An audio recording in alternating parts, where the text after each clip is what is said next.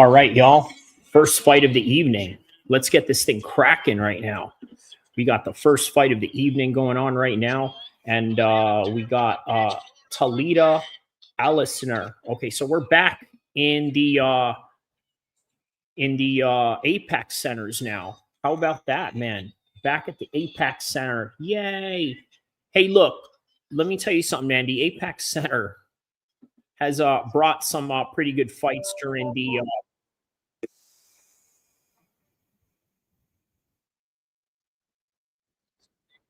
pandemic. They had some big fights during that time. So,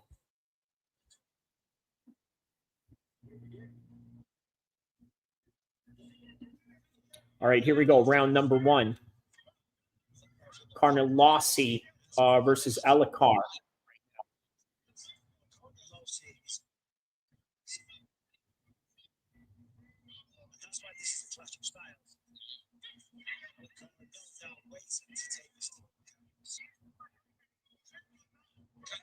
All right, so now going for the clinch is Alencar. Got her backed up against the fence right now.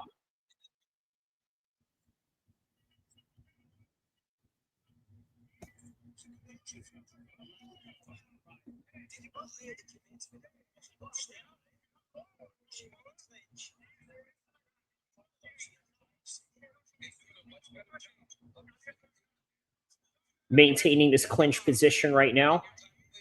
Pushing her up against the fence. Has a hand on her face while they were in that clinch. Now they break up.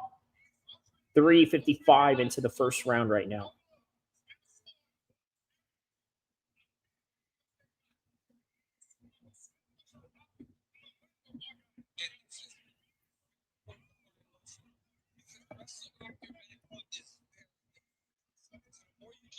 All right, there's a body kick right there by Alencar.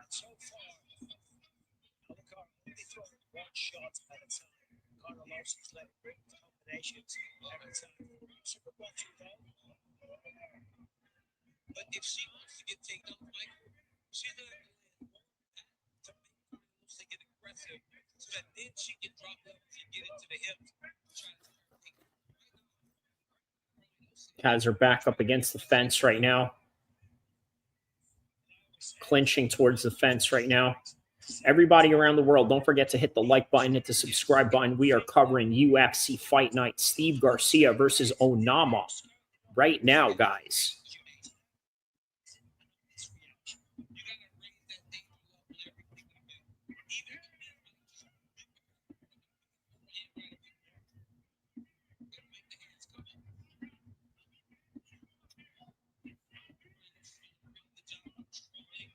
Okay, maintaining this control position right now.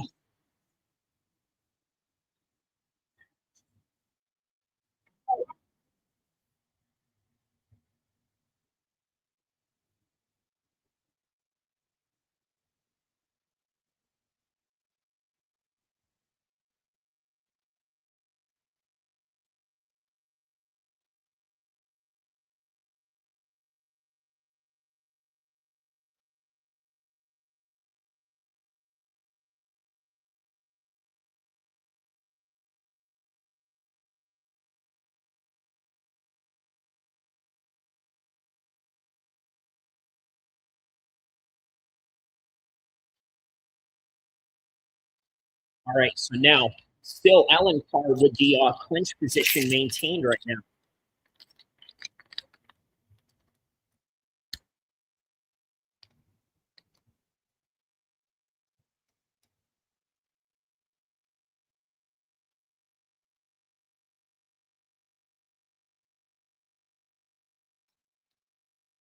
All right, still maintaining this clinch position right now.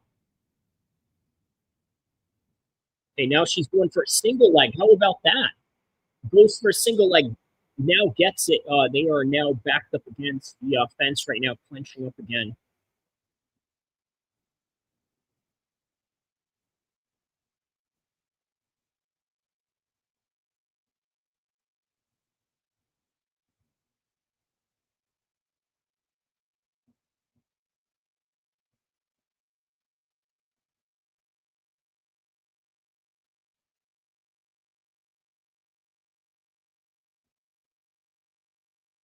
All right, guys. Shout outs. Thank you for the like and the subscribe.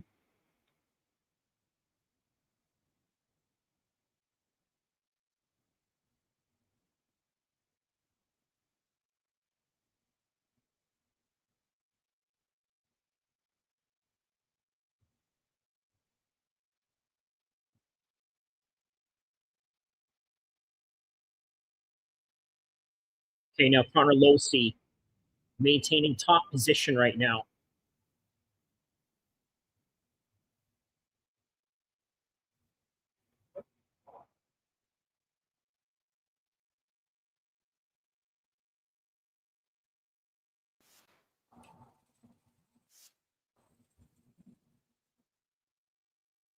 All right, that's the end of the first round.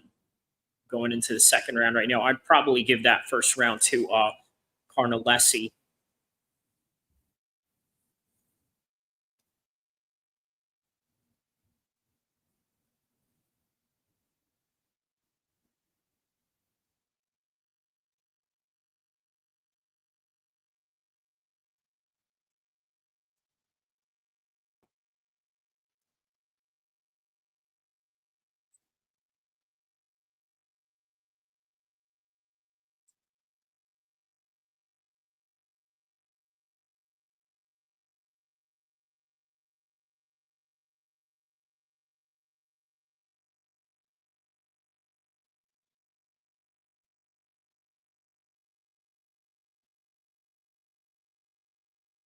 All right, round number 2.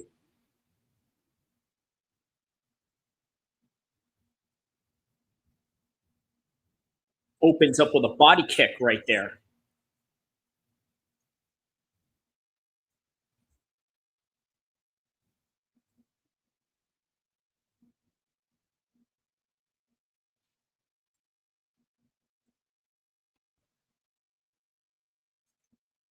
Oh, there's a back elbow right there.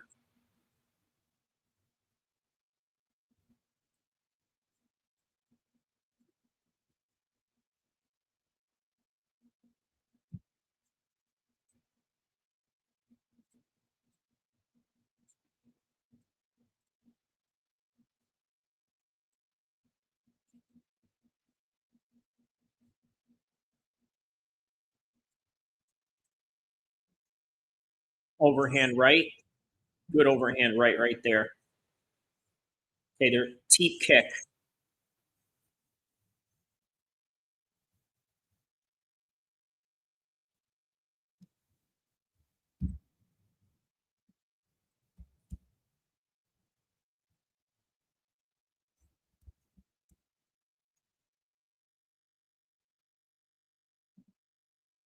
All right, man, the first UFC of the month right here. And what better way to do that than obviously the Apex Center?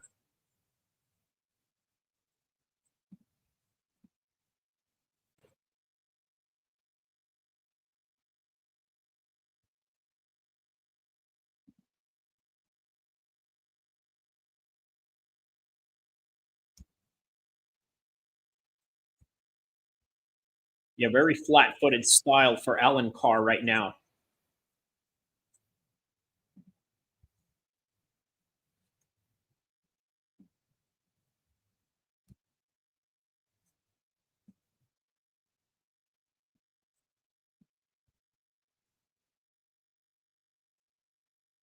Yeah, Alencar's looking a little bit tired right now.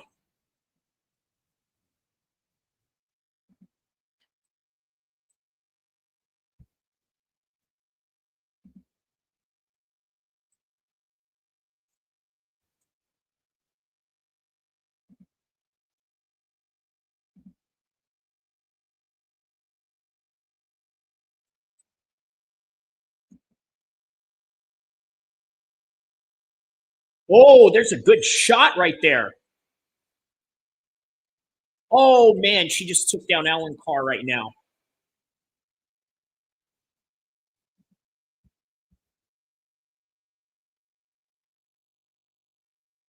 Yeah, Alencar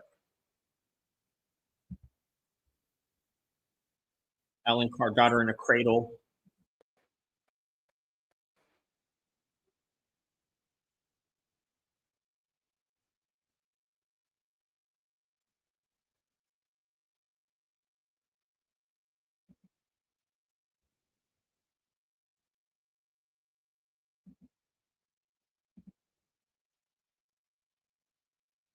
Eso. All right, man. Shout out to everybody around the world right now tapping in. We are live for Steve Garcia versus Onama, the prelims right now. Don't forget to hit the like button, hit the subscribe button as we give you guys full coverage of this fight night right here.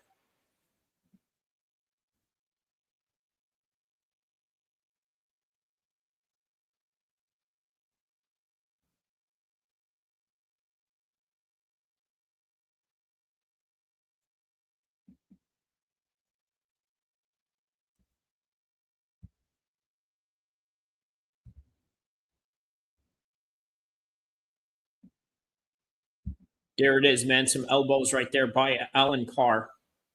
After rocking down Carnelossi.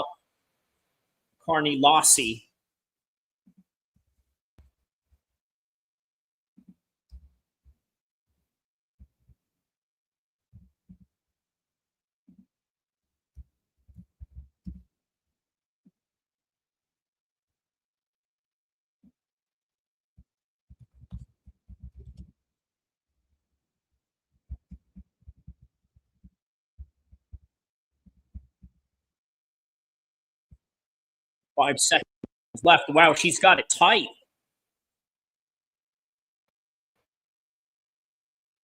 She made it. Wow, that was very close, man. That was absolutely very close right there. She had her right there with a rear naked choke with just 5 seconds left.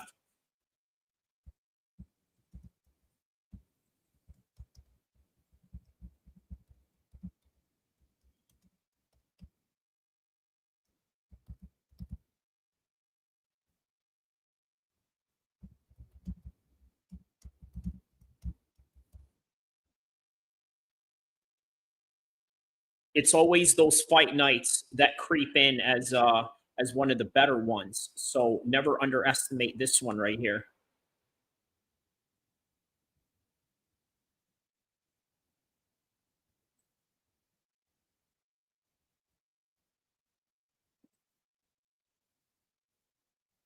Never underestimate a fight night. Because sometimes they can end up being better than, let's say, the fight with Tom Aspinall and Cyril Gahn last week. Sheesh.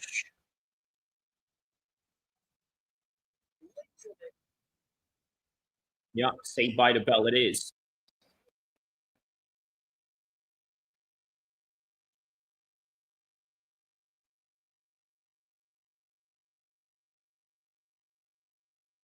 Yeah, they're telling her that she needs a finish right here at the third round. There's a low kick right there.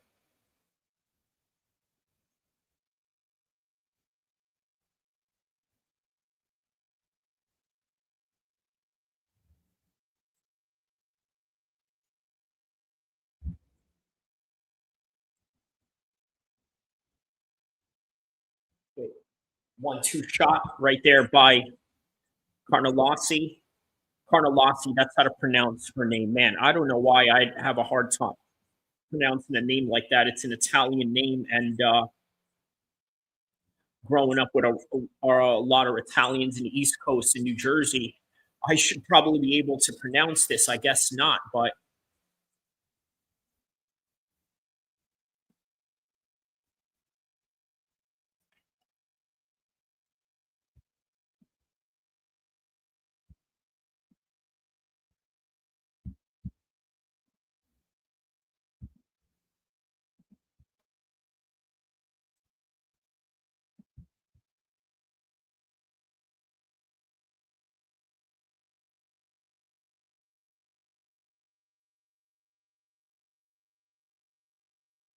all right, there's a nice jab right there. Another jab.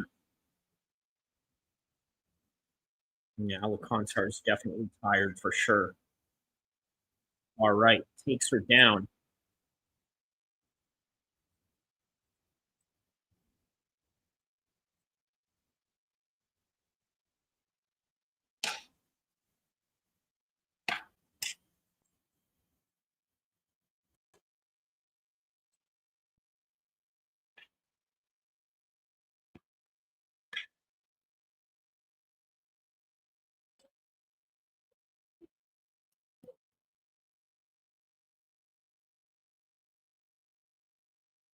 What is this?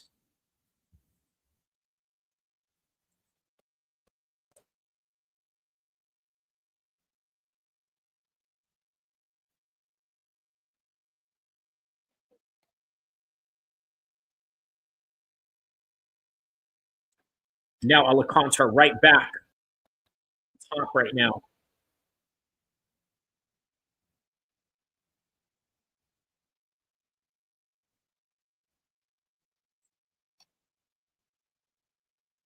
Rossi's looking for a single leg right here.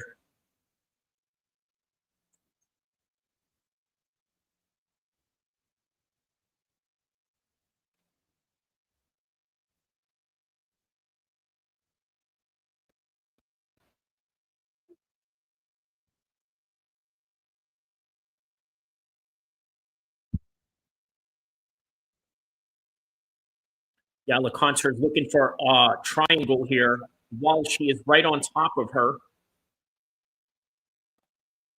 Just bombing elbows from what it seems like on her back or on the side.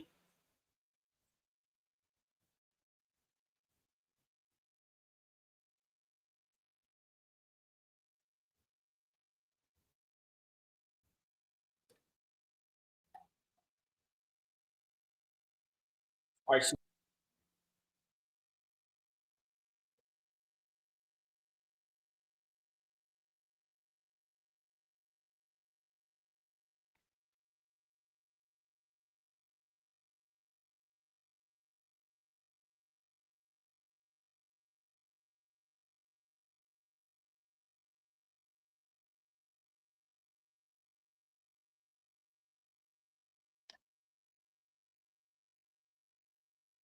now she's got a rear naked choke right there. She's looking to finish this rear naked choke right here. She might get this right here.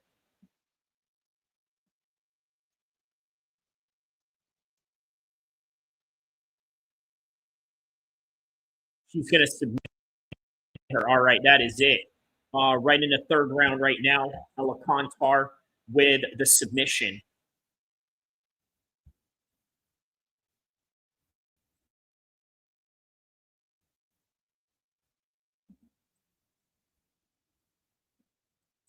All right, very good submission.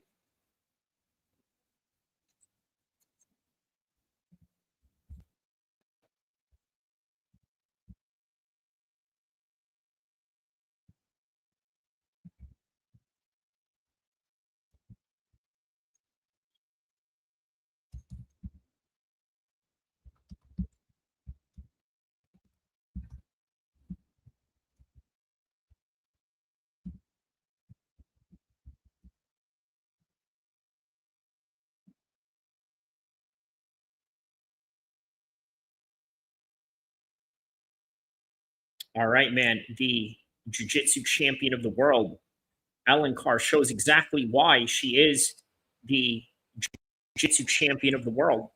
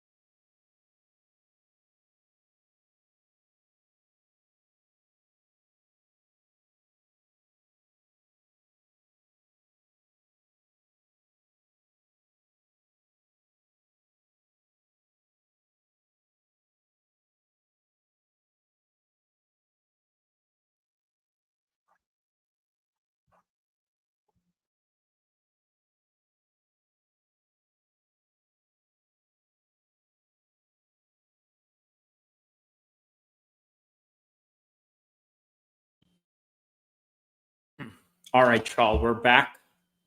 Sorry about that. Had a bit of some technical difficulties there for a second.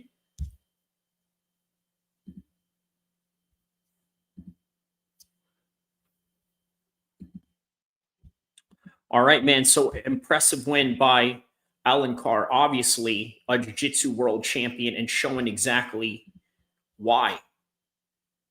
Showing exactly the jiu-jitsu prowess that she has going on.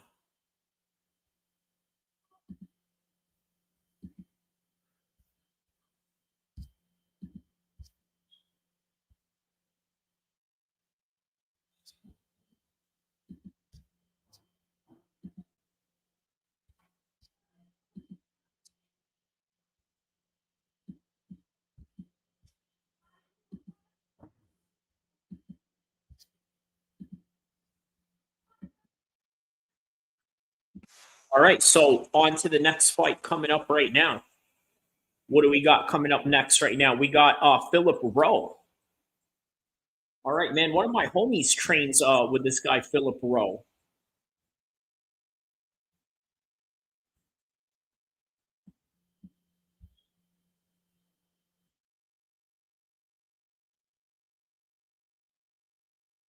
Phil, the Fresh Prince Rowe. Yeah, not really fond of his nickname whatsoever. But, you know, what do you expect from a guy like Philip Rowe, honestly?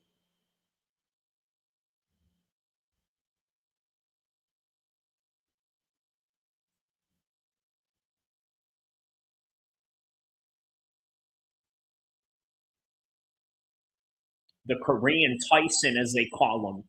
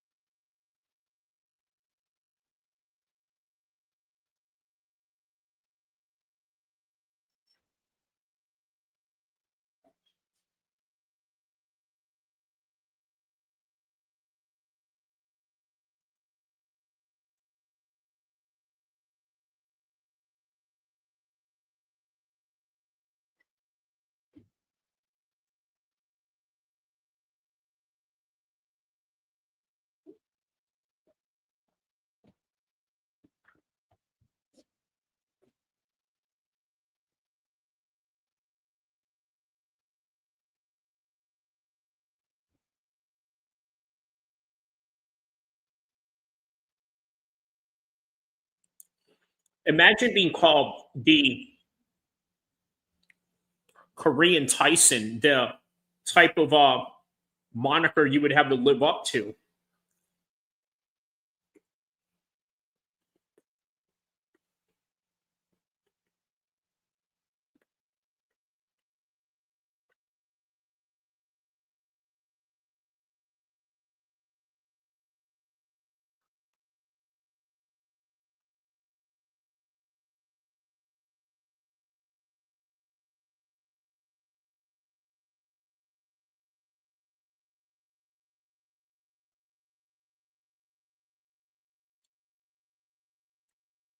Look, I'm going to be honest with you, right?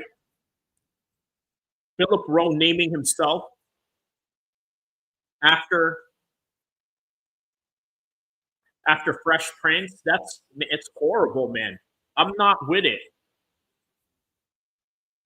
Will Smith is one of the biggest cucks in the world, to be quite honest with you. Biggest cucks in the world, right? And this is what this guy wants to name himself after.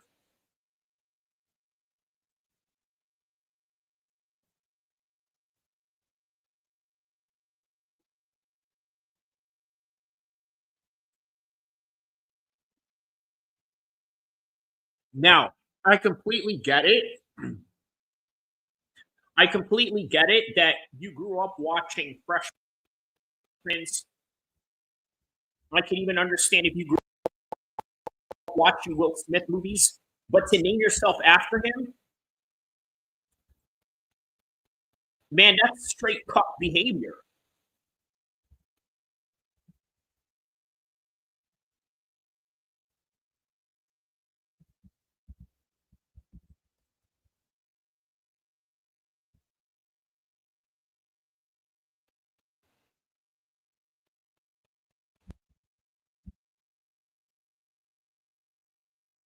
He's been having some real good grappling lately, though. Very improved grappling, nonetheless.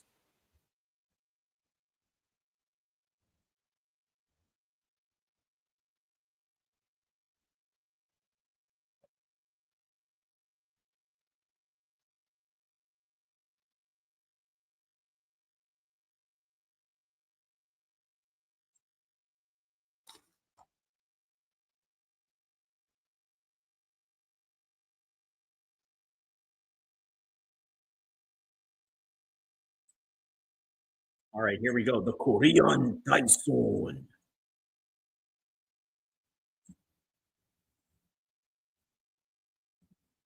The Korean Tyson. Got some Koreans in the crowd.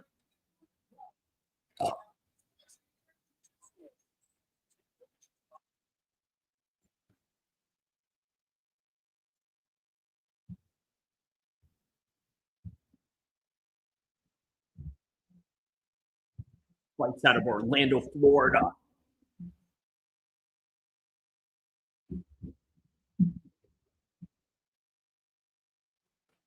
And then, of course, he goes and they show his wife in the crowd right there. Man, I'll tell you what, I hate when fighters show their families in. I don't know. I don't like it, man. If you notice, no Muslim fighters do that, right? But that's kind of why I don't like it when other fighters do it. Like, they're I don't know, man. It's just not useful, is it?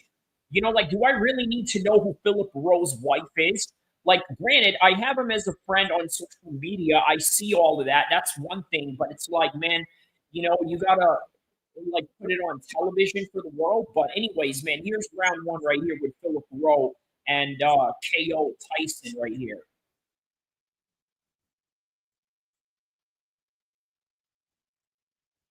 Oh, and then he shoots in on Philip Rowe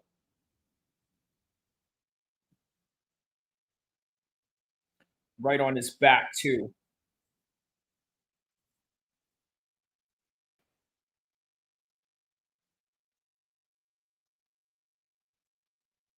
Now here's Philip Rowe trying to work something on the bottom position right now with the Korean Tyson taking him down up on full guard position right now.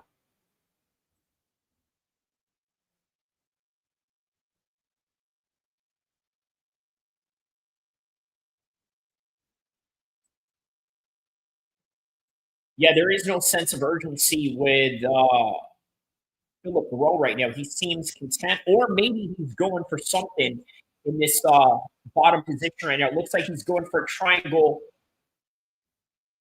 Doesn't get it. Now Tyson maintaining top position right now, elbowing from the top.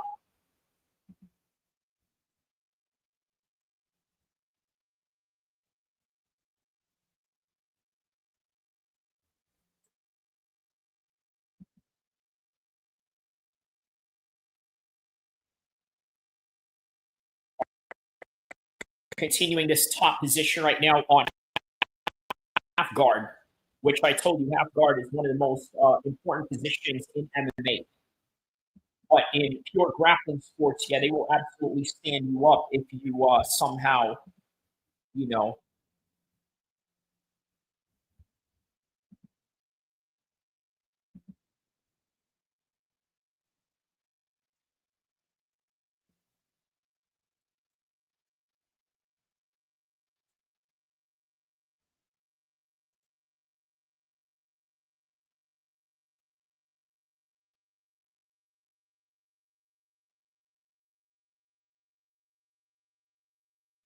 All right, now the Korean Tyson is right on top of Philip Rowe right now, and Korean Tyson is maintaining this top position on him right now with Philip Rowe's back exposed.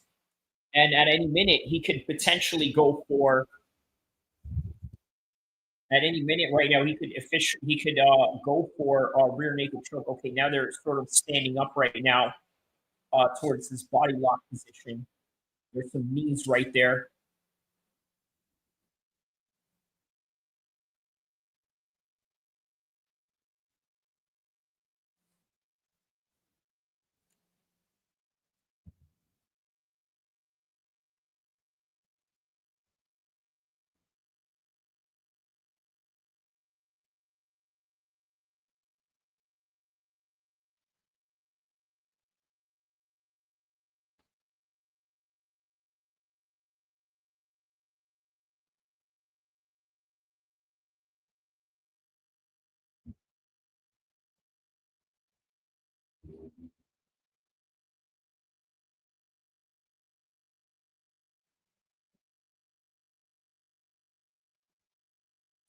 Yeah, Philip Rowe has been on his back this whole entire fight right now.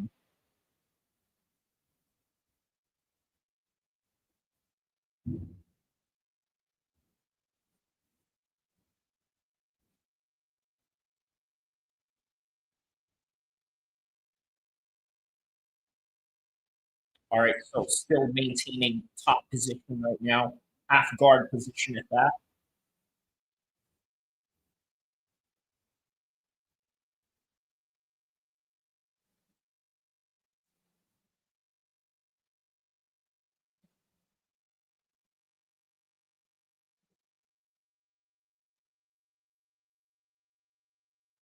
Yeah, I think that's what Philip Rowe is trying to do right now. He's trying to play the whole jiu-jitsu game rather than trying to explode right back up, and he just seems content staying down in this position right now.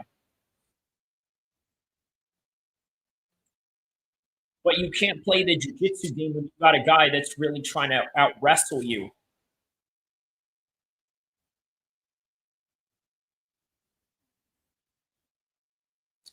All right, man. Let's see if the second round will be any different for Philip Rowe.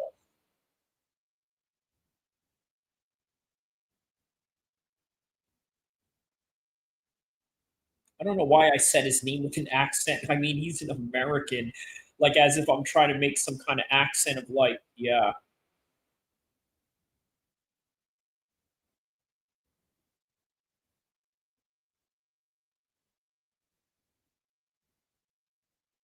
Prediction for the second round, I say that he's going to get taken down again.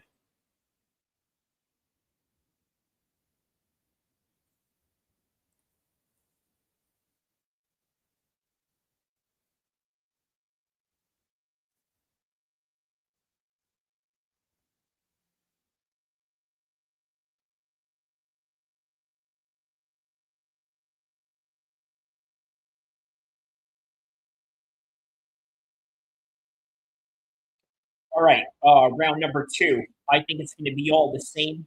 Philip Rowe's going to get taken down again. This time he gets leg kick, but Philip Rowe reacts by hitting right back up on top. There's a 1-2 shot right there by Philip. Oh, Philip Rowe just got rocked. He got smacked up. Usually Will Smith was the one that was doing the smacking of Chris Rock, but he got Chris rocked right now and smacked and taken down on the ground.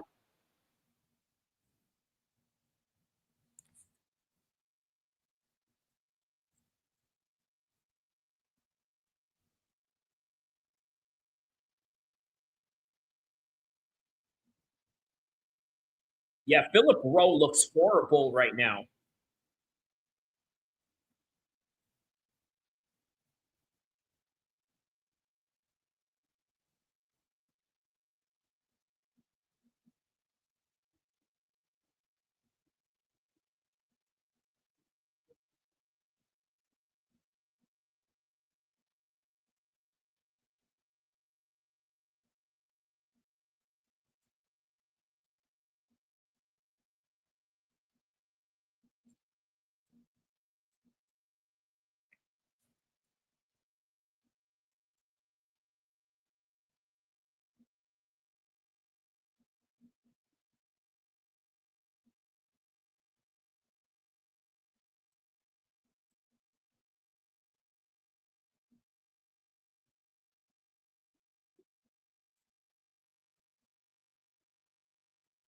All right, so still maintaining top position right now.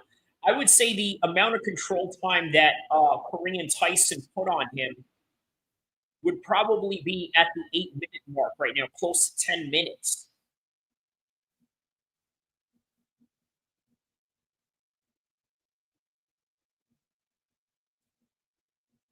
Now banging away at the top right now.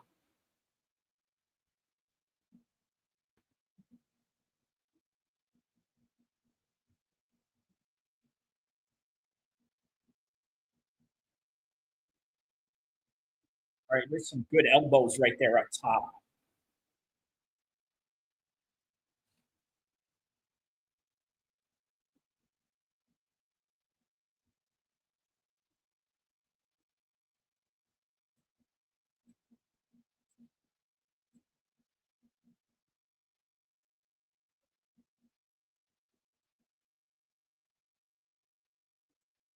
Yeah, there is no sense of urgency for Philip Rowe right now. He's just fighting passively like a Will Smith, like a typical Will Smith.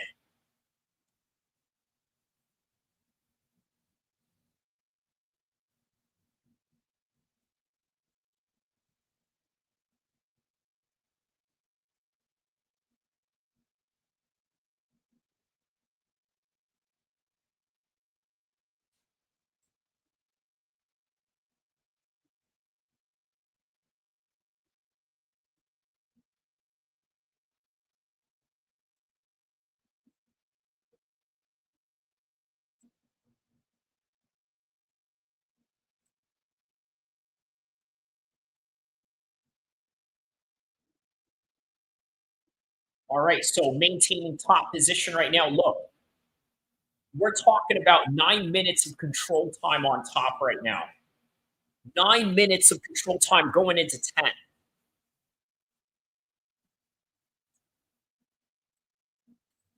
Like, this dude has no defense for this whatsoever.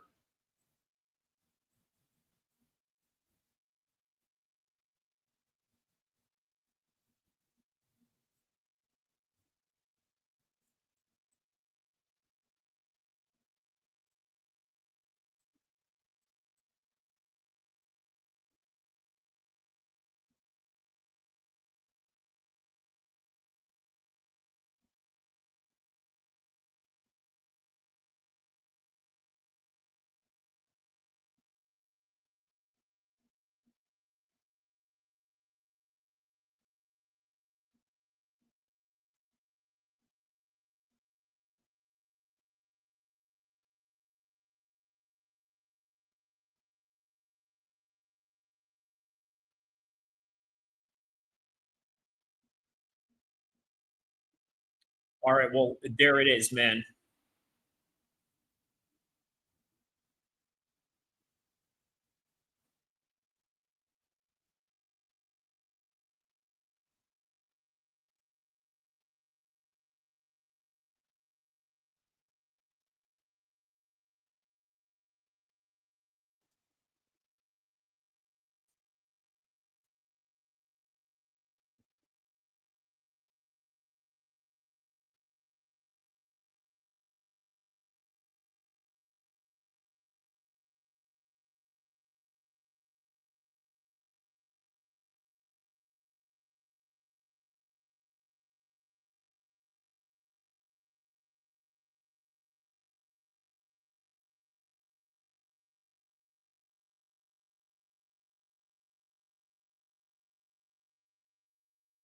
All right, man. So on a commercial break right now.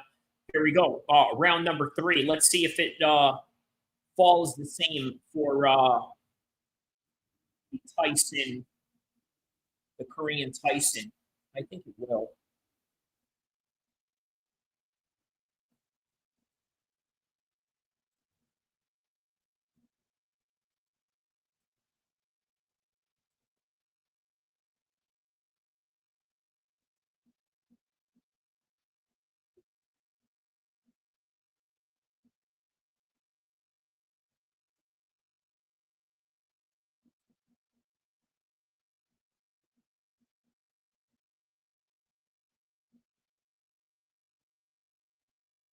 Yeah, man.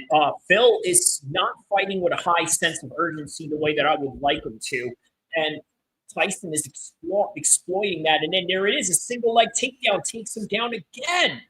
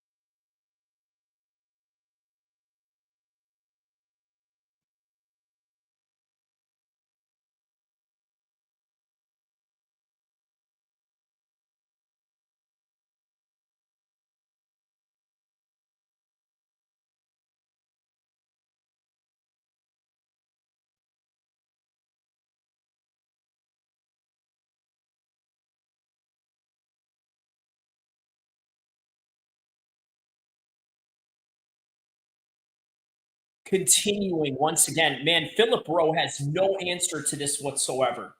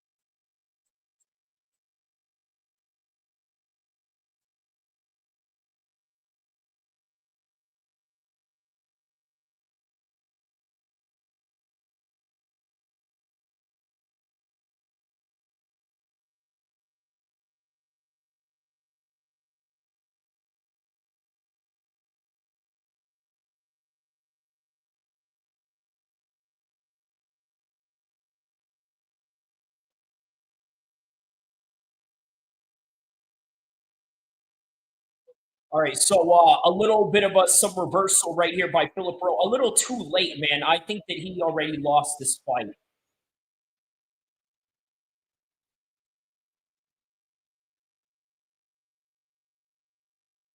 Yeah, Philip Rowe already lost this fight, man. Tyson got this. He needs to do something really, really, really different right now.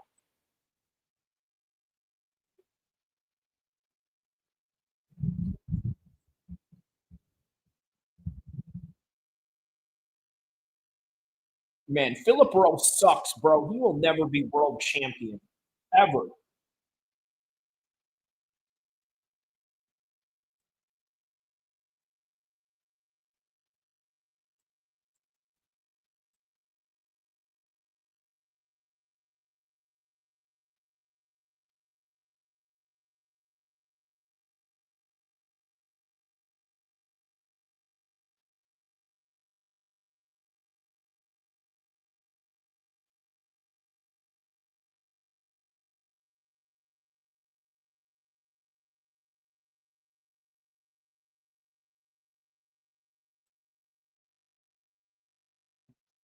All right, man. Yeah, Philip Rowe getting beat up, man.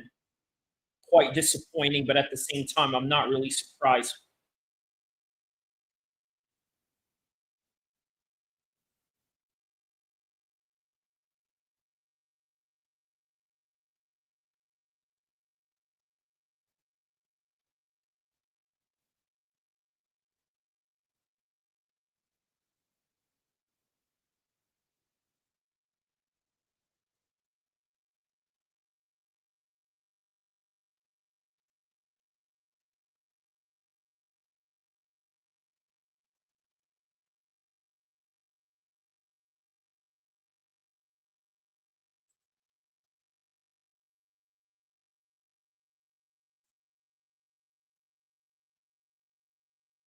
Yeah, I really hate the whole Fresh Prince thing as a fight name.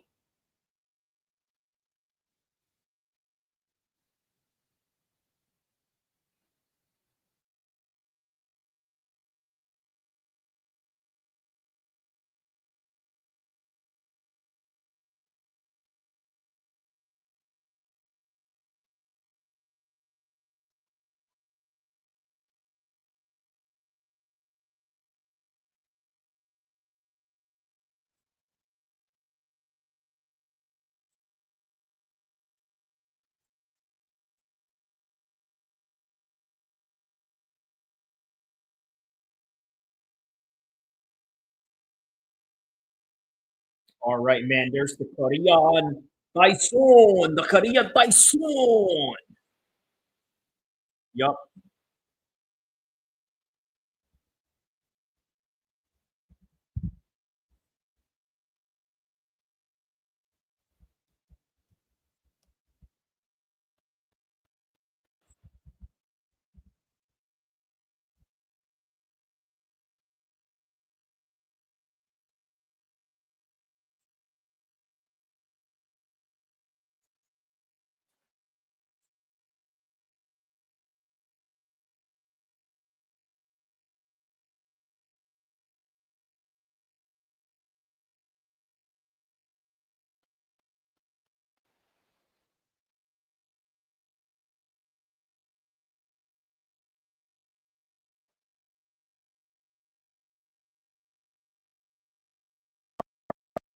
All right, another women's fight.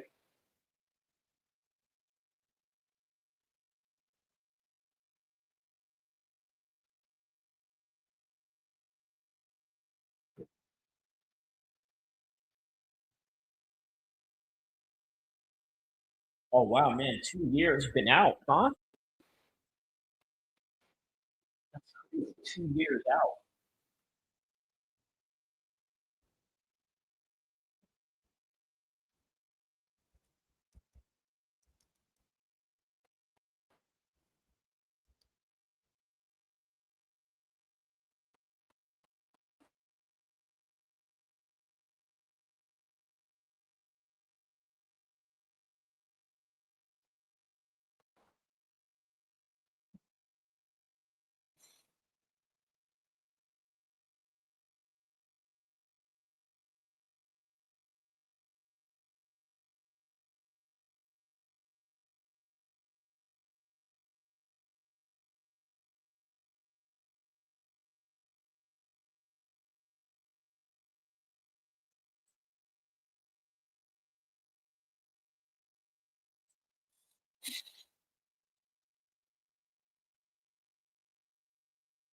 All right, man. Next fight coming up.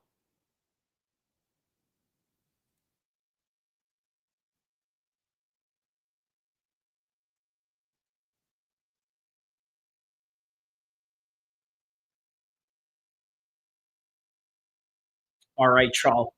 Be right back. I'm gonna play some video, some of my videos right now. Probably one of my latest videos regarding Andrew Tate. You guys could go and check this out. And yeah, don't forget to like and subscribe. Yeah.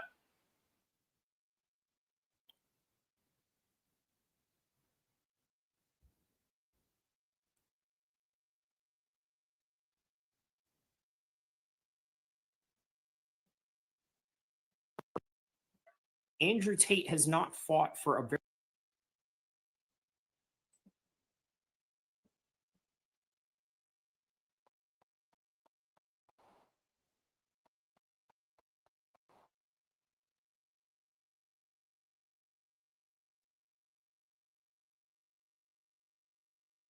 Those who answer the call of the vagabond know that the best stories aren't about where you forms and get you censored, get you shadow banned, this, that, and the other. But the important topic at hand is trying to understand how will Andrew Tate do as a CEO of Misfits Boxing. Now, we know he's got a proven track record when it comes to handling business, whatever that business may be, whether legal or illegal. He seems to have his hands on being able to handle these types of endeavors and being very successful at it. So we have no question that he's going to bring in the top fighters who are exciting, fighters who are somewhat marketable to a certain extent. And on top of that, I didn't even know that he did a video or some sort of TV programming in Thailand with Idris Elba. He could bring in Idris Elba. For all we know, he could also bring in the kickboxing realm of Misfits sports, right? Because obviously it's Misfits boxing, but it has elements of MMA. If you've seen in the Dylan Dennis fight, right? Very short fight, but it was an MMA fight inside a boxing ring.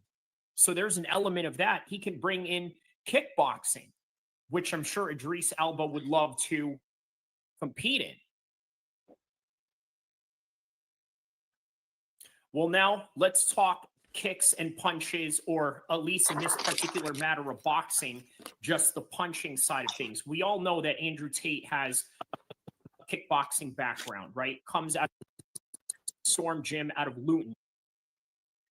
By the way, a very notorious place that is known to have produced many terrorists who have fought in Syria, have fought in Afghanistan, and has probably committed some terrorist attacks along the way as well, right? There's that type of element that comes from his environment. Also, the famous Tommy Robinson comes from his environment. That's his real name. So why the name swap? When Stephen Lennon was setting up an organization called English Defence League, he took that name as a tribute to a man he used to revere in his own town. In 2009, Tommy Robinson set up the English Defence League, or better known as the EDL. There is no problem with West Indian youth. There is no problem with Sikh youth. The problem is with Islamic integration. Now, the EDL was a counter-organization to what they saw as the threat posed by Islamist extremism. So there you have it. That is the type of environment that Tommy Robinson and Andrew Tate came from, right? Now, let's get to the kicks and punches of the whole entire thing, right? So, yeah, right before we get to the kicks and punches of things, yeah, that's Amir Subasic, right? The Bosnian coach of Tommy Robinson, who, by the way, obviously has an Islamic background. Kind of makes you wonder if that has any influence to it, along with some other characters in Andrew Tate's life who were Muslim, right? Maybe that was some kind of influence, but make no mistake, we're not here to talk about that, at least not for this segment. What we're going to talk about is the kicks and the punches and why MMA fighters, which Andrew Tate is not, even though he has one MMA fight under his belt, he's not a sworn MMA fighter because he hasn't really trained in grappling extensively. In fact, he thinks very low of grappling, right? Well, not really low of it, but he doesn't think it's the most effective street fighting technique. And maybe there's a reason why that's true. Maybe there's a reason why that isn't true. That all varies in different situations. Side of the cage. So I understand Brazilian Jiu-Jitsu. I trained Brazilian Jiu-Jitsu and I fought against Brazilian Jiu-Jitsu professionally. I'm telling you, for the street, for self-defense, do not waste your time with BJJ or wrestling. And here's why. The number one rule of the street is do not go to the ground. You don't know if your opponent has a weapon, like a knife. You don't know if he has a friend who's going to come along and kick you in the face. You don't know if police are going to turn up. You don't know the whole big corner, all of his friends are going to be running around the corner. You need to be on your feet at all times, ready to run to preserve your life. Secondly, a lot of these BJJ moves are ineffective against the rules of the street. Yeah, a triangle choke works in the cage, but it ain't going to work if someone can bite the fucking balls off. An armbar ain't going to work if they take a chunk out your fucking skin. And these other things aren't going to work if they pick up a rock and smash you around the head with it. You try triangle choke a dude when he can pick you up and slam you on concrete, not an octagon. When he body slams your head on concrete, you tell me how you're going to get away with that triangle choke without taking damage yourself. Now, look, in some instances, he's correct. All of this is realistic, and all these scenarios that he's pointing out is absolutely a reality, okay? But it also shows he's not a real MMA fighter. As I've told you, he has one MMA fight, but it's really insignificant to an overall skill set that he has built up over the years, which is just primarily kickboxing. Now, why is it that I say that MMA fighters are better at transitioning into boxing than that of kickboxers? Well, here's the thing, right? Kickboxers sort of have this situation where they are very linear in the way that they fight, right? What do I mean by linear in the way that they fight? Well, it's very predictable, right? One throws a body kick, the other follows up. You ever seen fights in Thailand? That's exactly what they do. One throws a teep kick, the other throws another teep kick. And then sometimes they will do these exercises where you are kicking multiple times, right? Like, you know, these 100 kick type of workouts that you do for Muay Thai.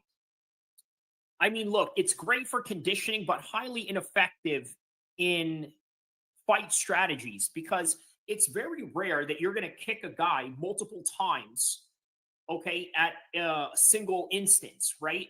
I'm talking about in a row. It's very rare for that to happen. So, but they do it anyway. What I'm trying to say is that it's a very predictable type of fighting. Muay Thai in particular is a very predictable style of fighting. Well, Patty has said it all right there, right? That's basically true. It's just not something that is transferable to MMA or boxing for that matter. Now, have there been Muay Thai fighters that transition into boxing? Yes.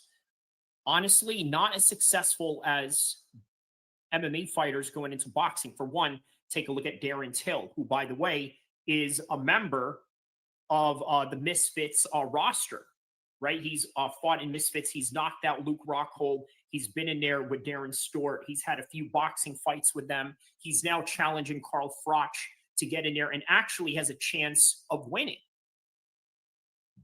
But Andrew Tate has a challenge up ahead, and it is against this guy named Chase Demore.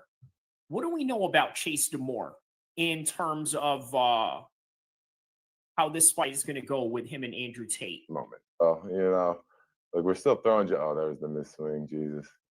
Oh my gosh. We're sticking the jab. We're moving ahead. You know, this is actually really elite level boxing if you think about it. Like if I was able to maintain this, oh God. Yeah. Yeah, that's.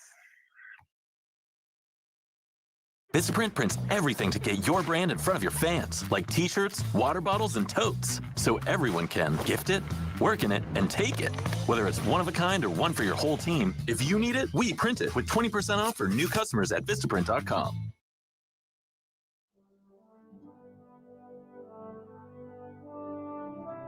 I have often thought that true power lies not in the sword, but in the mind guided by principle. I am Thomas Jefferson, born on Virginia soil. And I once told John Adams, I cannot live without books.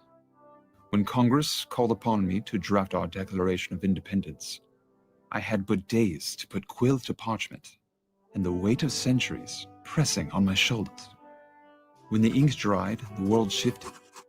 Every word was a step into the unknown, a torch lit for posterity.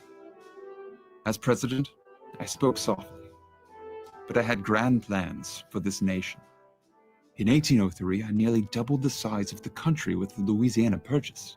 Westward expansion was vital for this nation's health and prosperity, and I envisioned an empire of liberty. We must guard liberty with learning, for freedom depends not on force, but on the cultivation of an enlightened mind.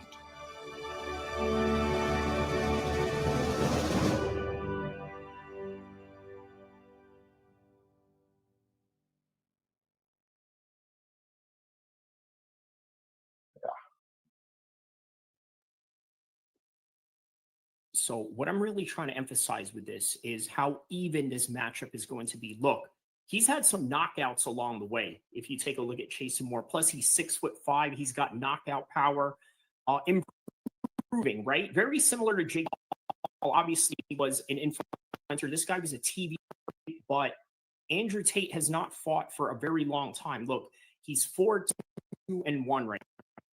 right, as a pro boxer. Okay. So last fight was a draw. The last fight he won. The last fight fight he won, the last fight he won, and then obviously he had that knockout in his debut, for that matter, right? So I got to tell you, this is going to be a very even matchup. Okay, so it's going to be some exciting matchups. And you know what? Listen, answer this, right? How many CEOs out there are actually competing in the same organization that they are? So more than anything, that is the exciting part about it. He is the promoter, he is the president, he is the CEO, and he is the fighter all at the same time. I got to tell you, exciting times ahead for Andrew Tate, exciting times ahead for Misfits Boxing, even more exciting times for Chase D'Amour, who, by the way, is, I believe, the current heavyweight champion of Misfits Boxing right now, and he's going to put it up for a title against Andrew Tate, right? So very exciting matchup, man.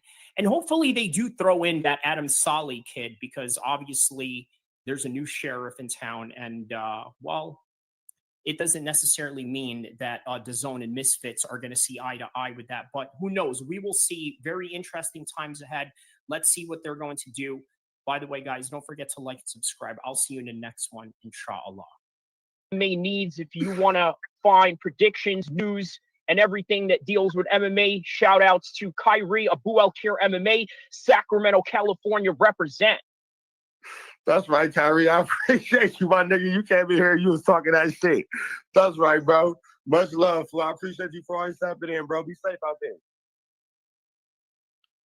Man, my nigga Kyrie, my man Kyrie came through. He started talking that shit. Hey, here's the thing. Here's the thing. That nigga will whoop your fucking ass. You would think that nigga's all squared up and all that type of shit. Nigga come through and beat your fucking ass. Like, man. Fuck you up. You will never see it. Neutral. Starting off the list of good. Oh, actually, he's gonna go into neutral too, because this guy's fucking. He's wild as shit sometimes, but he's a fucking. I'm telling you, Kyrie El-Kheer, he's wild as shit. He's going into neutral for different reasons. He's fucking wild, but he's the type of guy that you would want on your side. I feel like this guy just has an immense fucking loyalty about him. He's a good fucking dude. He is loyalty over royalty, defined to the fucking max. Now we start off the good cat. Yeah, I like Kyrie El-Kheer. Fucking so what?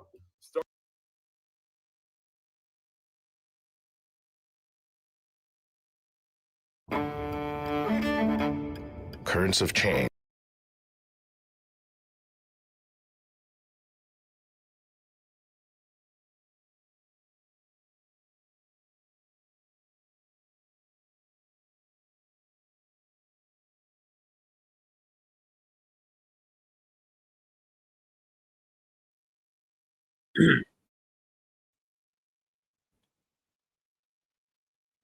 All right. So yeah, as we were talking about with the Andrew Tate fight in the chat section,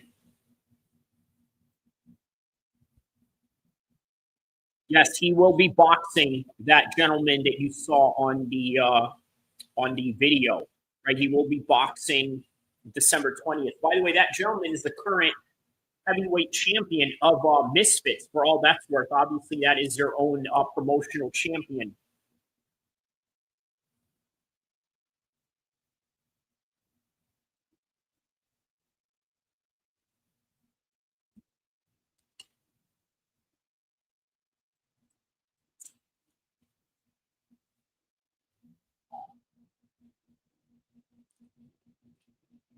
What N-word are you talking about, Fresh? Oh wow, what is this? They got a little bit of some promo right now. What is this? That's Drickus. There's Ilya.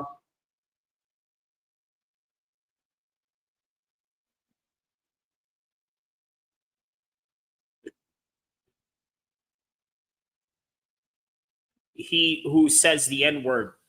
Are you talking about in my video? By the way, do you want to? I'm going to show you a little something about that dude, right? Rich Trapper.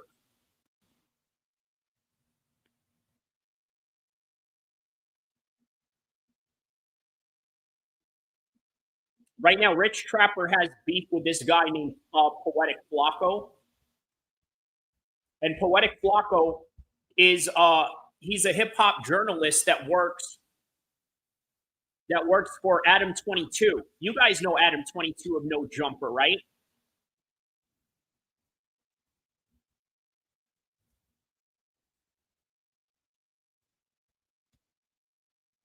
Let's see here. Right here. Show you. This is Rich Trapper, that dude in that it was video. his editor. But here's the problem with that. You see, Daryl records the video that he's reacting to on his phone, and then he records himself reacting to that. So it couldn't be the editor because Adam, you're the one who screen recorded the content on your phone. So the editor did didn't have possession of your phone. So whatever footage you gather from your Yeah, you heard what I said, Fresh? I said that he's an enemy of Adam. So whose side are you on then?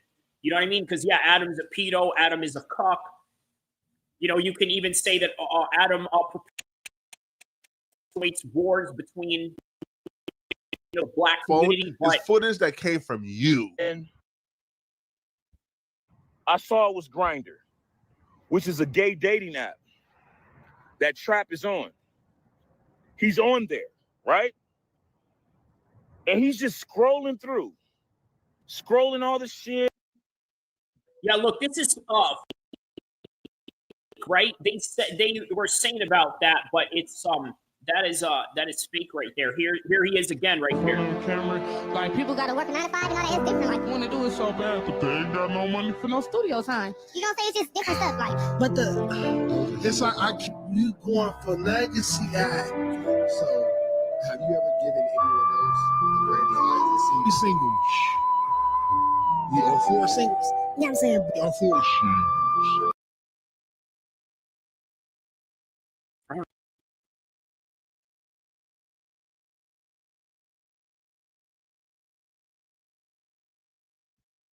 Let's see what else we do here.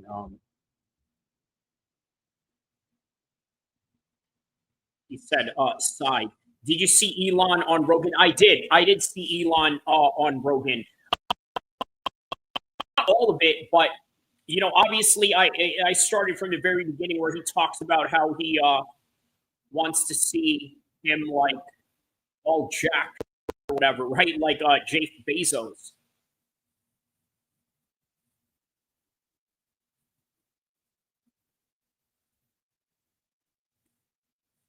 All right, so we got this meaningless women's fight with Conejo versus Ardelean. Looks like Ardelean's winning here. I think it was 2 years. Good one, right? Yeah. It was a good one. You know, they I had to watch the rest of it. I haven't seen all of it, but you know, I'm looking to watch it just to kind of see what kind of gems I could get out of it.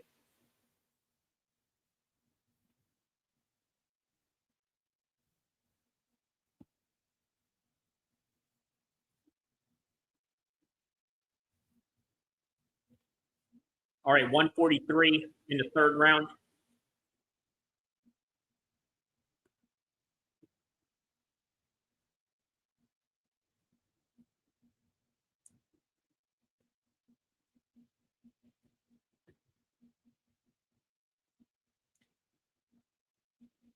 Yeah, much higher output, much more technical on the feet.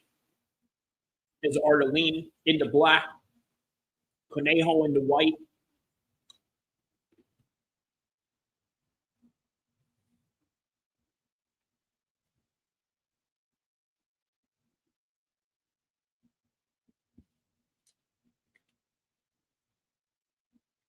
But yeah, man, shout out to Rich Trapper. He trains MMA too. You know, he just doesn't cover or watch MMA, but he does train MMA, and he does compete in jiu-jitsu tournaments, and you know, has had a few fights too. So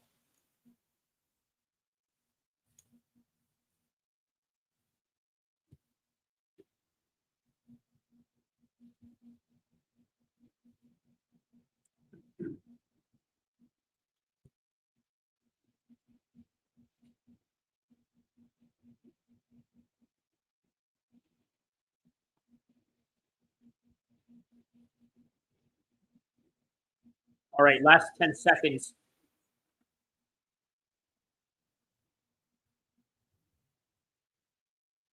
Yeah, for sure. Ardelean won this one right here. This is an easy win for Ardelean, for sure, right? Just the volume, the strikes, and then the layoff that Conejo had going on absolutely affected her for sure. Nonetheless, yeah, good win. Good win for Ardelean.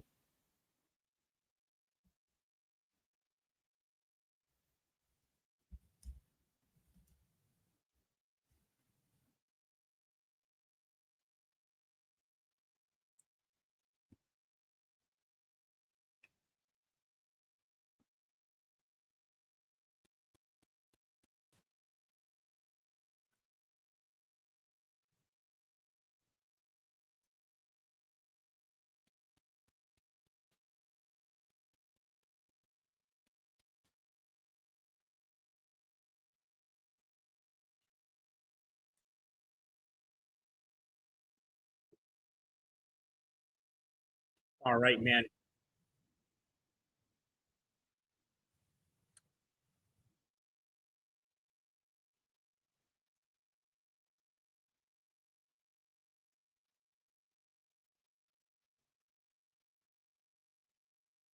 Man, just like that, we got about I guess an hour left before the main card.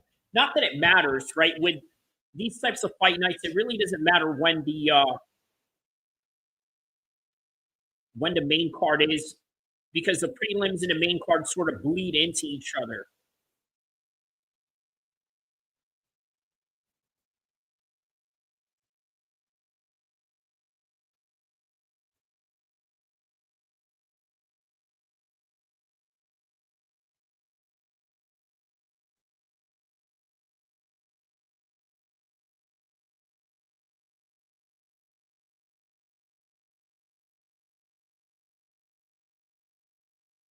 All right, well, there it is, man. Ardelean with the win.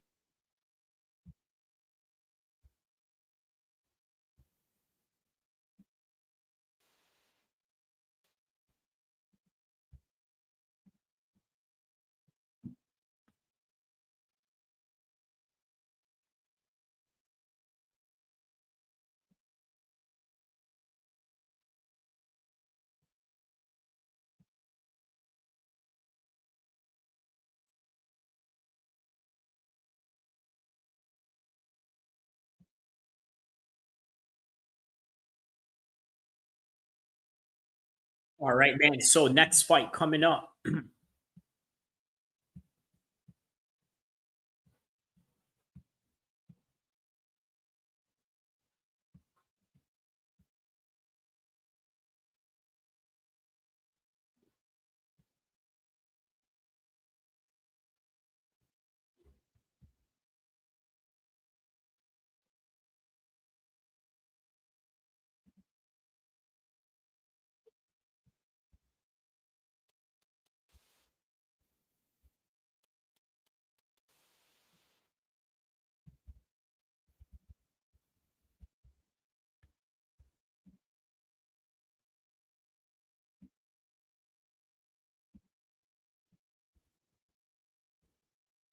All right, so we got Caitlin Viera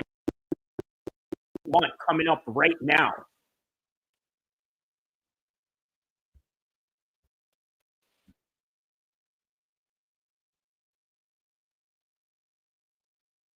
All right, let's go back to Rich Trapper, that guy that Fresh Melon Juice says glazed me in that video. Let me ask you a real question. Yeah. If me and you are going out and I handled you the same way Mr. Viral handled Brandon, despite the fact that we all seen alive lying about the details, would you say I was your real friend? Okay. I see what you're saying. It's a good point, but here's the difference, Is it right? a factual point and a concrete point? It's a really good point, but here's the difference, right? I don't be out there popping it like I got anyone saying who wants to see me? I'm big lush. You feel me? Got a black belt. Da, da, da. Like Brandon. Brandon, we have to give the L to Brandon and accountability, Brandon, because Brandon has turned out too many fades. Let me ask you a real question. Yeah. If me and you are going out and I handled you the same way Mr. Viral handled Brandon, despite the fact that we all seen alive.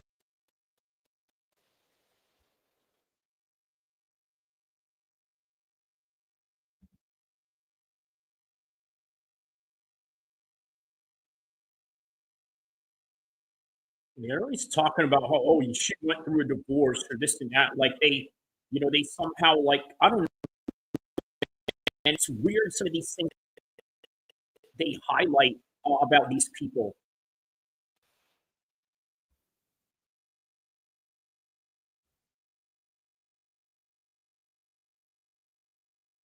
All right, guys. So how is everybody dealing with the shutdown of the EBT right now, the government shutdown and the lack of EBT? Let's explore that real quick.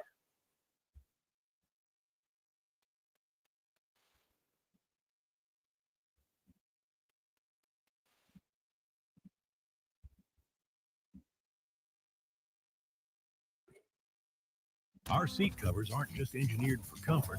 Ford had to build a whole damn truck around them. The F-350 was basically built as their accessory.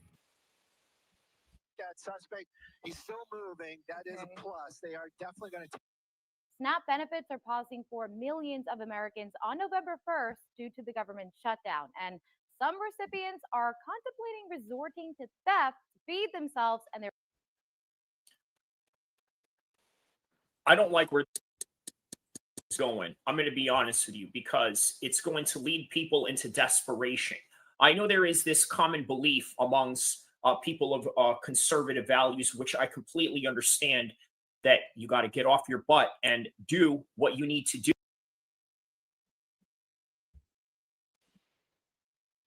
That suspect, he's still moving. That is a plus. They are definitely going to.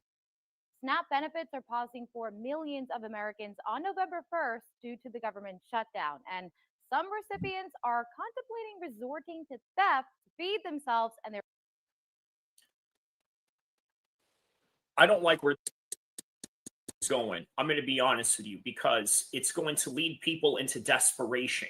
I know there is this common belief amongst people of conservative values, which I completely understand, that you got to get off your butt and do what you need to do in order to feed your family and to do what is best for you. Now, look, that would be easy for me to say as somebody who may not be in that current position right now, who does not need EBT stamps or anything of that sort, right? But for people that do, you got to understand that these people are going to act desperately in desperate times. Let's see what this clip is talking about. Their families. Take a look at what some people are saying on social media. I will be at Walmart with my steel toes on and my helmet, and I dare a try to stop me from walking out that store with my grocery. Baby, I'm 250 pounds solid. Okay, so I'm going to tell you why this is a serious problem right now, right? Because like I told you, it's going to create a very unsafe world. And if you want to live in that kind of world, then, well, I don't think we have a choice, right? I mean, I was going to say, if you want to live in that kind of world, that's, at your own bargain. But we are living in this together collectively, which is something you have to understand as an individualist, and something that I can resonate with. Accountability, self-reliance, also understanding your own self-determination, right? Not needing any handouts from anybody or relying on government assistance. Now, these are values that I can understand, because in the longer term, these are the consequences, right? The consequences of this nature falls into the fact that, hey, look, we are all in this together, right? Not be a recipient of an EBT or a food stamp, but somebody else is, and the fact that they're not going to get it, they may see individuals like myself or anybody out there that has anything going on as a potential target. Right? Okay, let's get at this person because they have such and such. Let's get at this grocery store because the security is just not up to par. But on any regard, let's continue on. Because honestly, the security would not be up to par considering the fact that, hey, you know what? This is not worth it. Right? You're fighting people. And then on top of that, look, obviously the people that are featured in this right now seem like real harmless and all of that, right? But what if you're dealing with somebody who is a lot more dangerous, right? Somebody who is a lot more cunning, a lot more ruthless. And then on top of that, somebody that is willing to commit the ultimate sin of all. But on any regard, let's continue on. You are that Walmart employee who snitched on that single mother of 5 for simply trying to feed her kids? So at this point right now, what they are trying to do is create emotional fallacies. But look, I get it. What do you do if you are a single mother, right? Whether it was her choice or whether she was widowed or what, that nothing to do with that, right? But on any regard, desperate times call for desperate measures. And right now, she's using the emotional fallacy saying, if you are a worker of Walmart, look the other way. I don't blame her. I don't blame the Walmart employee that would pretend they didn't see anything, right? I don't blame them. You yourself, as a Walmart employee, you make minimum wage. On top of that, there's not a lot of benefits. On top of that, the hours are long. It feels like you are a slave, pretty much, to this corporation. So there's not a lot of incentives to feel like, you know what, my life is worth risking for this job. And I'm gonna predict there's gonna be a lot of that going on too, right? Just a lot of Walmart employees looking the other way. But there are those very similar to that of this lady that Dana White hired, right? Who worked at Best Buy in Hawaii. Well, let me just show you right. To serve as an inspiration. It was a split-second decision that would end up changing her life forever. Back in December, Iea Summer Tapasa, while working at Best Buy in central Oahu, prevented a man from alleged theft, repeatedly blocking his attempt to flee the store with an item, which ultimately, per company policy, got her terminated. Yeah, so that's the twist behind all of this, right? And that is the reason why she got hired by Dana White, because Best Buy fired her. You want to know why they fired her? Because it's a safety. It's not your job to do that. You're not a police officer. You're not, not that, you know, some of us need police officers, but you know what I mean, right? You're not a trained security guard. You're not a military person. Well, you could say maybe she grew up with, played football, being that she is an Islander. Look, I know that this ends in a positive story. I know this ends where she becomes the hero. I know this ends where she ends up with a job with Dana White, and still till this day she works for UFC security, but she got fired for a reason. Okay, now obviously here comes Uncle Dana, okay, with the save, because he ideologically stands with her values. What was her value when she came in here and helped Best Buy? Her value was, I'm going to put my body on the line for a corporation. I want you to understand that. I'm going to put my body on the line for a corporation.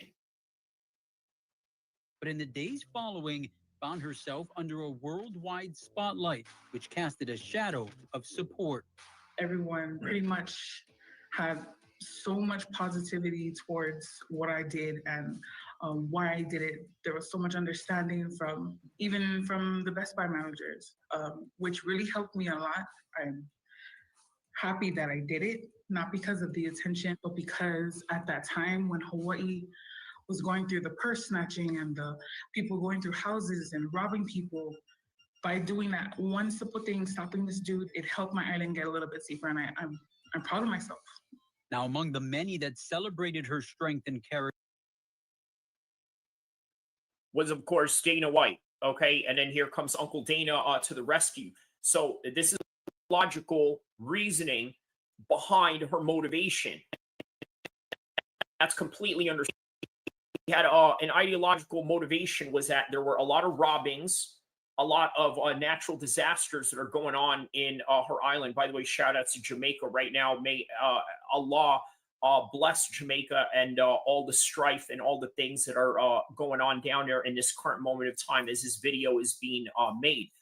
But yes, here comes Uncle Dana to the rescue, saying that, hey, you know what? I ideologically agree with you, even though it is for different reasons. Her reason is more for nationalistic, being that she's proud of Hawaii. There's a nationalistic, ethnocentric, sense of civil responsibility to that.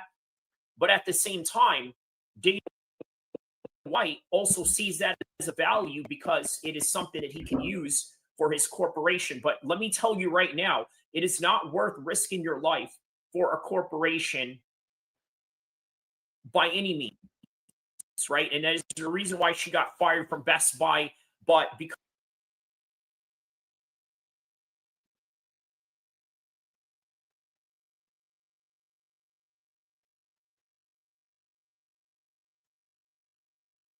all right, y'all, going on with this fight right now.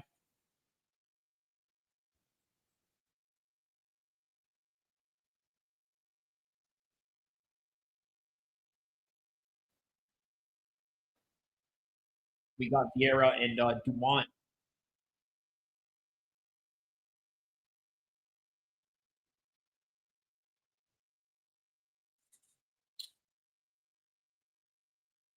All right, here we go. Next round.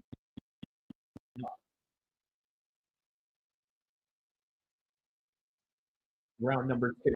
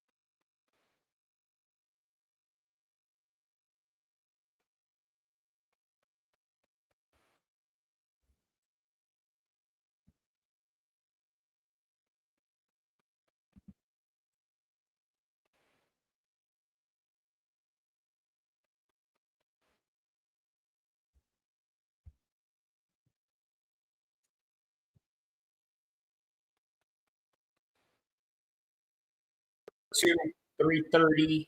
I'm sorry, 337.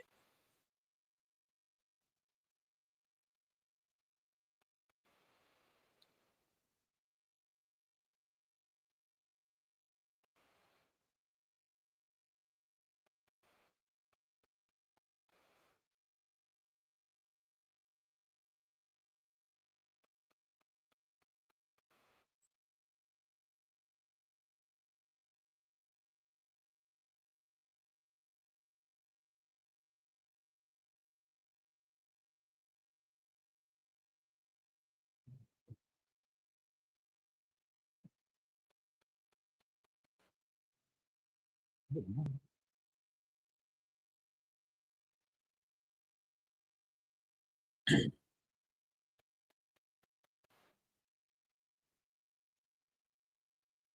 low kick by Viera.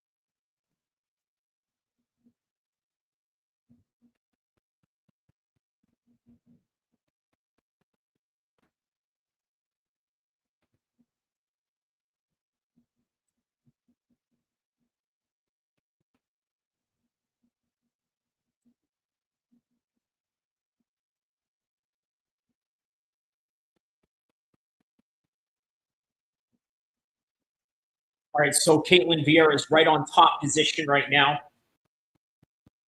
maintaining top position.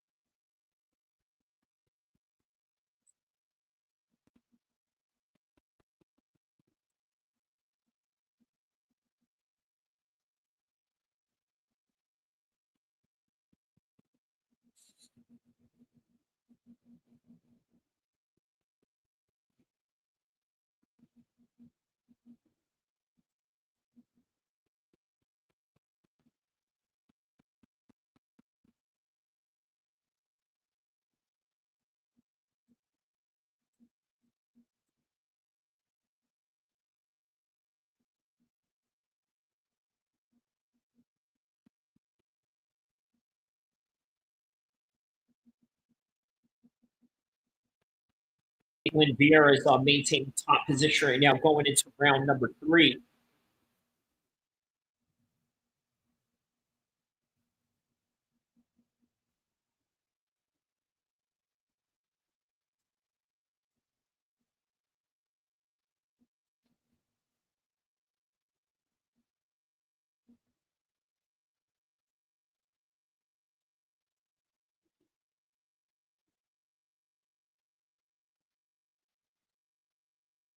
Man, they got this nice little UFC promo they got here.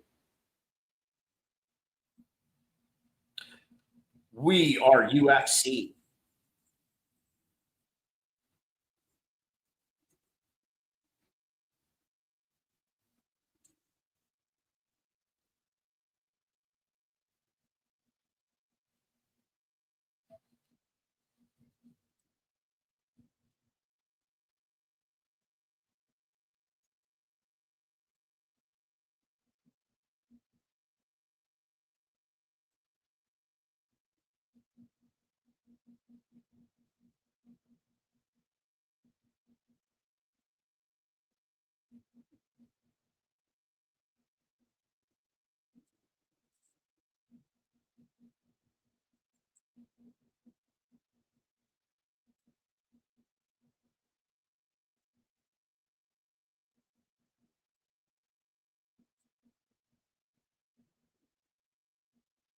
All right, just been the same here so far.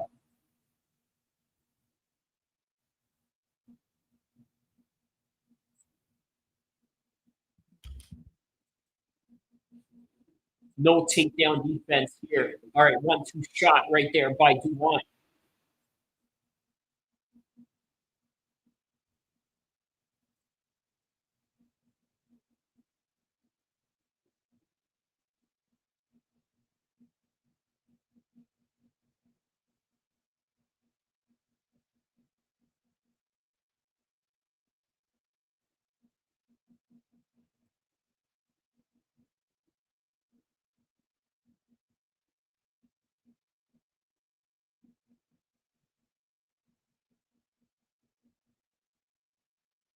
Yeah, 350 into this third round right now.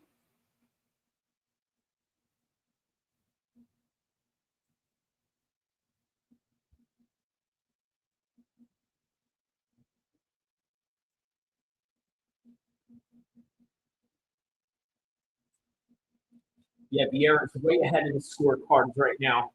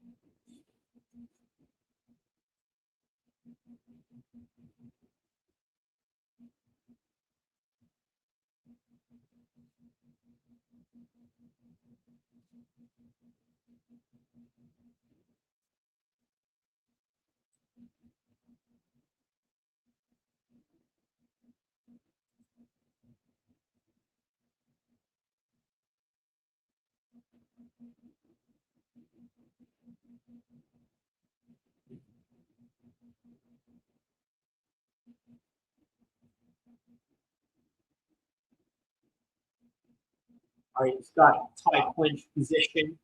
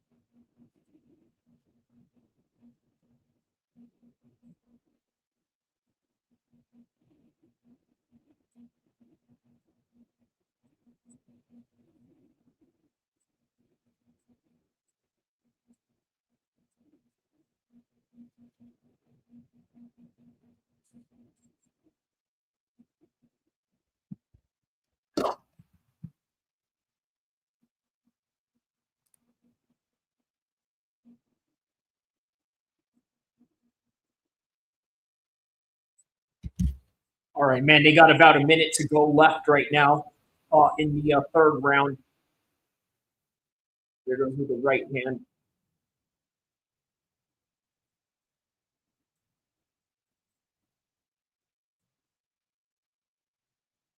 Yeah, Caitlin Viera won this fight right here by decision for sure.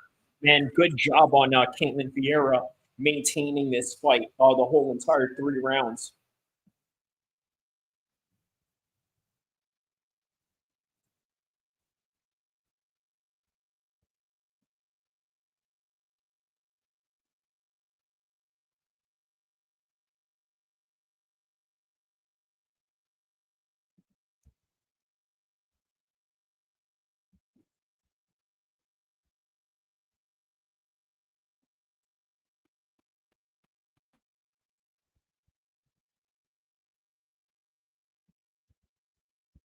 Yeah, not her best performance, but it was good enough to get the win tonight. So that's all that matters, at least for tonight.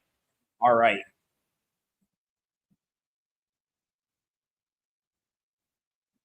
He decided to give her a shot.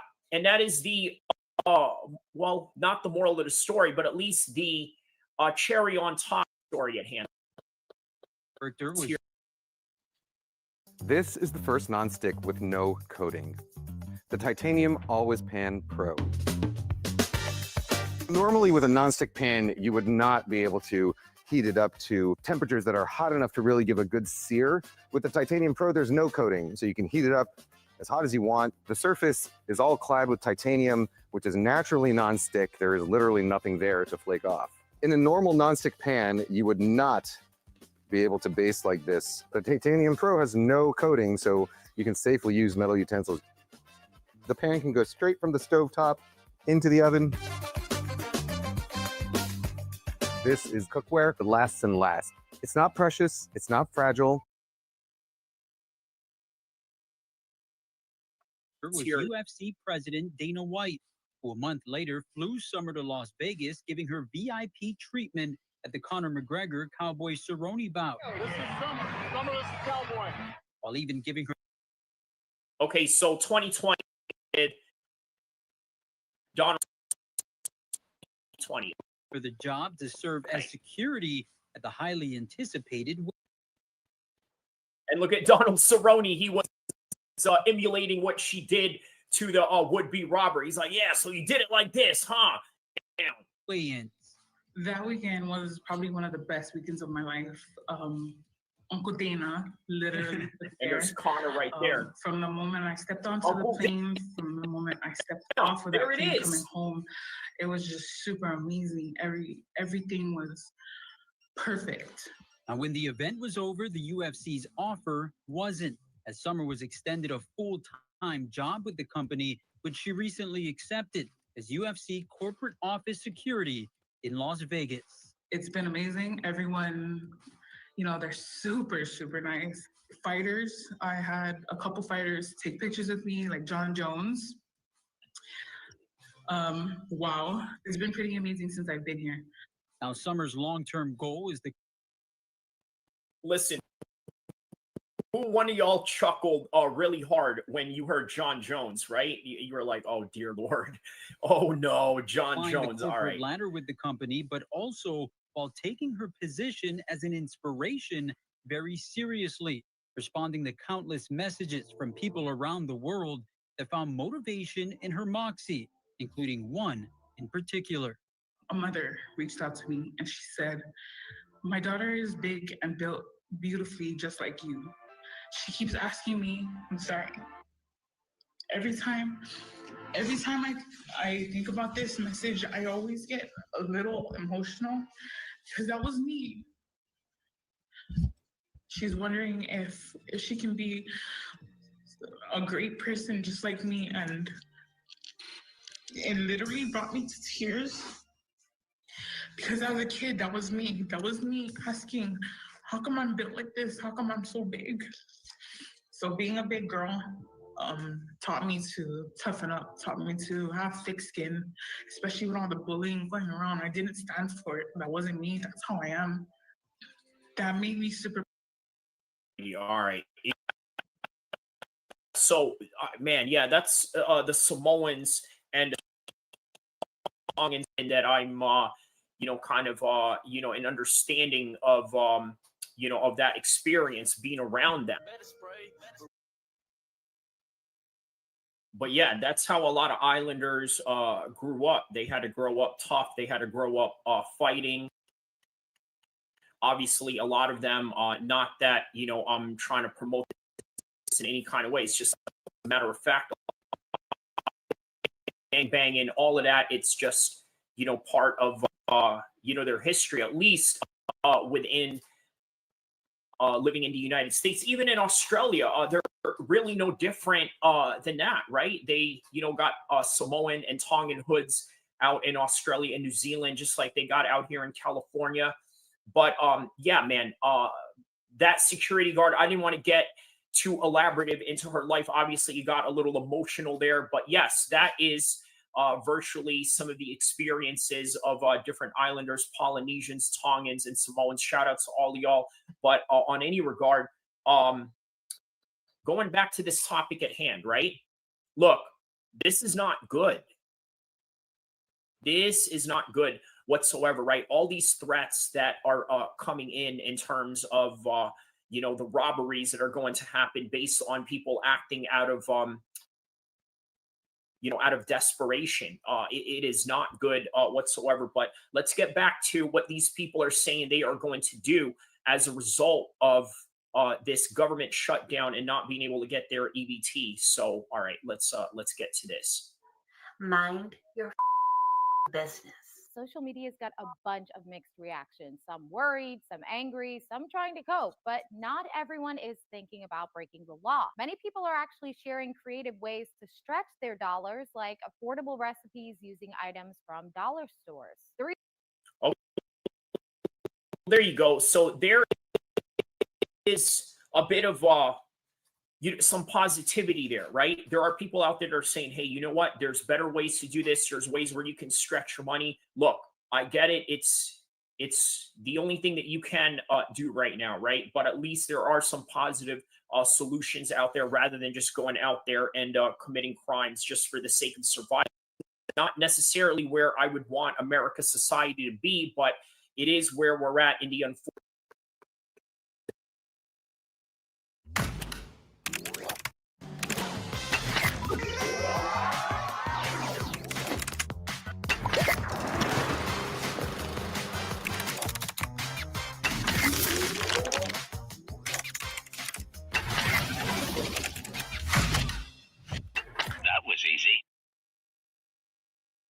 Popeye's $6 Big Box is back. 2 pieces of signature chicken or 3 tenders, 2 sides and a biscuit. One serious deal. Make Thanksgiving just as easy and delicious with Popeye's Cajun-style turkey. Love that chicken from Popeyes.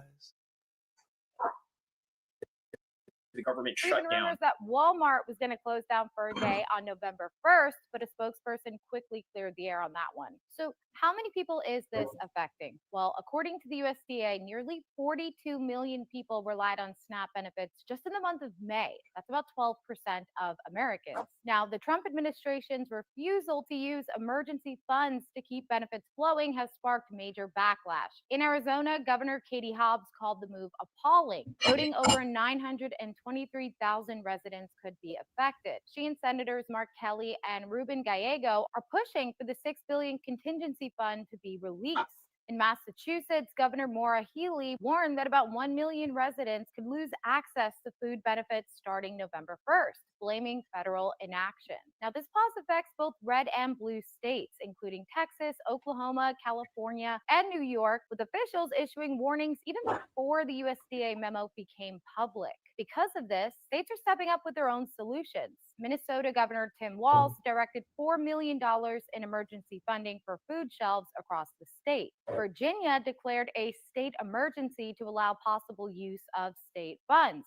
Louisiana is prioritizing food assistance using state resources. California is deploying the National Guard to assist food banks, though it's not clear if state funds are directly replacing SNAP. But the USDA says it can't use contingency funds for November SNAP payments because those funds are legally reserved for emergencies like natural disasters. They say that spending them now would be illegal. But the pause due to the government shutdown isn't going to be the only thing affecting SNAP. So head to part 2 for more.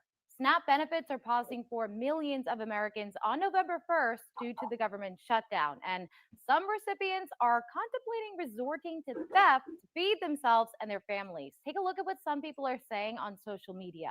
I will be at Walmart with my steel toes on and my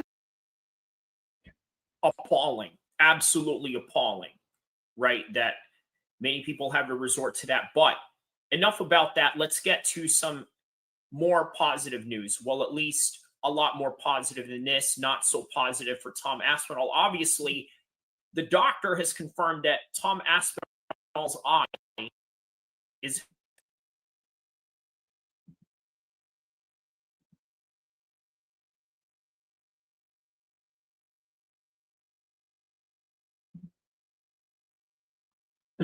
all right, Charles. Airports are still screwed. Mario Dillion says. Explain why. What do you mean airports are still screwed? What's going on with the airports and what is that in context to? So right now we got Donte Johnson and Dumas right now. Here we go. They are about to fight right now.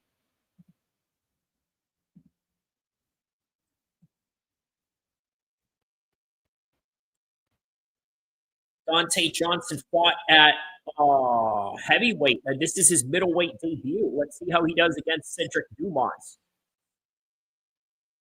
There it is, man, shooting in for a single leg. He actually gets it. Oh, he drags him to the ground. Yeah, very good wrestling on the part of Dumas right here.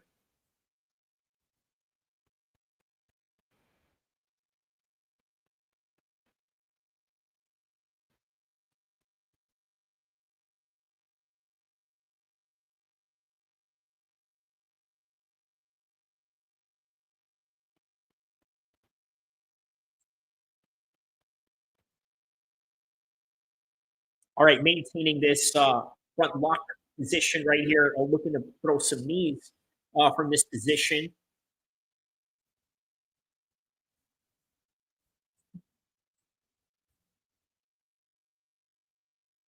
Yeah, TSA no pay and air traffic controllers no pay. Ooh, that is true. Well, all right. Traffic controllers, are they government? Or are they part of a private sector? I know TSA is government. Pilots are not government. Obviously, they're part of a private entity. So,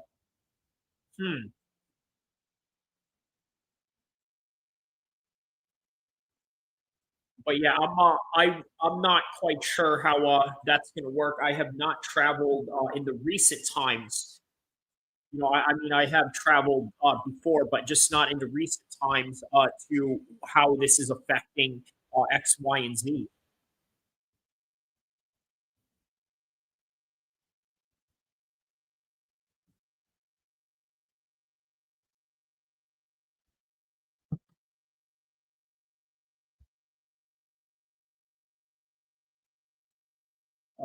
TSA, no pay, and traffic controllers, no pay. Okay.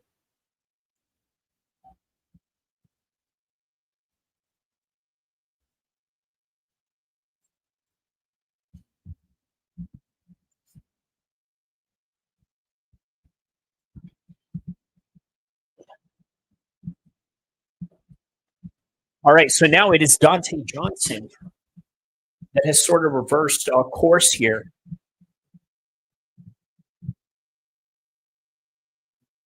Oh, and he slams him.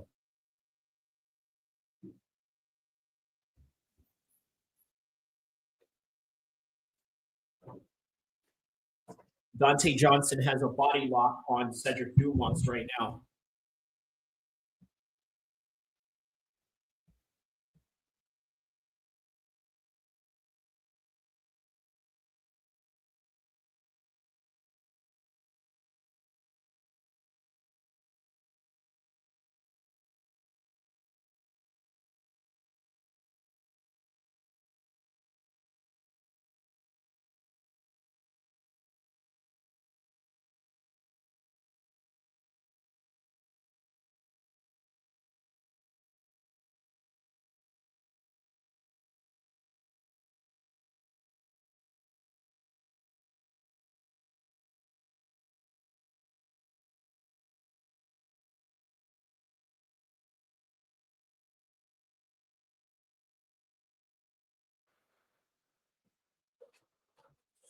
Mario says Dumont has horrible takedown attempt, rounded back.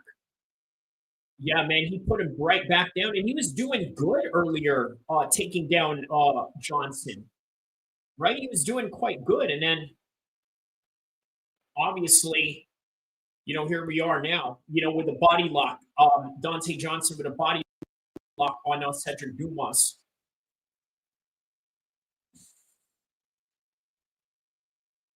Oh wow, a little spinning back fist right there, kind of misses and kind of falls over a little bit there.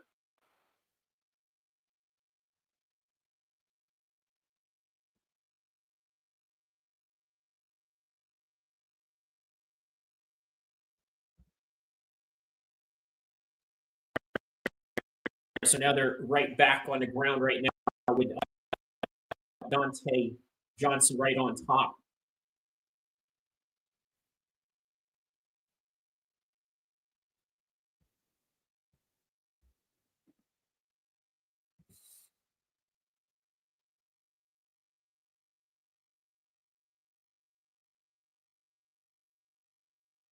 Inside all of us, there is a heart of a fighter. This little promo that they got going on right now. Very nice promo. I wonder what this promo is right now. I wonder if this is for the UFC's Paramount deal, I would assume.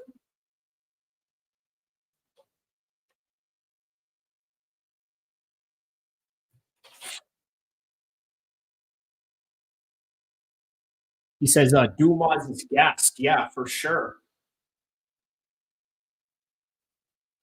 Right, a lot of effort that he took in the first round.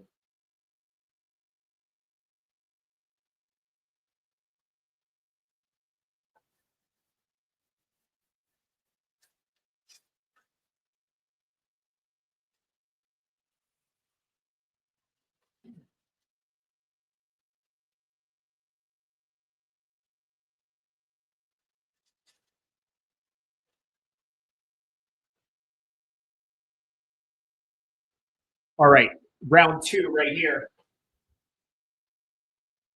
Nice front kick right there by Dumas. Another missed spinning back fist right there. Now here's Donte with a takedown.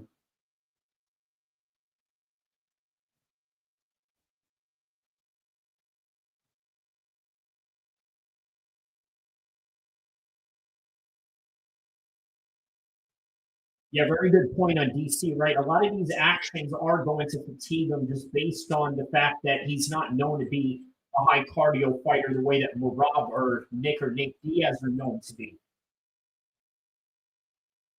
And even they don't push a lot of action like that. Well, unless you're Rob, but that's why I say there's a difference of stamina level between Rob and that of the Diaz brothers. Oh, wow. How about that little spinning heel kick from the bottom? That is a different technique, different wrinkles to the game of Dumas here. Now Johnson's got a front lock choke on Dumas. Oh, looks like Dumas is going to tap. What is this? He's tapping. Oh, my goodness. He tapped. Dumas tapped, bro.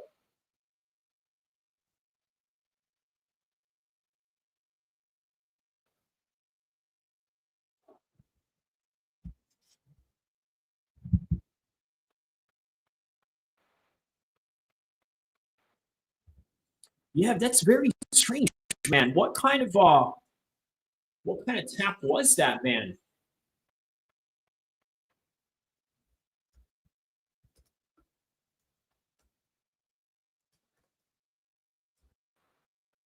All right, let's see this replay right here. So he goes for that spinning heel kick on the ground while he's rolling.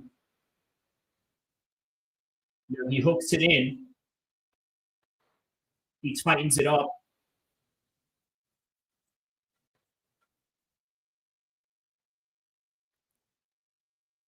And then he taps. Yeah, he wasn't even fighting the hands at all. No hand fighting technique whatsoever. He says, yeah, bad MMA trick. Dumas can't wrestle. Yes. Oh, my goodness, man. Oh, my goodness. Well, all right, man. Congratulations to Dumas on that one. On to the next fight. Let's go back and look at what Tom Aspinall has gone through as of this entire week. He has that already on the internet right now. I just want to finish off the last 2 minutes of this video and say that, you know what? This was an executive decision by Tom Aspinall. And like executive decisions being made in corporations and big products, that is exactly what Tom Aspinall did for the brand of Tom Aspinall. Now, why did he do that? Well, number one, you got to understand, right? Being a world champion is a once-in-a-lifetime experience. And due to that once-in-a-lifetime experience, you're not always going to be paid the same way that you are as a non-champion. For example, Demetrius Johnson, when he was world champion, he got paid, in his own words, $385,000, right? When he lost the championship, he got shot back down to 125. That is a huge, huge discrepancy. If Tom Aspinall was not champion, he would not be making the type of money that he's making right now. And in fact, he even wants more money. In fact, Tom Aspinall is working in the best interest for Tom Aspinall and for the best business practices in the product known as Tom Aspinall. In other words, that is the reason why Dana White came out of the press conference extremely angry at Tom Aspinall, or at least showing some sort of resentment towards Tom Aspinall due to the fact that he wants to go and fight for another organization or fight for another sport just to make a little bit more money. Well, guys, I'm here to tell you this. In this business, you got to work for yourself and forget about what the fans are doing. And you know what? At least Tom Aspinall really did quit. Because why else would he make this business decision that is in the best interest of himself and the best decision to make for Tom Aspinall at the time where he was getting beat up, at the time where he was slowing down as the fight was progressing into the second round? He made a business decision that I can't see. I can see enough to fight, but why continue when I can come back and fight another day and fight at a better version of myself, maybe even with better stand-up, better Muay Thai, better understanding of range and distance, and takedown control. Takedown control time and also timing. Takedown timing, right? Because that's what George St. Pierre used to do in order to take down a lot of his top strikers as their challengers and title contenders that was in his way. He used timing to take them down. That's what Tom Aspinall needed to take this fight to the ground, to show that he is a superior grappler and submission artist. But first, you got to get them to the ground. He wasn't able to do that. There was a lot of desperation going on into that fight. So the fact that his doctor, or this doctor in the UAE who has absolutely no stake in the game, doesn't even understand. I believe it was one of the nurses or one of the doctors or one of the physicians that was there present. There was two of them, a male and a female, and in the female had no idea who he was or the sport, which tells you the non-biasness that comes with the analysis of Tom Aspinall's eye, which is that he was fine, he was ready to go, but by the end of the day, Tom, there is to it. Don't forget to like and subscribe. I'll see you in the next one, inshallah. MMA needs, if you want to find predictions, news, and everything that deals with MMA, shout outs to Kyrie, El-Kheer MMA, Sacramento, California, represent. That's right, Kyrie. I appreciate you, my nigga. You came in here, you was talking that shit. That's right, bro. Much love, Flo. I appreciate you for always stepping in, bro. Be safe out there. Man, my nigga Kyrie, my man Kyrie came through. He started talking that shit. Hey, here's the thing. Here's the thing. That nigga will whoop your fucking ass. You will think that nigga's all squared up and all that type of shit. Nigga come through and beat your fucking ass. Like, man, fuck you up. You will never see it coming. So for those of y'all,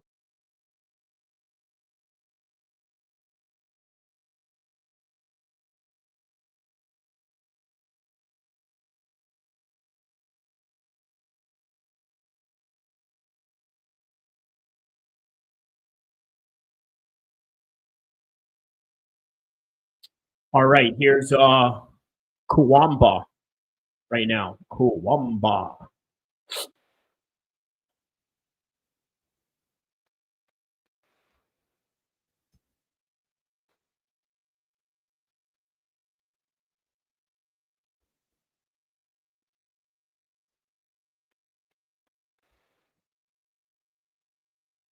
All right, Cuamba and Lee are up right now.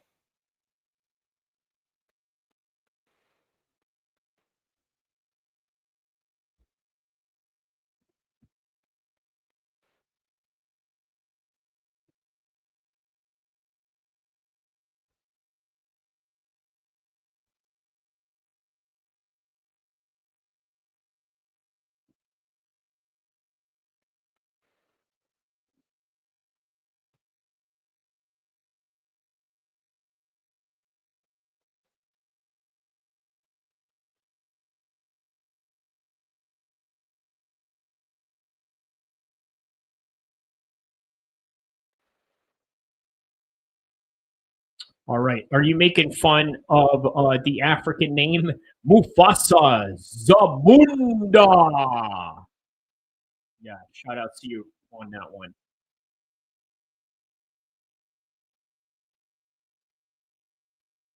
Zamunda.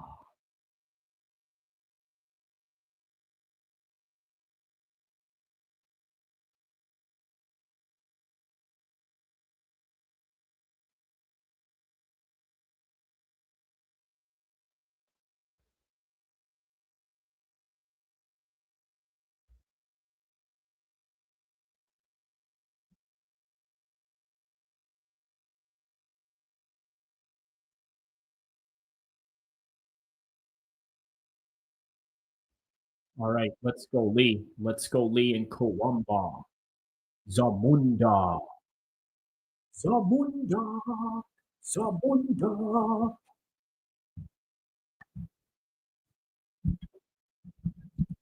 Like, what's that movie?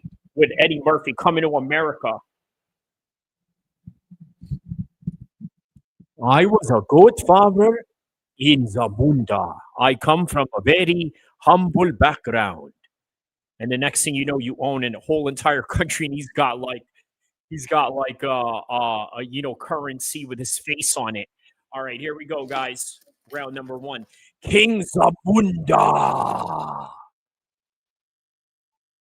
I don't know why. Anytime there is something African, we have to like hyper emphasize everything like Zamunda. Remember the Don King movie back in the 90s, the HBO Don King movie? You remember in that one scene where they were in Africa for the Rumble in the Jungle? You know, and then here's Don King talking to like one of his homies or whatever, and then his homie tries to get all Afrocentric, philosophical with him. You hear Don King going, N-word this, N-word, this, that, and the other, right? And the next thing you know, his friend tries to correct him. He looks up at the skies of Africa. And as he looks up at the skies of Africa, he says, there ain't no niggas here, Don.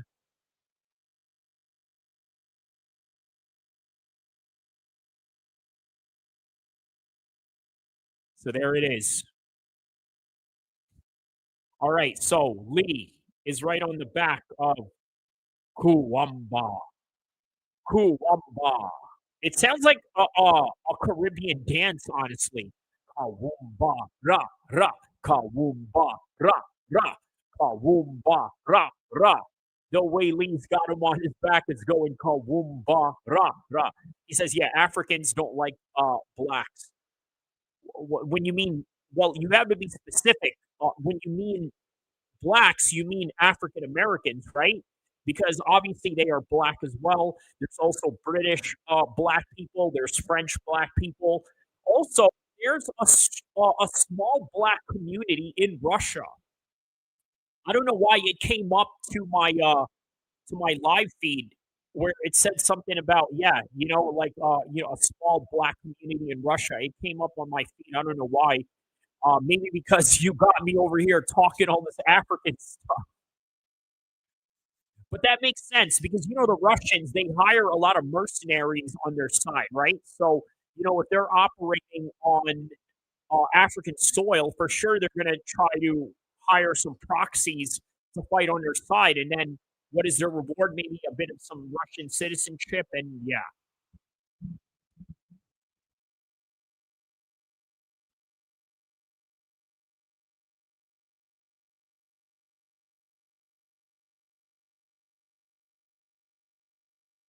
AKA Zamunda. All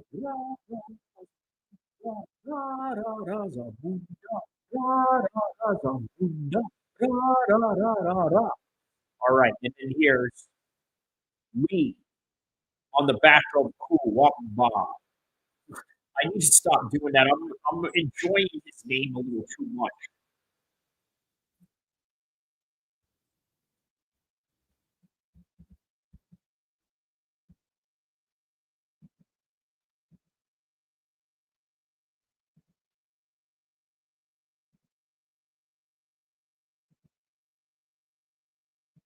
All right, so he's maintaining the back position right now. He's looking to get a submission here for sure.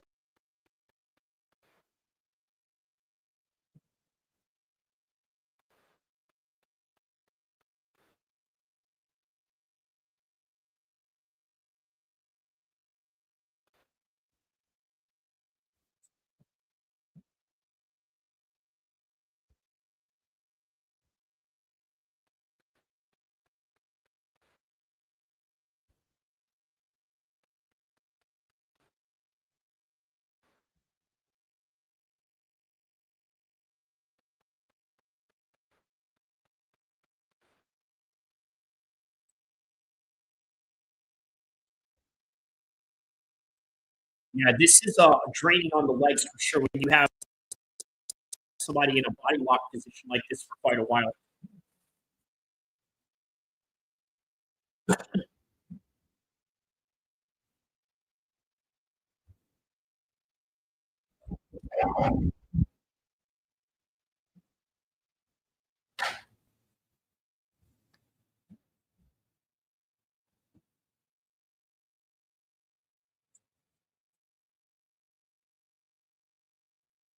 Michael Bisping is calling for him to slam him down in the canvas.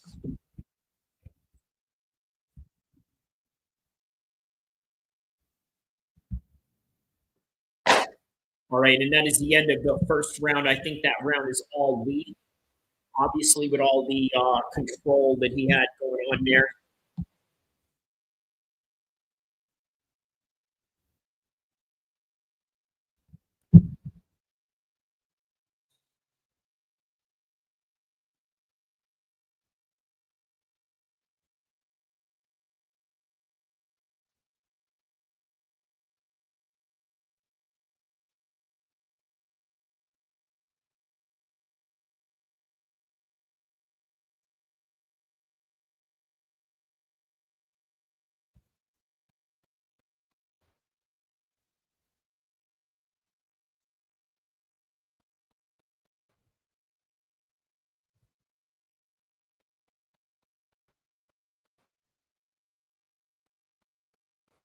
And here's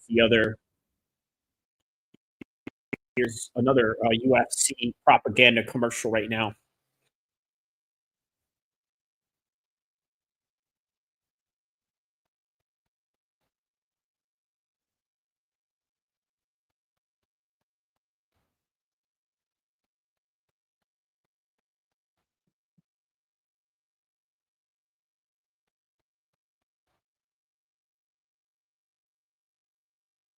Oh, good flying knee right there.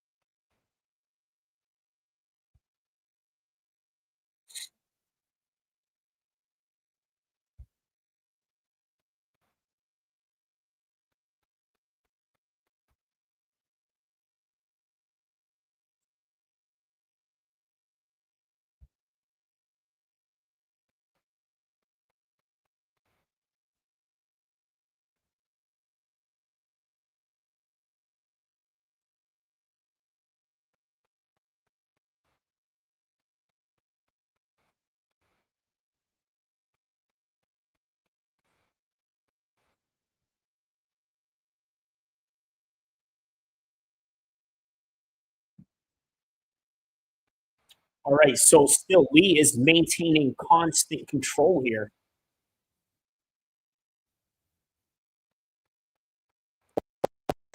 What is this, Cuamba?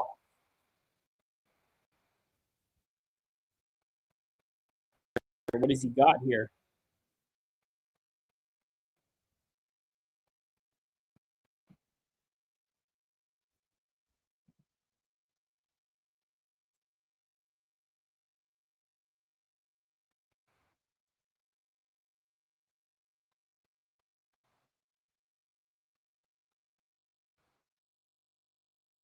Yeah, man, Cuamba's busted up right now.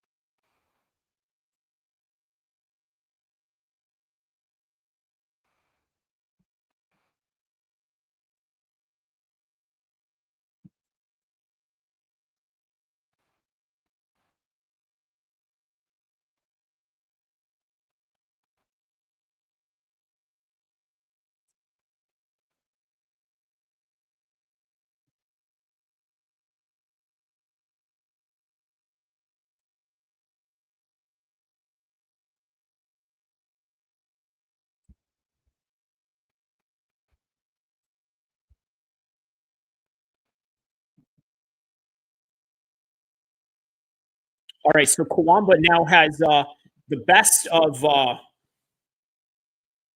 Lee. Lee was dominating this fight until we got to this position right here.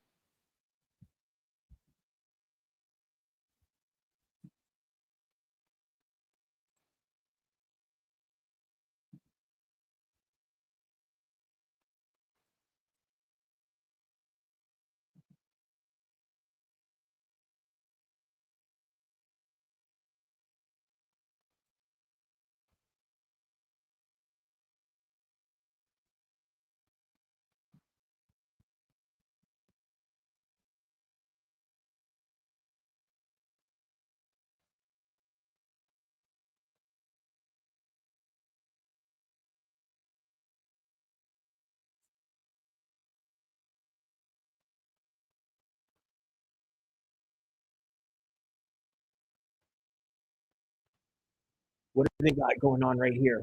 First hunt of Badlands. Right at top.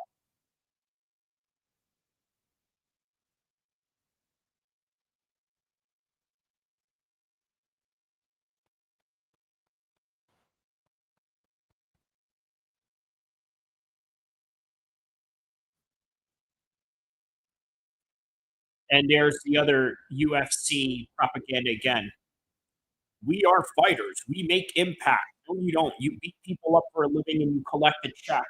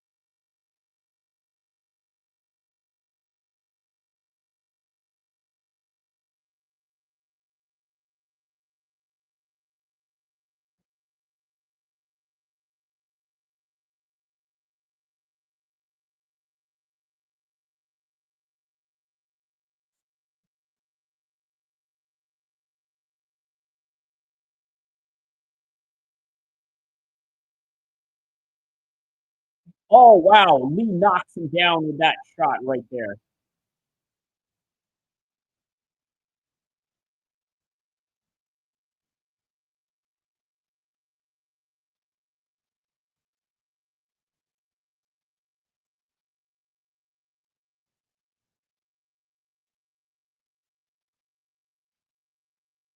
So looking for a tripod here.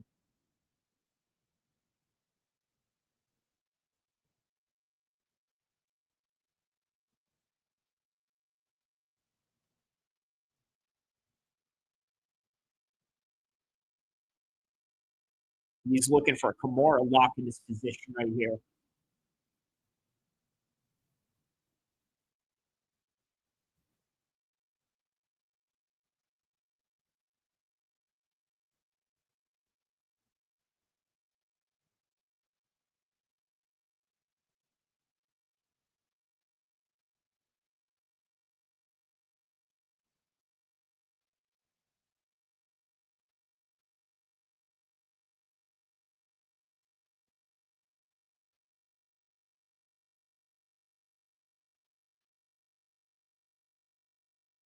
All right, so Cuamba is right on top of Lee right here.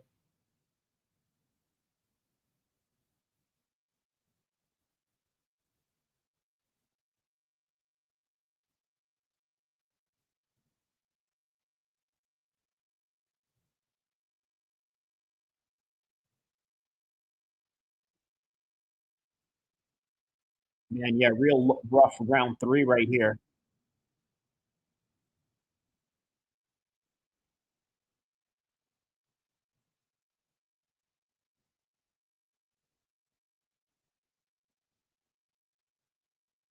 Lee's trying to go for a single leg takedown right here.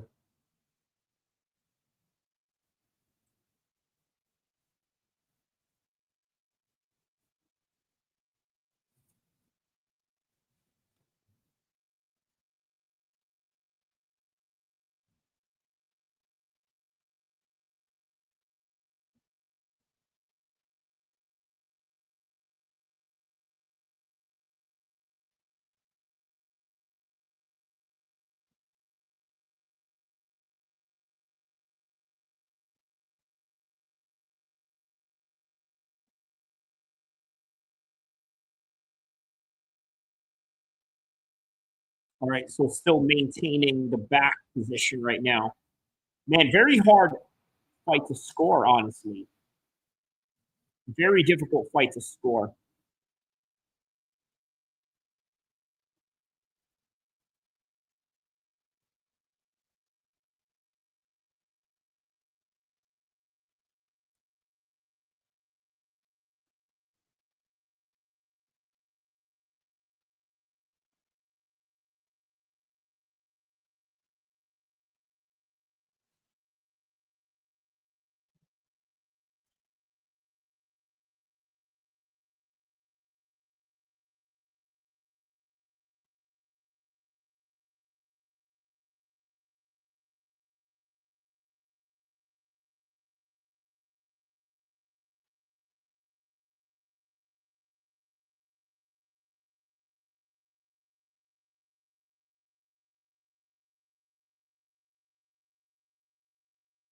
Still maintaining this back position right now.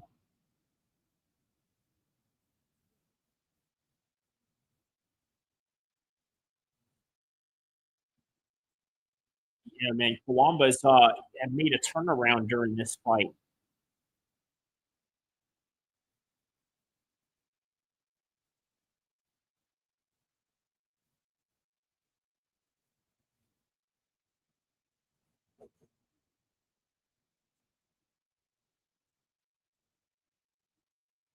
All right, man. So a bit of a comeback for Cuamba, right?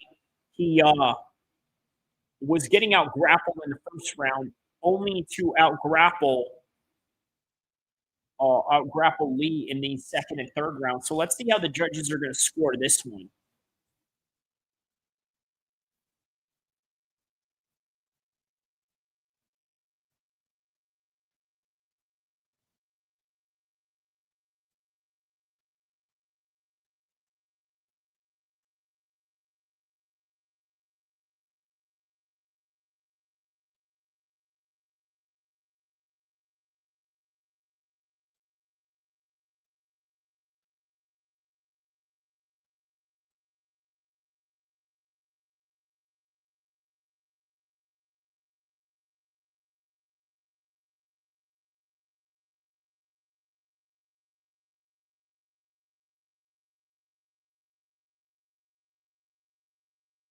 All right, man, in 2 weeks. How about that, man? Just less than 2 weeks. Huh?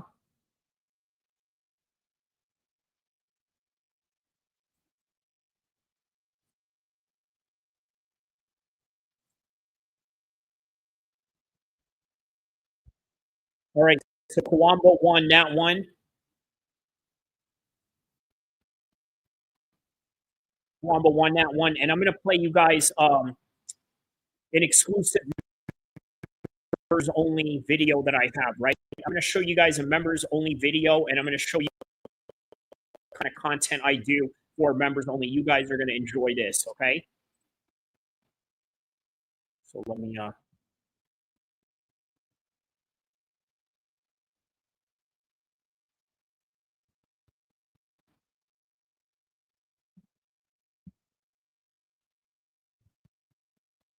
So what this is about is why UFC fight parties are not what they used to be.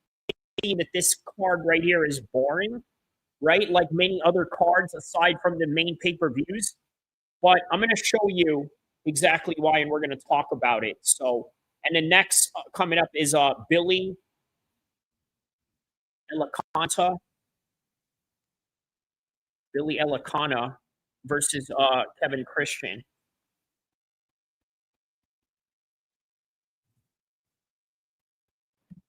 All right, here we go. I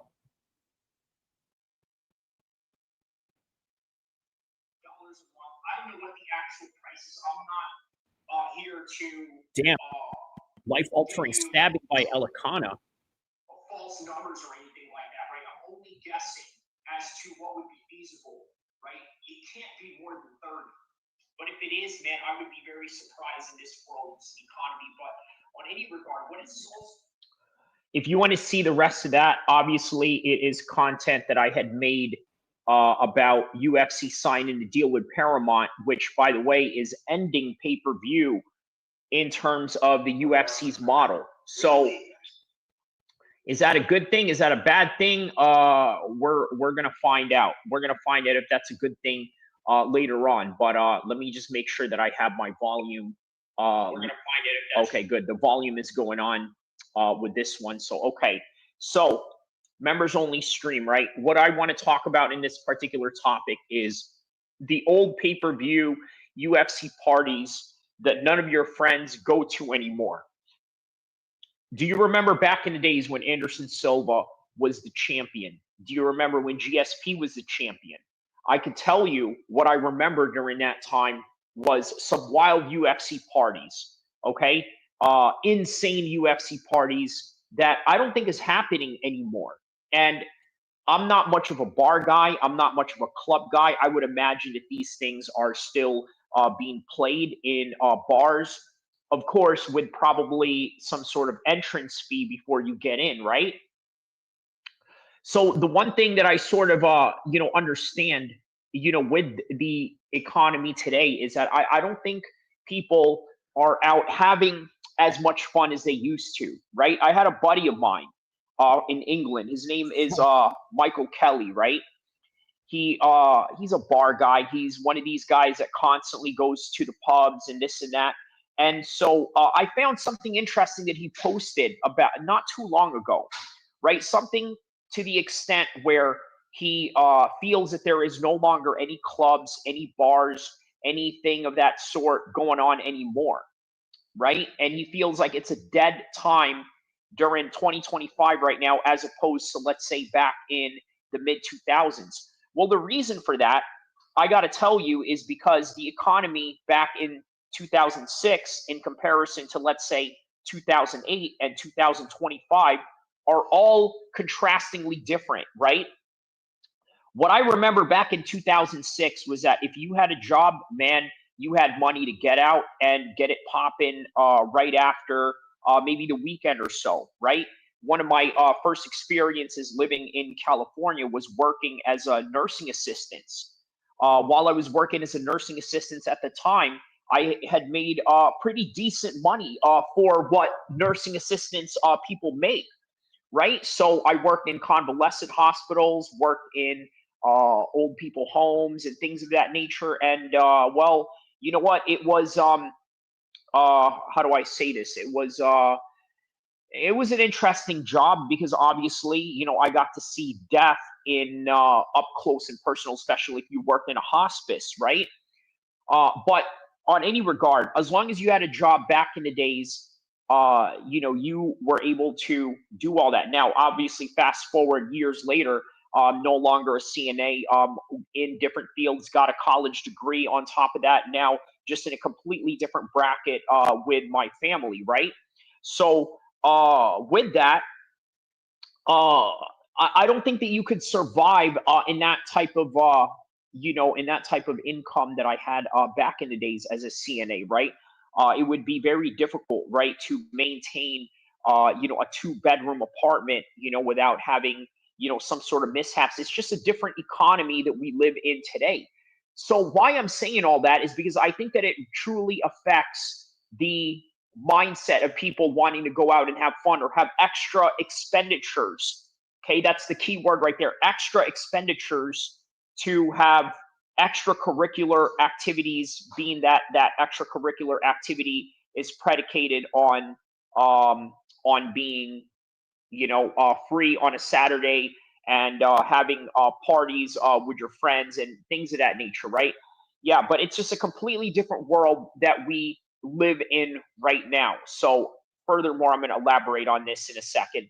But yeah, just please try to understand that the world that we live in right now is completely different, right? And also, here's another thing that I really wanted to elaborate on, right?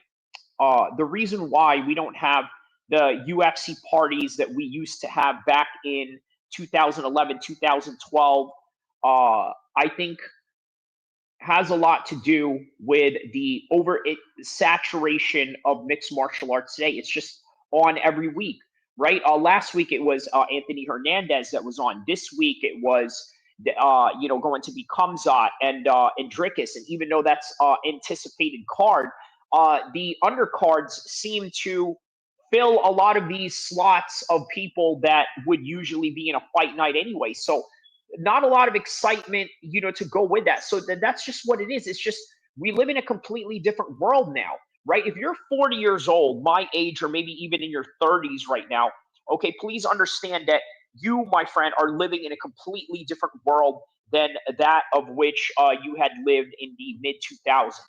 Completely different world, right?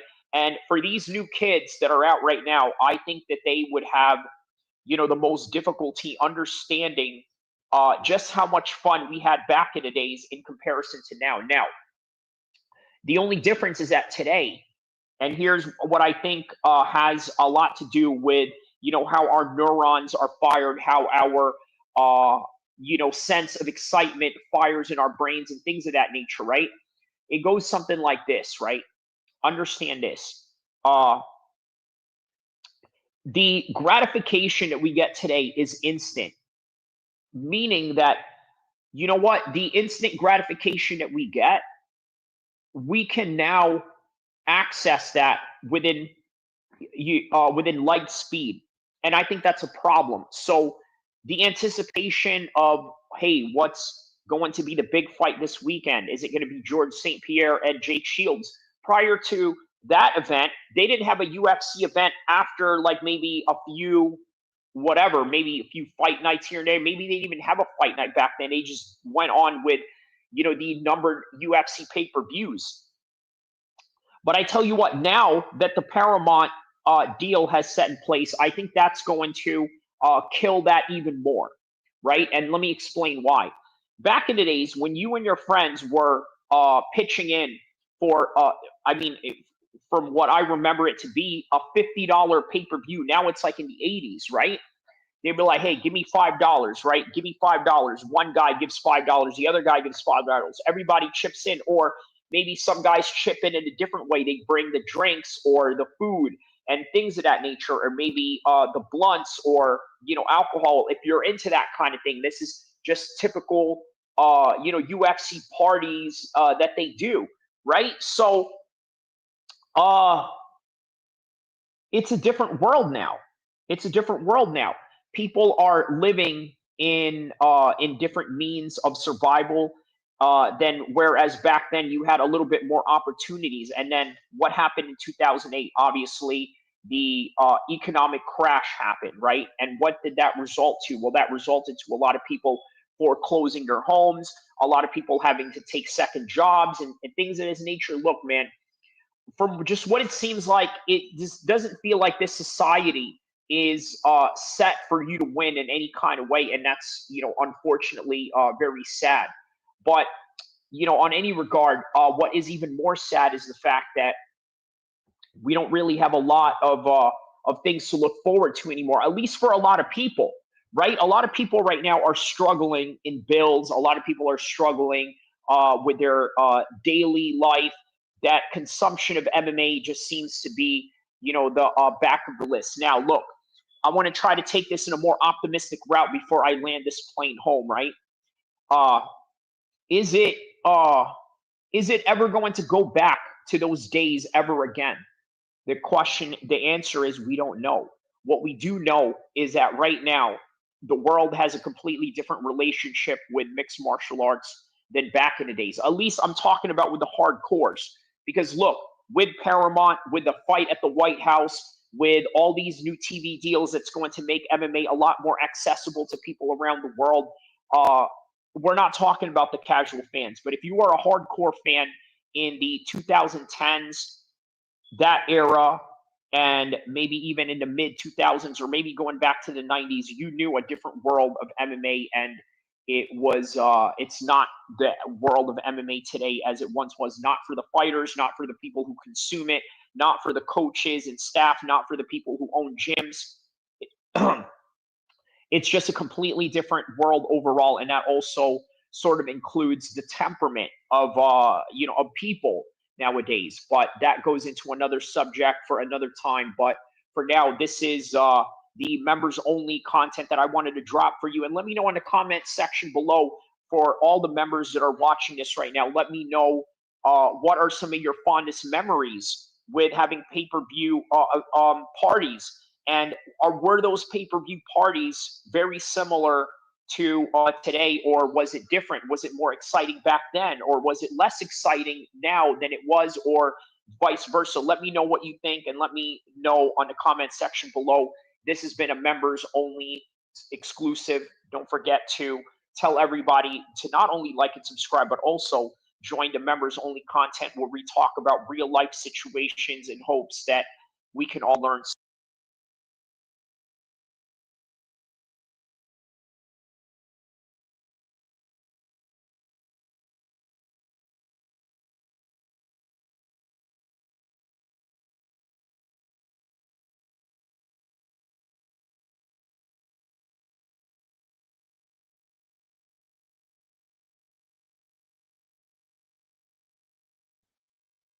All right, guys. So there it is, man.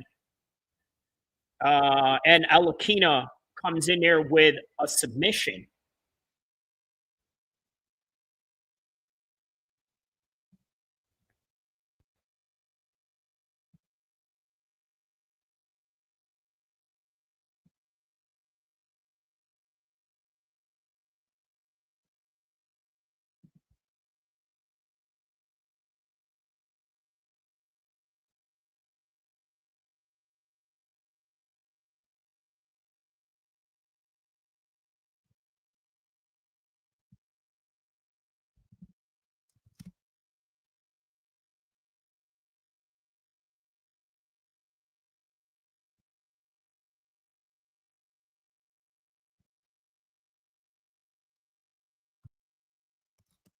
All right, so he gets a first round submission right there.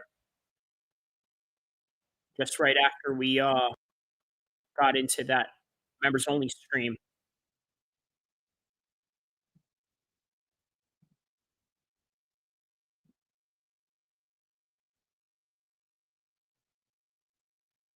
Actually missed that fight, but it's all right. All right, let's see what he did here. Boom. Ooh, that was a good shot right there. He caught him with.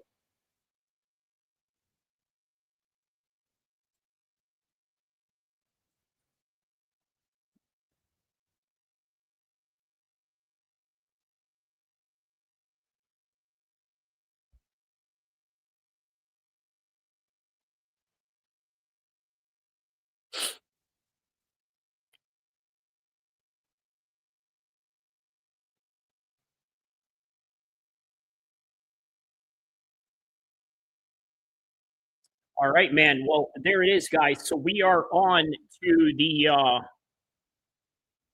main card now.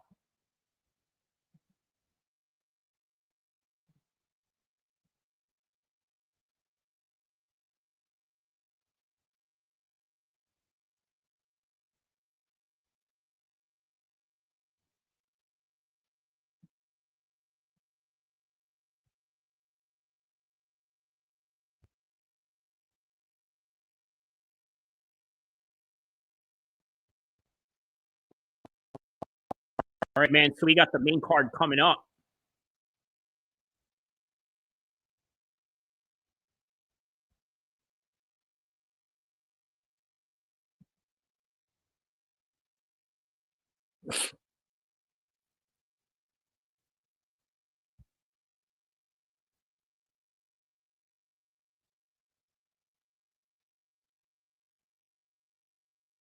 All right, man. Onama's got some highlights on him too, though.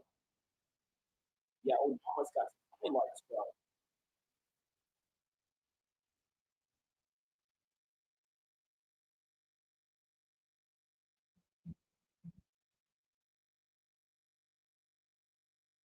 So he's going to be throwing some big shots at him.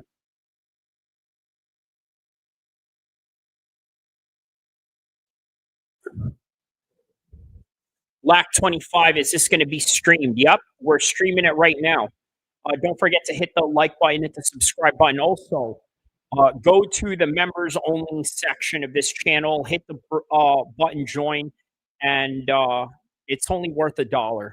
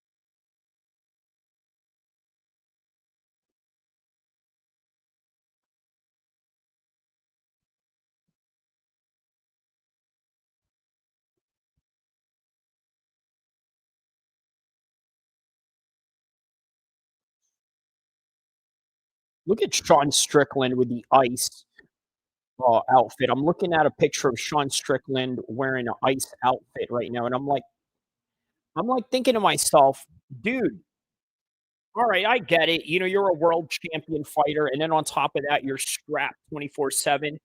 So no one's really gonna mess with you. But I do notice a trend of many. How do I say this? Well, I mean, let me just say it right. You know, WHITE people out there that are dressing up like ICE agents, bro. You guys are gonna be liable to get your asses whooped. Okay, and you're not Sean Strickland. You're just a normie.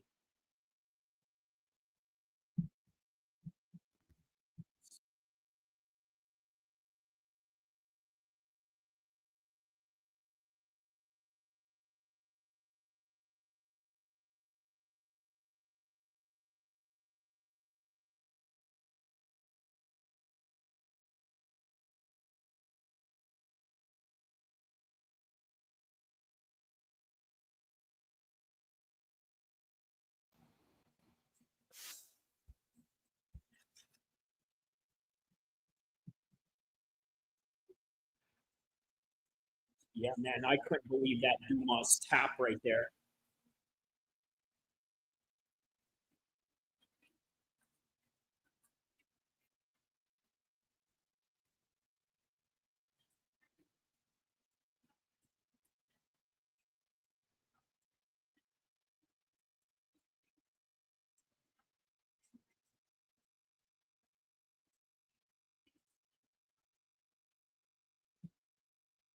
Fresh says more black people than white wants the illegals out. Trust me, they are eating the black cake, not the whites. You know what? I gotta agree with you, right? I think that when you look at the working class black folks in America, I think that is the overall sentiment that they have going on, right? Because think about it. If you're a black man in America, right, that works in construction, maybe has an electrician job, or maybe has what else other jobs that Mexicans do? Yeah, okay, maybe landscaping or something like that, right? You're kind of losing out these jobs to illegals, so I kind of get it. You know what? I have a particular video that I want to show you regarding that. I think it's sort of related to this. Fresh. Let me show you right now. Let's see if I can get to it.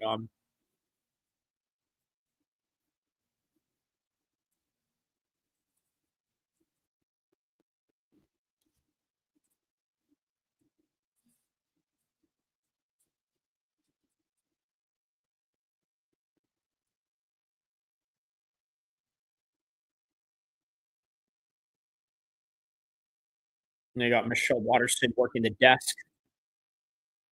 They're like, you know, you haven't really proved yourself as an analyst yet. We're just going to start you off with the, you know, regular fight nights.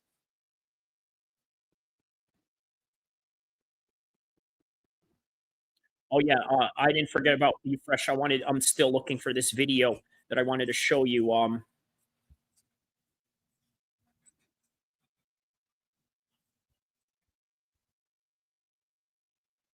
Let me see. This is though. Dang, it's just that this guy posts a lot, so it's hard to get to.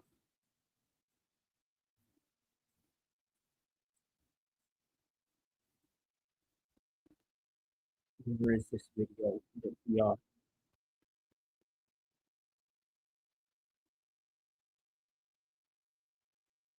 Here we go, right here. 42 million people losing their SNAP benefits come November 1st. And then when I look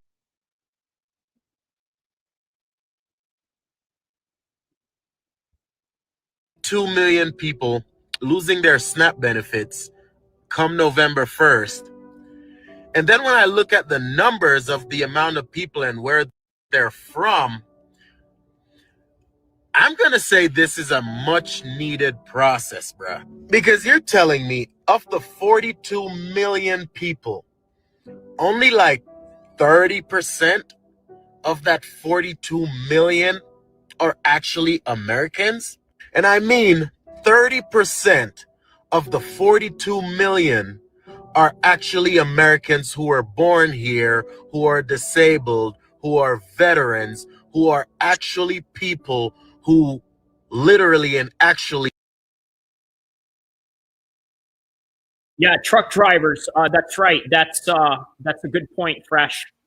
He says, no more videos. Ladylak wants to hear you live. Okay, gotcha. Need this assistance. Because if I'm looking at this report that says 51% of the total number of people that are receiving these SNAP benefits are purely because of their religious beliefs, meaning these people are Muslims or from the Islamic religion, Islamic countries. They're from Pakistan, Afghanistan, Somalia, these places. And they from Pakistan, from Afghanistan, Somalia, these places. Okay. They're receiving these benefits purely because, for one, their women aren't allowed to work.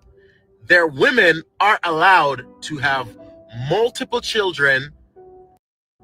They are 100% supposed to be home to cherish and nurture their children.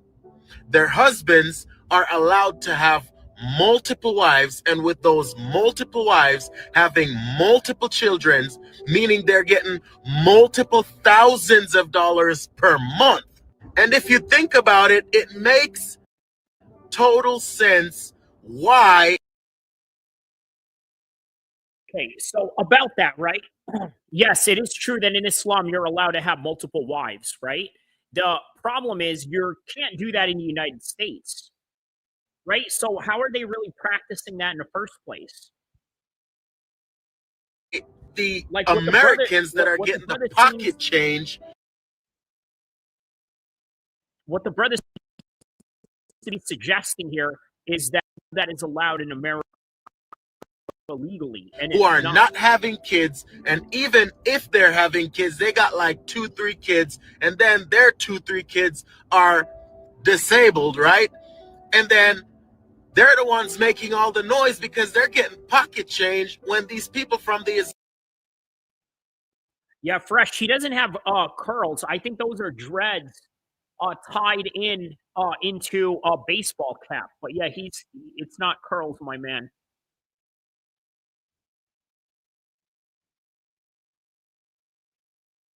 Islamic countries are getting thousands and thousands of dollars, and they're in a household with 3 other women that are filing for these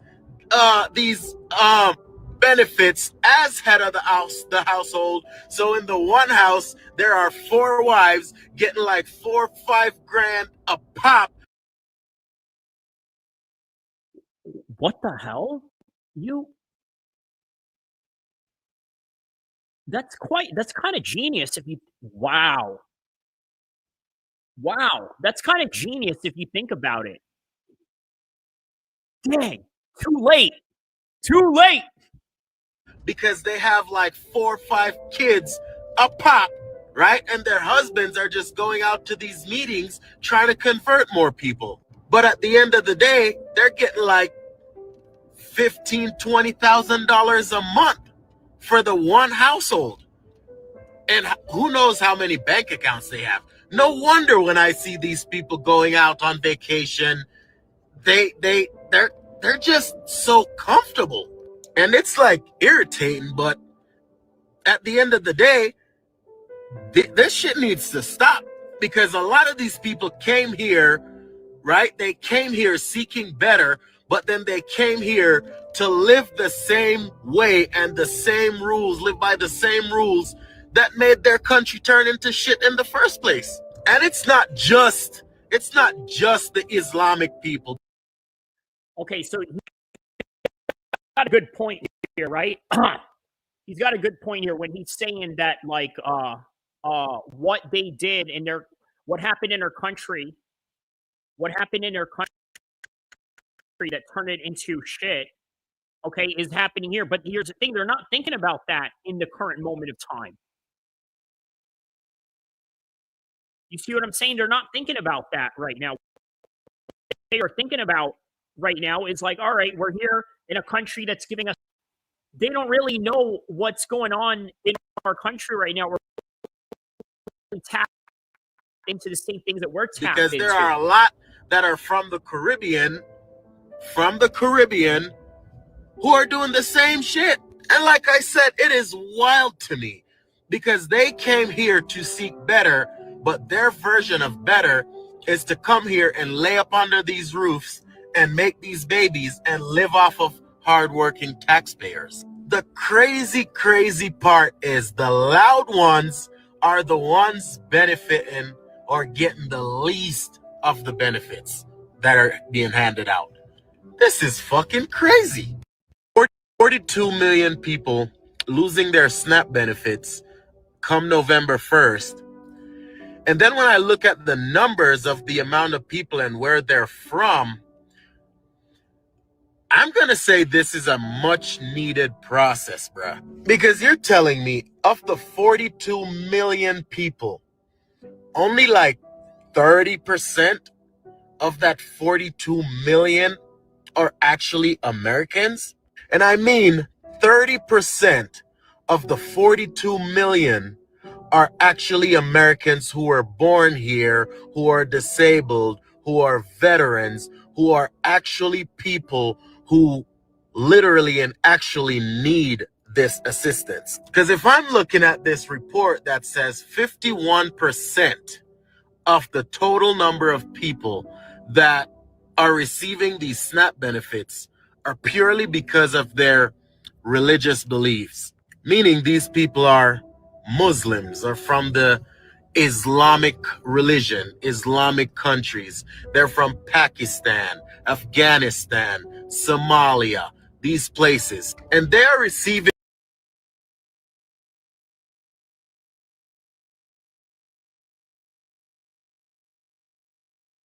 All right, so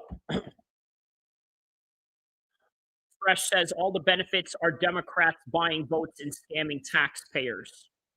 Okay. All right, so we got Nascimento, Cordy, Durden, Radtke, Daniel Frunza, Dulgarian versus Valle, and then, yeah, obviously Steve Garcia and Onama as the main event.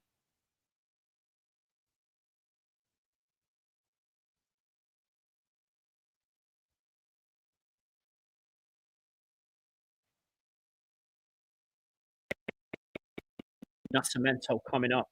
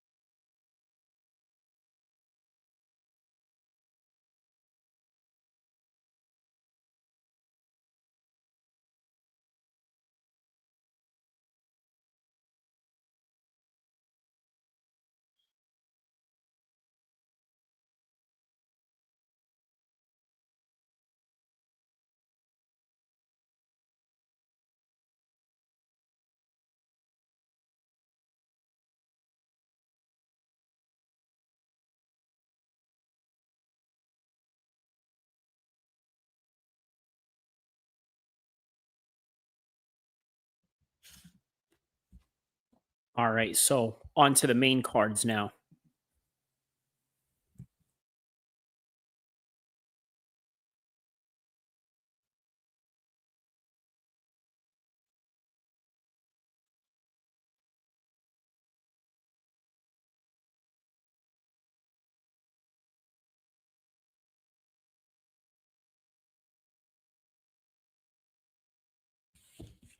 All right, man.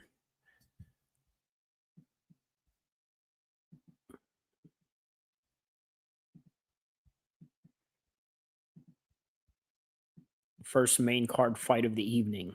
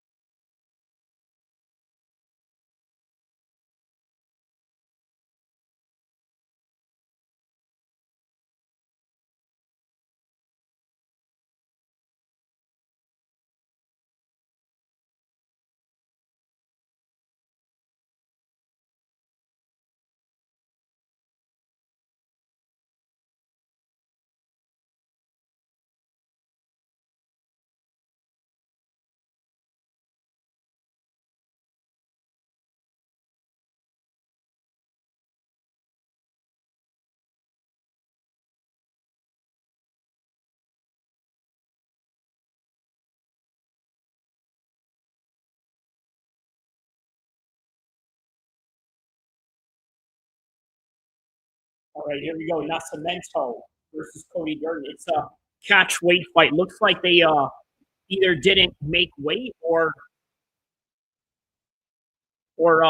it was one of those short notice fights.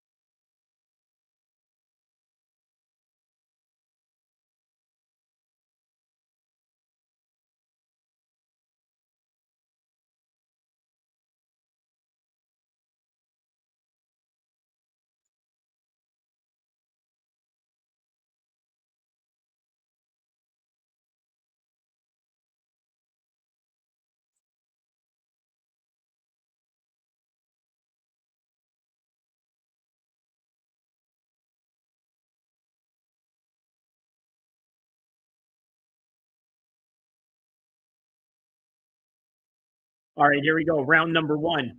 Nascimento versus Durden.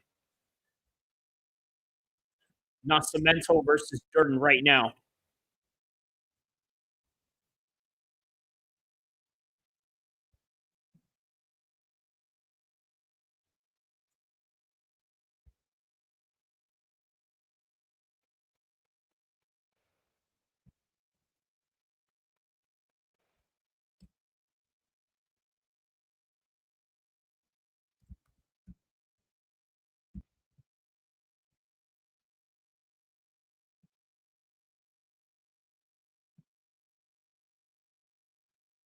All right, there's a high kick right there by Nascimento. There's Durden, 1-2 shot.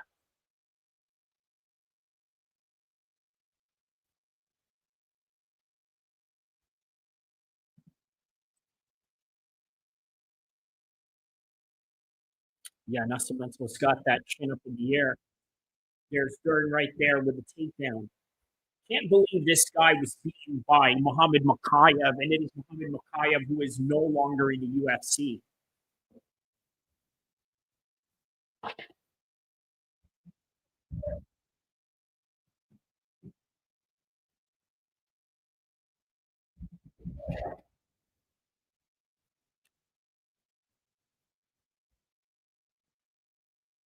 He says all the benefits are Democrats buying votes and scamming taxpayers. Facts.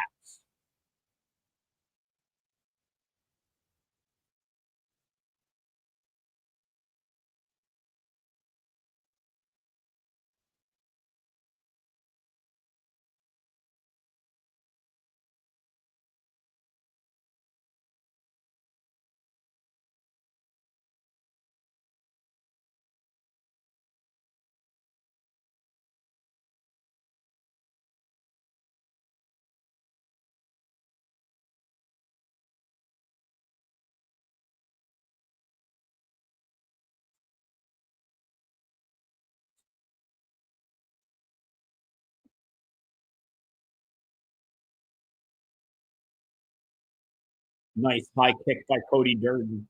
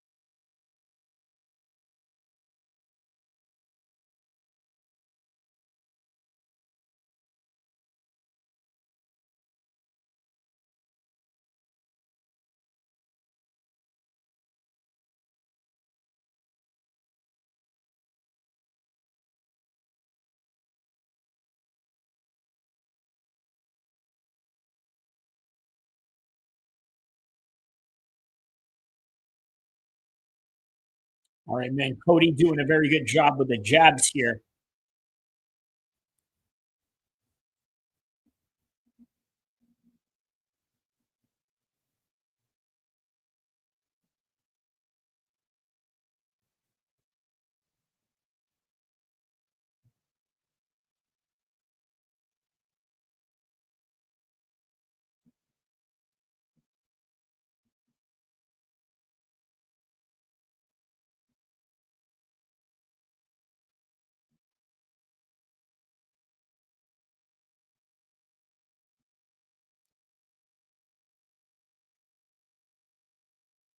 Here's Durden right now switching stances. Very nice, man.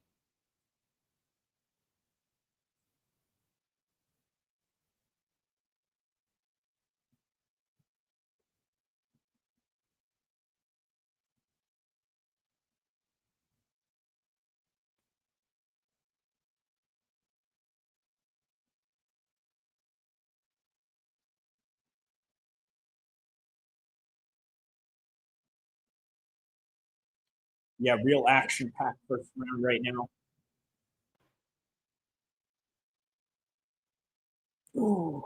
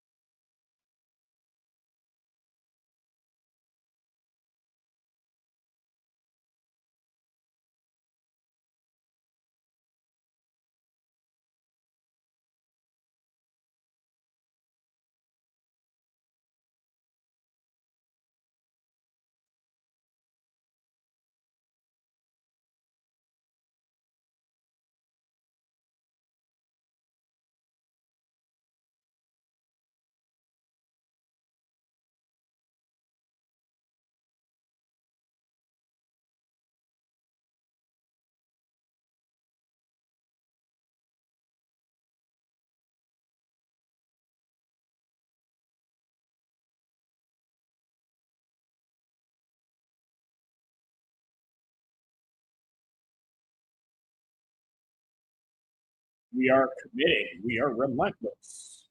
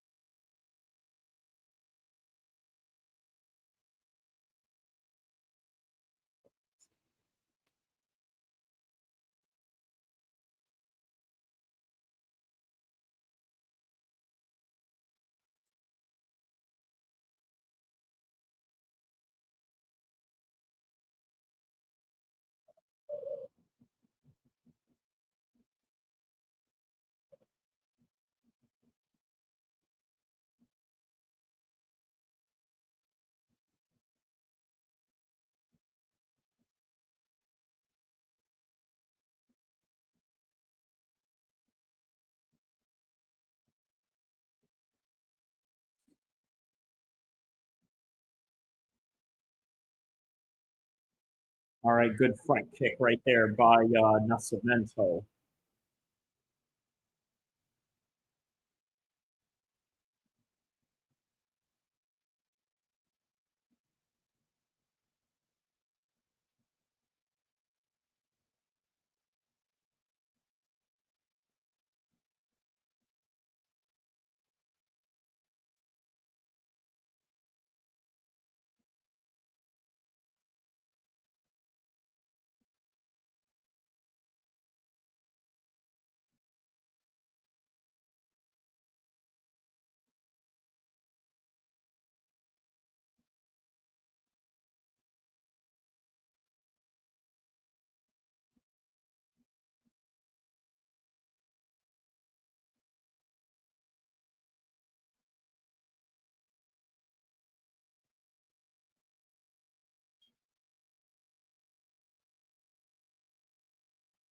Low kick right there by Durden.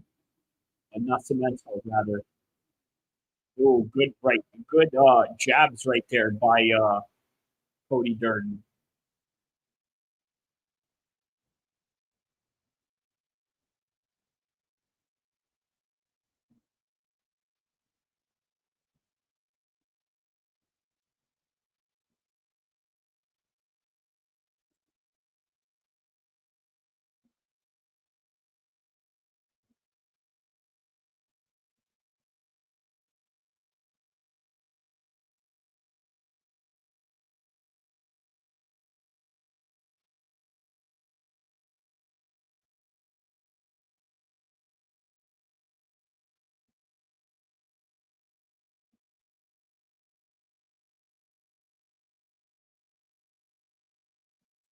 Wow, Nascimento's looking to submit Cody Durden here. Look at this, man.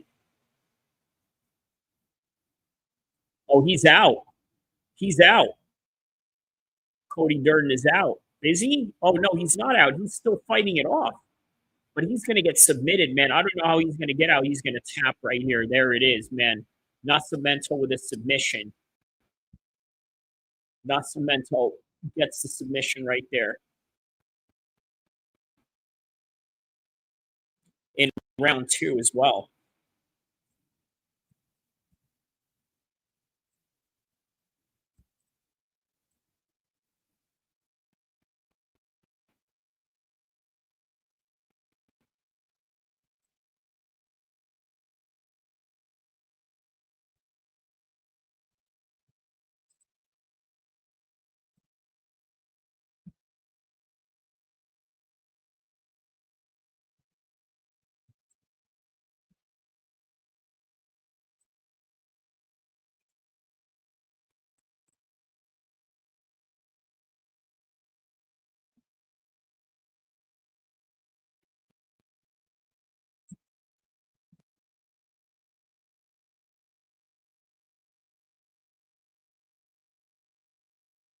Yeah, good submission right there.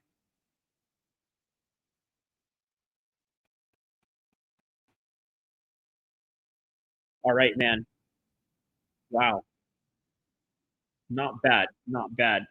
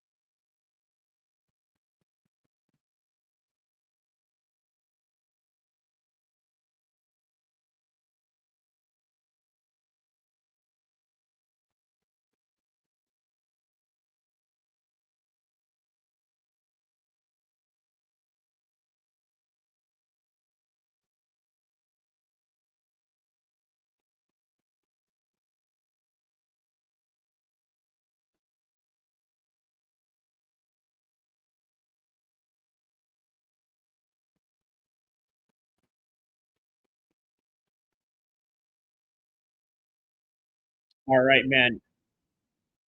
The Ricardo Almeida fight. I honestly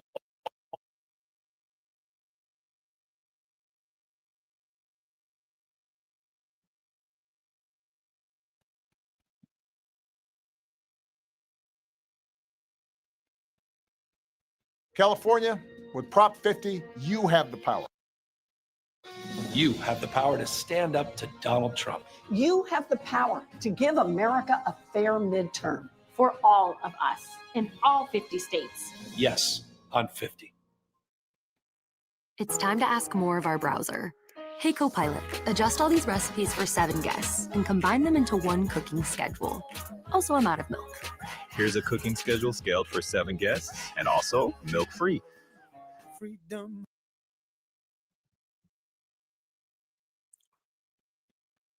Tom Aspinall has already said no to the rematch, and we're going to talk about it in a second. A morning of a UFC event on a Saturday, and then a lowrider show at night at Sacramento, right? Life can't get any better. Only one problem.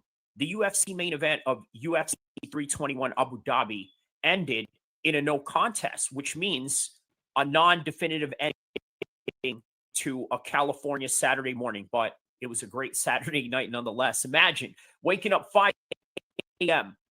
to prepare your live stream, and in 2 hours, right? 5 a.m. to 2 hours, because the main card, or I'm sorry, the prelims was 7 a.m.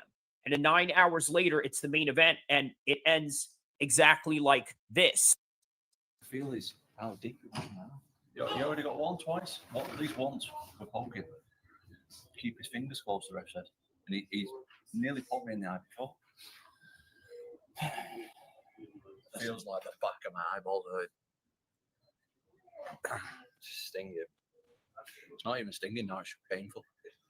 It's like, it feels like My eye. Someone's touched the back of my eyeball. Can you see it, Google? Not really. Can I bet? Can you read what it says on them doors? So say you've got your eye socket like that, and the eyeball sits in it there like that. Yeah.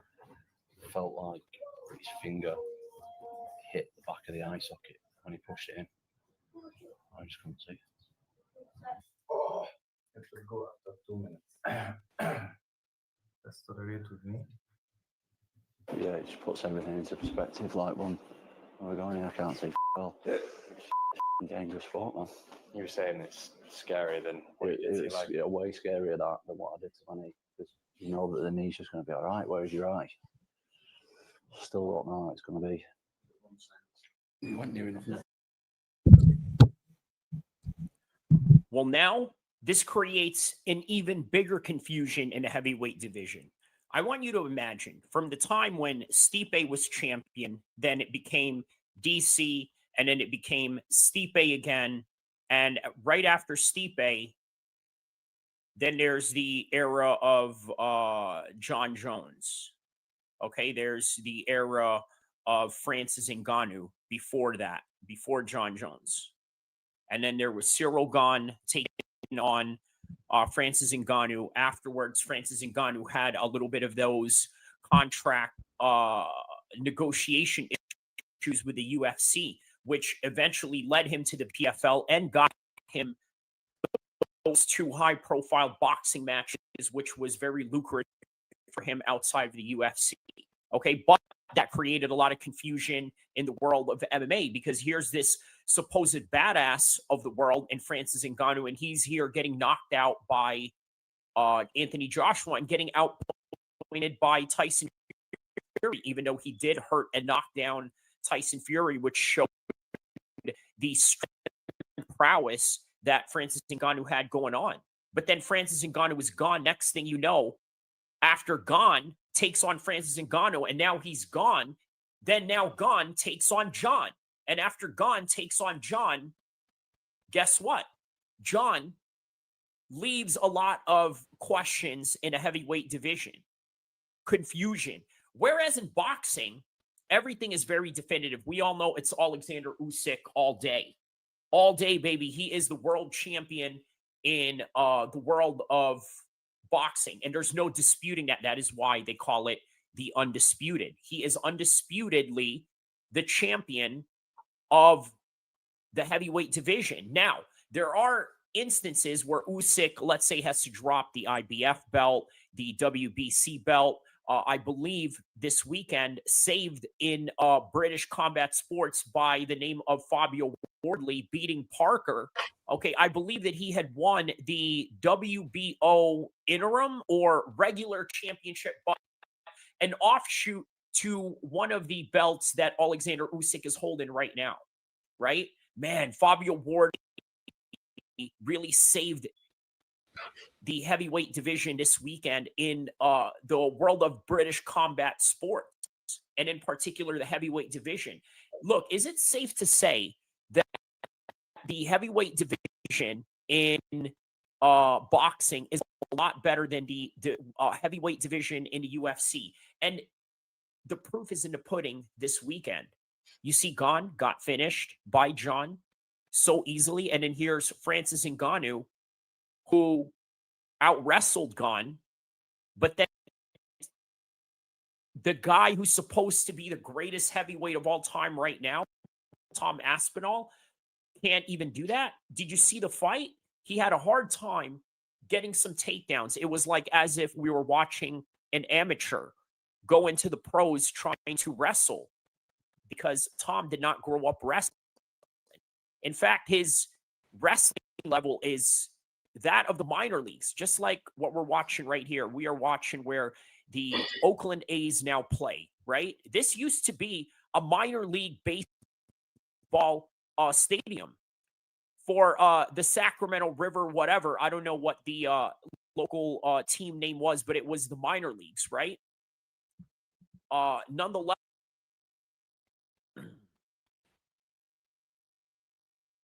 so the heavyweight division right now in the UFC is not looking good in terms of having a strong champion. But I tell you what, I think that is a whole lot better than having a definitive champion. Let me tell you why, right? Because I think the sport of MMA has always been chaotic and it's always been unpredictable. And on any given day, anybody can beat anyone at any given Saturday. I mean, really, anyone can win at any time, and it's crazy. Look, did you see the results of the rest of the card? Obviously, it was insane. Like with the Ricardo Almeida fight, I honestly thought that Volkov. Why? Okay, a few times they stood Ricardo Almeida up while he was on top of Volkov, and as a result of the control time, I thought, hey, you know what? Maybe due to the control time, that perhaps you are not going to want to miss this next trick. High Horseman. Open sesame. Worth a try, was it? Now you see me, now you don't. Rated PG-13.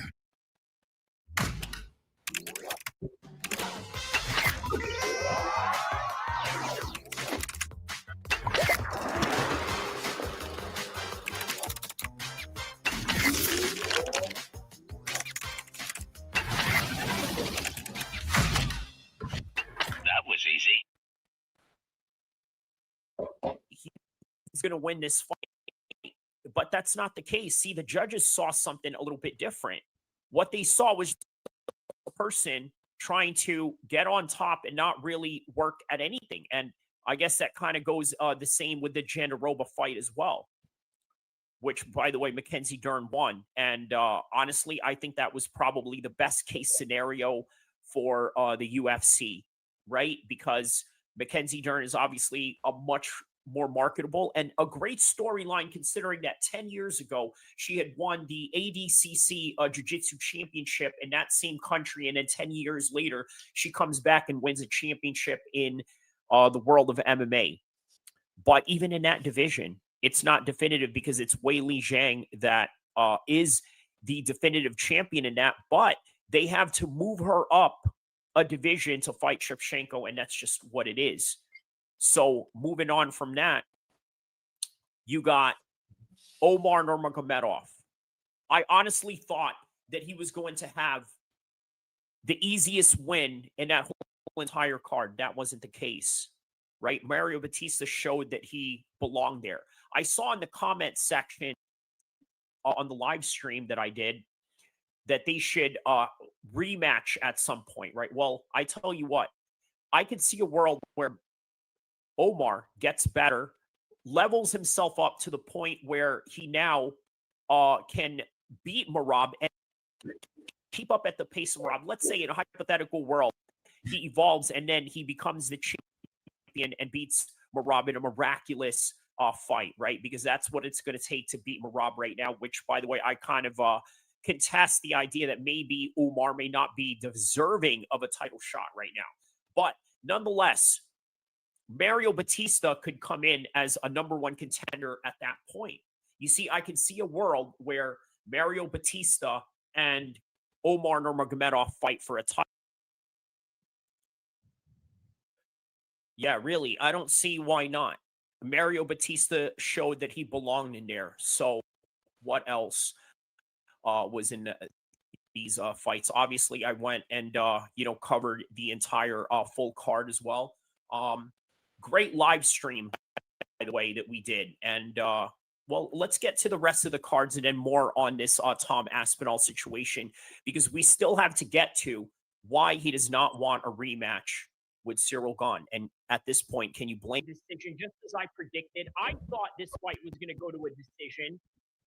As a result, it ended in the first round with a no contest due to an eye poke. Wow. Tom Aspinall was getting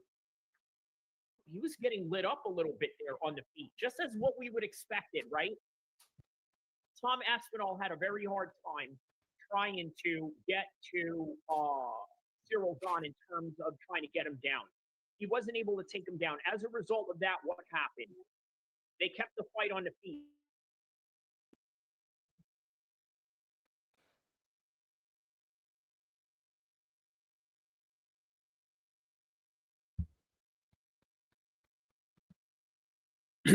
All right. So here we are. We got Radtke versus Frunza right now in the welterweight division.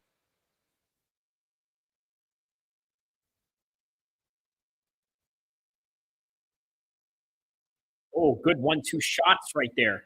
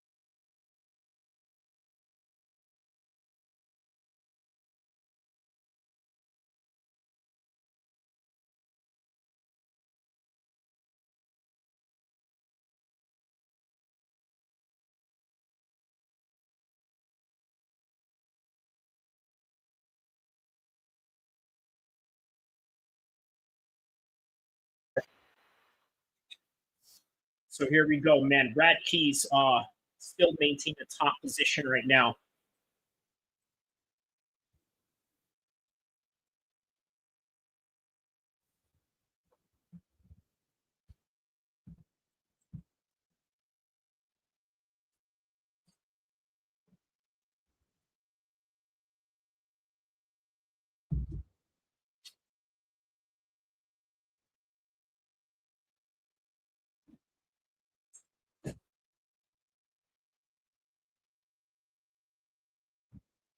All right, so here's Radtke right now looking for a rear naked choke. Looks like he's about to tap here. Looks like he's about to tap. Oh, he's got it in. He's got it in for a rear naked choke right here.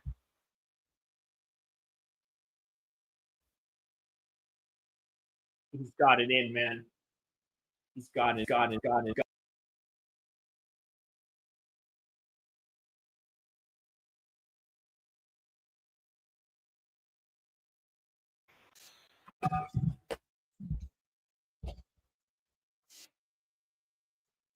Wow, yeah, he escaped that one. That was a very good escape on the part of Frunza.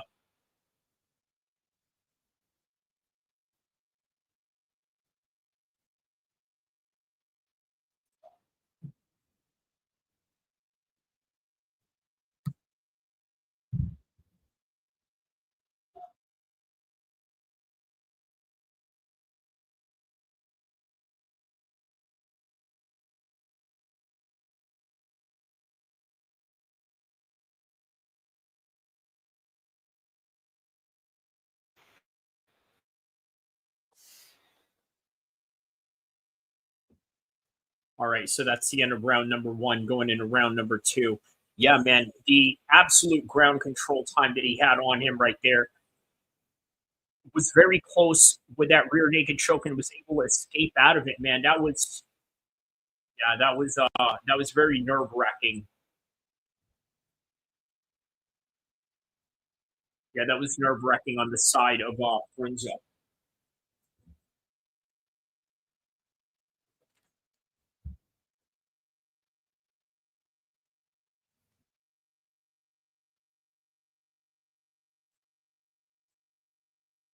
Inside all of us, there is a fire,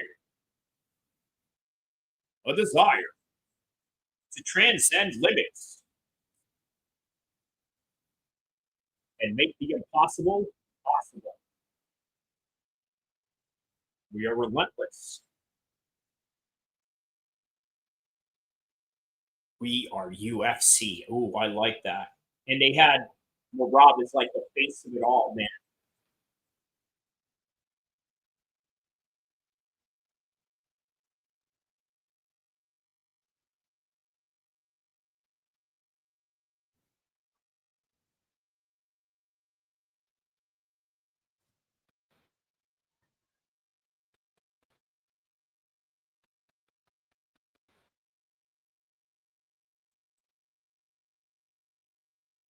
All right, so here's Radtke's circling around Frunza right now.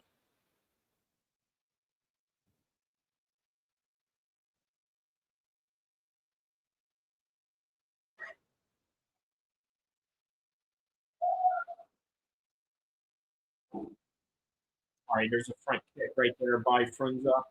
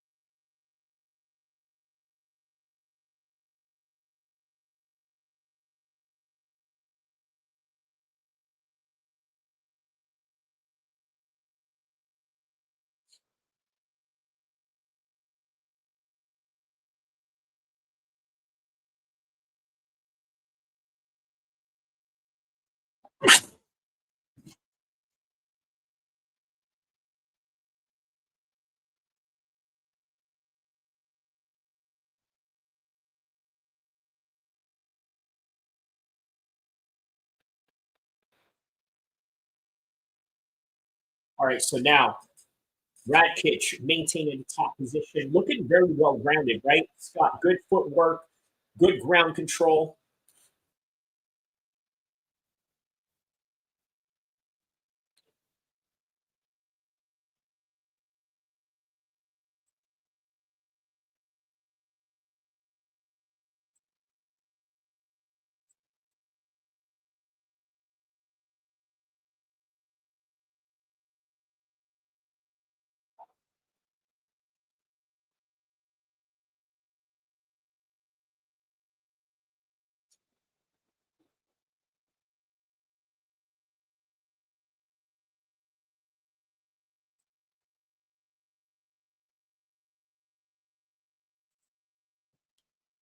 Radtke still maintaining top position right now.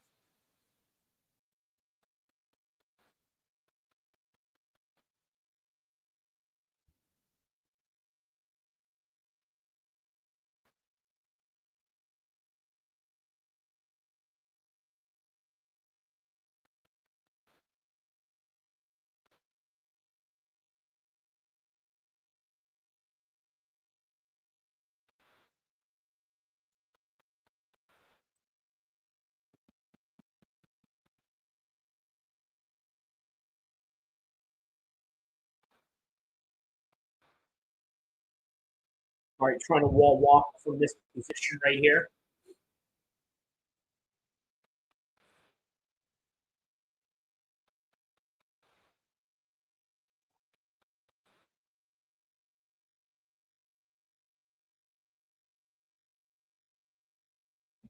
Yeah, Radtke's taking it to the ground control right now.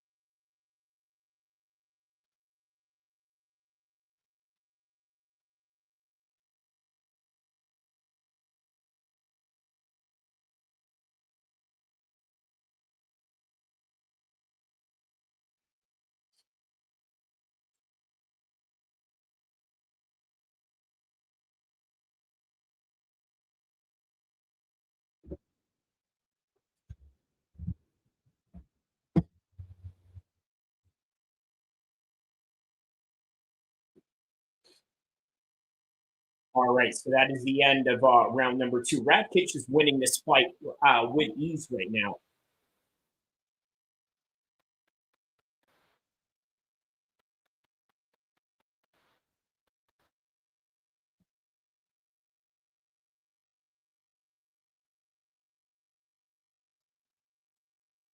Oh, look at this.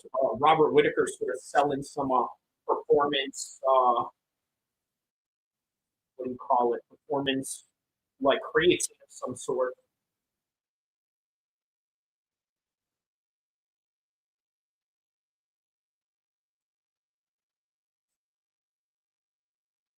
In the heart of each of us lays the heart of a fighter. Transcends limits.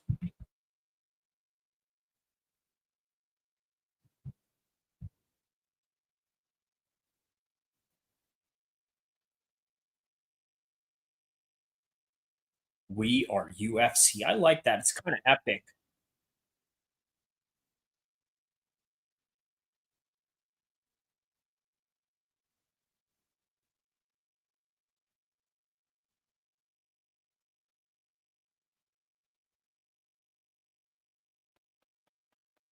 All right, third and final round.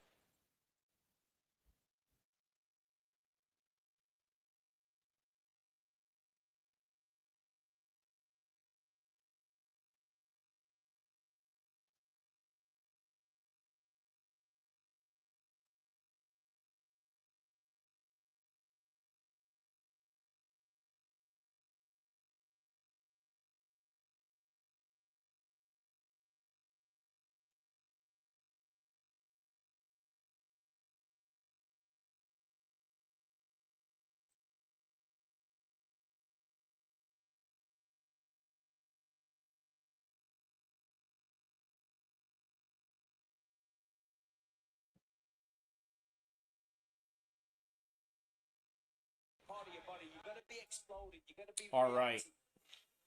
Like a coil spring. As soon as it touches, you start scrambling, you got to the next move.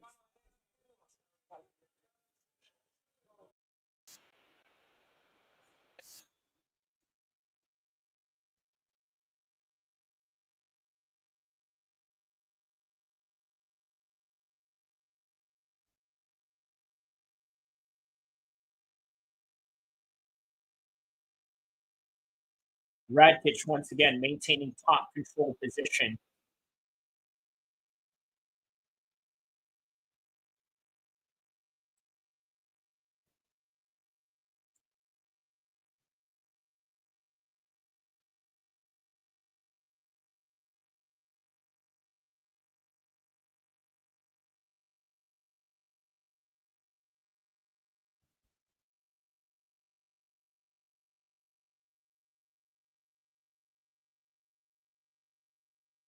Yeah, real good elbow by Radtke there.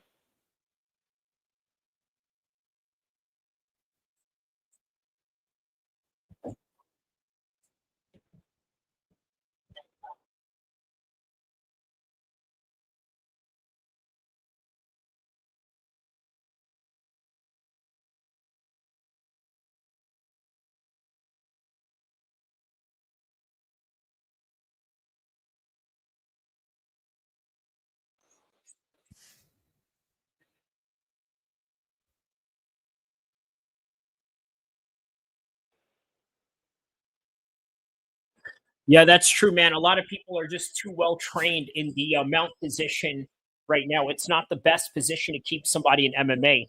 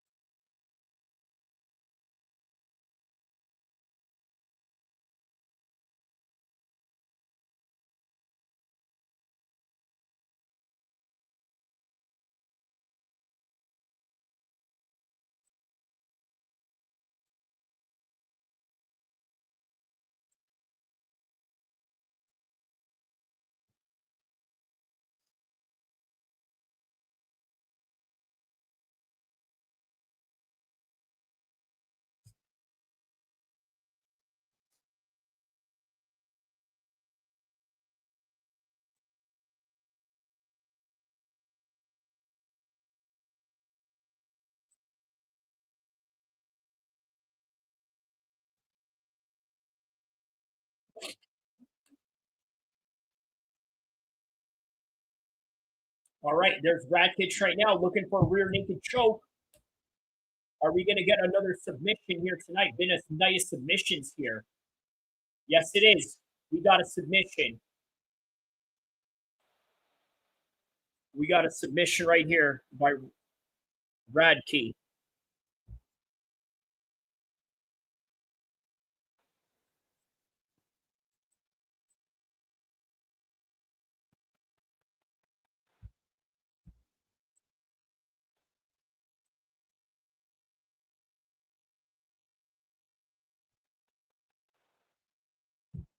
They're playing the Money, Power, Respect instrumental in the background. You know what I'm talking about? The Money, Power, Respect, what you need in life. Money, Power, Respect, what you need in life. Money, I mean. Distractions, forcing Frunza to Right make a here. mistake. And then here's the finishing. Just like round one, as DC said though, but this time you're tired, you beat down, and you got no. In his last 3 fights, the jump below.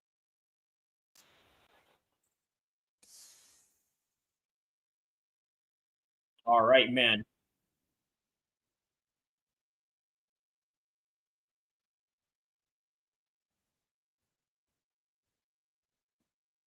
Great win by Radtke.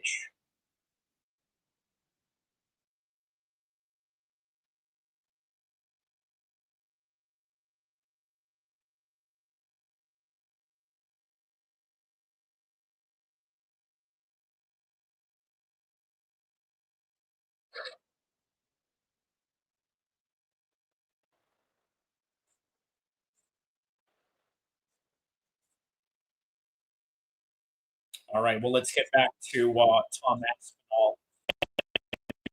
You know what happened a week ago. Puts his hands out and he double poked Tom Aspinall as a result of that. I mean, it's very unfortunate, but it is the reality of the fight game. It is just what happens, and that's just what it is. Jones mark gone in 2 minutes. Right. This absolutely just creates more of a legend for John Jones. Tom never removed the paper from the eye. He kept pressure on it. He didn't feel good in there and wanted out for sure. Well, that is a theory that you can definitely subscribe to. I didn't get my value on my pay-per-view, dang it. And you know what? These are one of the last pay-per-views of the year, if not ever, in the UFC. It is insane. And Gane was winning, though, according to a lot of these people. So these are the things that a lot of these people are saying. It says, right, Fresh, it was a main event title fight. You get back out there and fight, win or lose. Now, that right there is the extreme side of that, right? Look, Tom said to DC after the fight, hey, look, what am I supposed to do? Right? I'm not the one that asked to get poked. Tom felt he wasn't going to walk through Gane and decided he had to get a get out of jail card.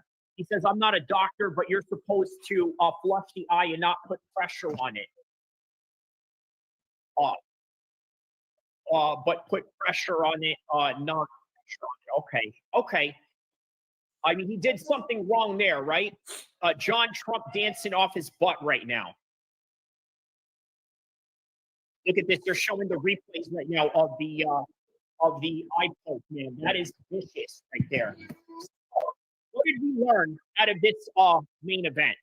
What we learned out of his main event is that Tom, well, Cyril Gane could hang in there with Tom, even though Tom was the heavy favorite. They booed Tom Aspinall because they were expecting a whole lot more. They paid a lot of their money.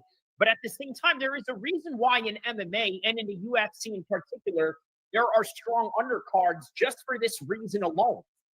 Because you never know when these things happen, and you never know if these things are going to fall out and they are going to cause a different trajectory in the fight and in the whole entire event. Look, this whole entire event was Tom Aspinall and Cyril Gane. Nothing more, nothing less. However, it got spoiled due to the fact that Tom Aspinall got poked in the eye. And that is the unfortunate part about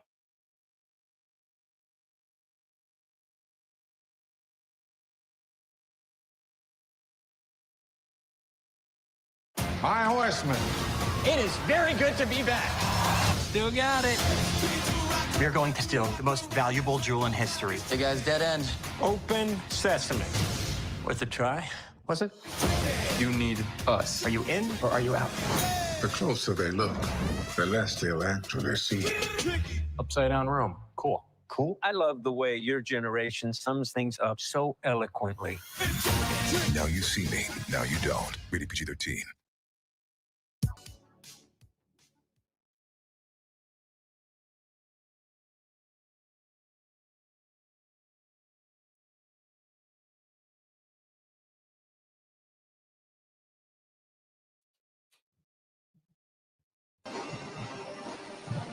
He said on the comment section that this is John Jones right now.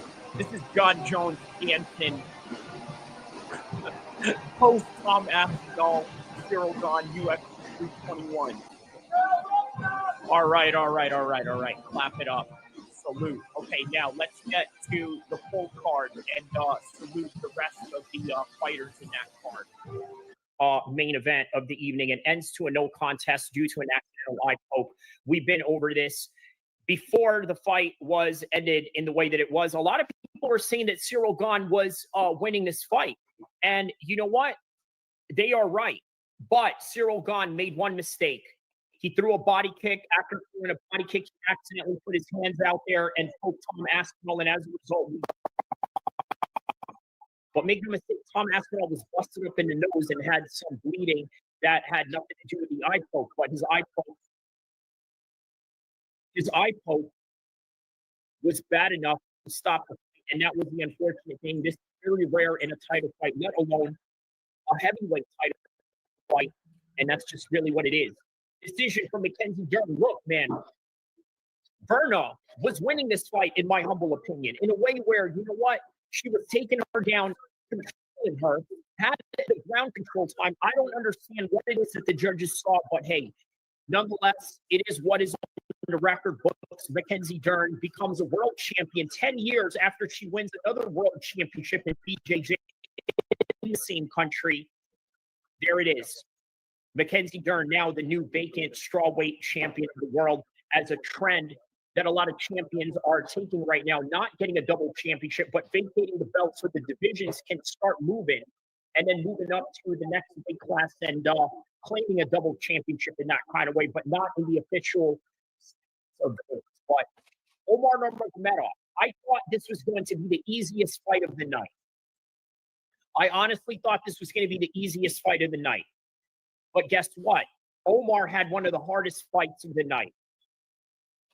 Mario Batista is a contender at some point. If Omar becomes champion in a world where he miraculously beats Merab, which, by the way, I still stand by the fact that I don't think he's ready for him right now. He needs to have a little bit more of a tune-up fight, like Sean O'Malley, big money fight, but still a big tune-up at the same time for Merab. Yeah, he Sean does get O'Malley those fight guys and then great, get through Merab at some time in the future. Mario Batista and Omar could fight for the championships at some point. They can fight for the championships against each other at some point because Mario proved he is right up there. Here's another controversial decision. Jason Almeida, more takedowns, more ground control time, yet Alexander Volkov won the fight. Decision. What can you do about it? That's the fight game. Now, Osmond, man, 311 into the first round. A power jab knocks out Alexander Radtke. Very small for the weight class, 5'10 at 205. But he's knocking people out, and he deserves to be in his weight class. He knocks him out with a power jab. A power jab. Wow. Wow. And there's a reason why he was undefeated. Now, how about this? One of the most shocking head kicks of the night. Quillian Scollin, right? First round against Nasrat. Out of nowhere. Look, in the very nowhere. It looked like it was all even. Everything was whatever. It was what it was. Next thing you know, boom. Comes Scollin with a knockout kick. Ikram gets the unanimous decision over Clark Standard. He was out wrestling him the whole entire fight. That's what it was. Majority decision. Okay, this guy right here, he blew out his leg. Okay, because of a takedown that Radtke put on him. After he got the takedown, his ankle goes out, and then in the middle of the second to third round, he wasn't able to answer the call to get out there in the third round. And then speaking of heels or ankles, here's Walter once again with a heel hook. I believe his third or fourth submission in that same match. First round. Unanimous decision against Daniel Wood, taking on Jose Delgado. Abdel Wahab had one fight. He got Chris Barnett tired, but he also got tired himself trying to out-wrestle him. How about A lot this? of wrestling. Unanimous decision. Osmat Maksum. I thought he won this fight, but again, a lot of questionable judging going on tonight, right? Maybe it's just how You they can saw the toss fight. that up either way. And the first fight of the evening, you had Jack Morion loses to a decision against Mizuki. Mizuki was awesome. The takedowns that she had going on. Fight. Awesome takedowns. And then there it was.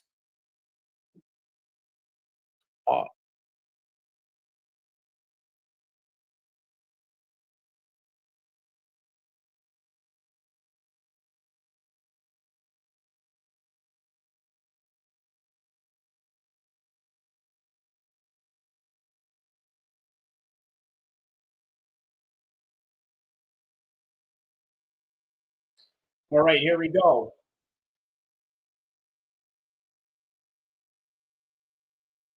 Here we go. Here's Isaac Dulgarian and Del Valle.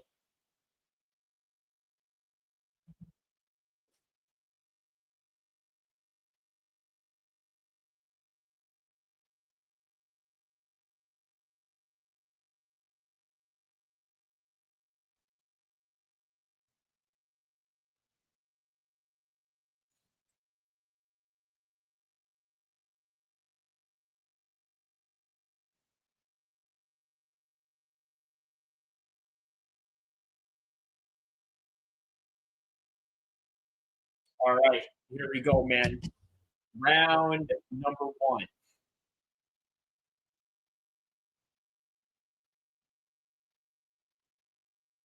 There's Dulgarian opened up with a kick.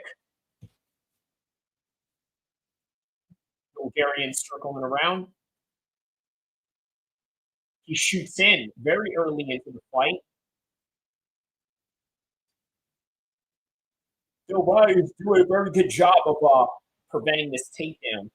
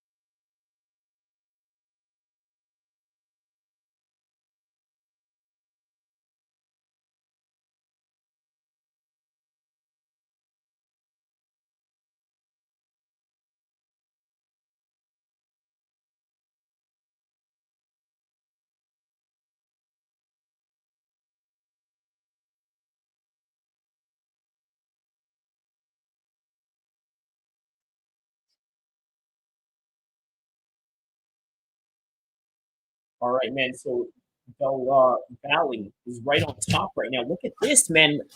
Looking like he's about to get a finish right here. Wow, ground and pound position from the top right now.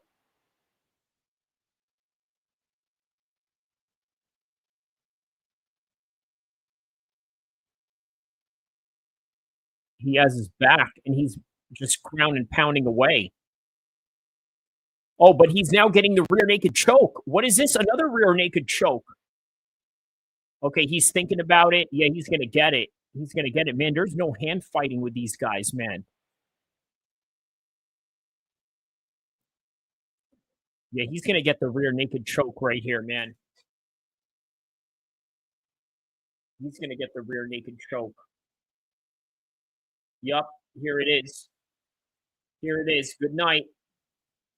He's trying to hand fight it. He's trying to punch away.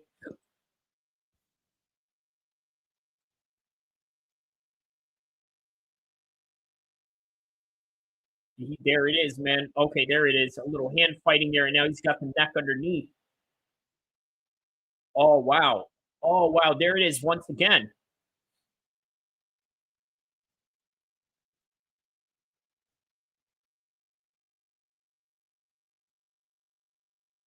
All right, he actually fights out of that. Let's see here.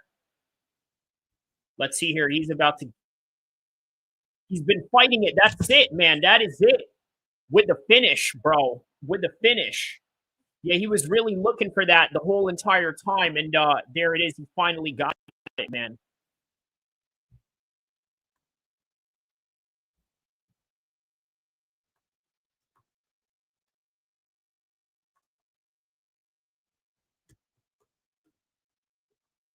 Yeah, he was trying to hand fight. He was trying to punch, and instead of hand fighting, that's kind of a guerrilla move on him.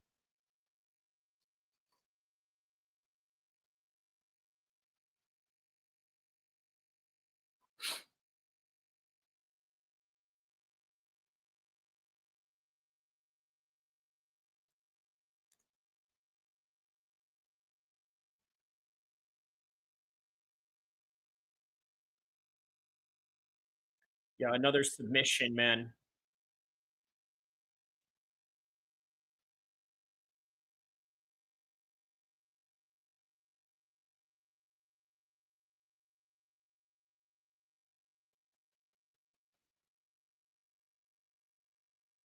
All right, man.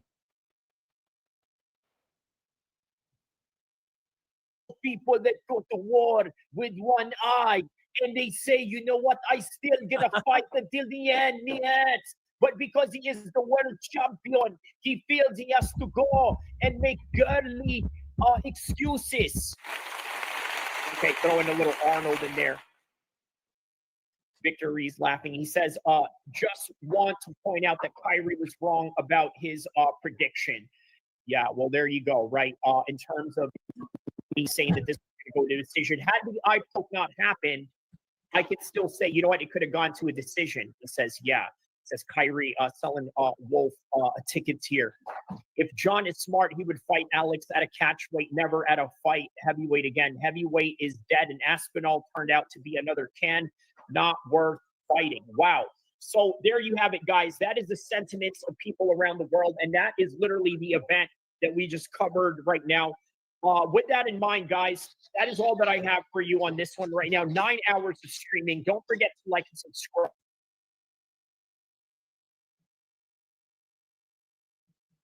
All right, so here we are back at it right here. Okay, so what do I got to say about the fact that Tom Aspinall does not want a rematch? Can you blame him? Let me explain how fighters think behind closed doors that a lot of you may not understand, right? In regards to why Tom Aspinall does not want this rematch. Number one, he knows that Cyril Gane has his number, but also he understands that Cyril Gane is a very irresponsible fighter in the way that he sort of uses his weapons and, well, once again, weaponizes his fingers to poke his opponents.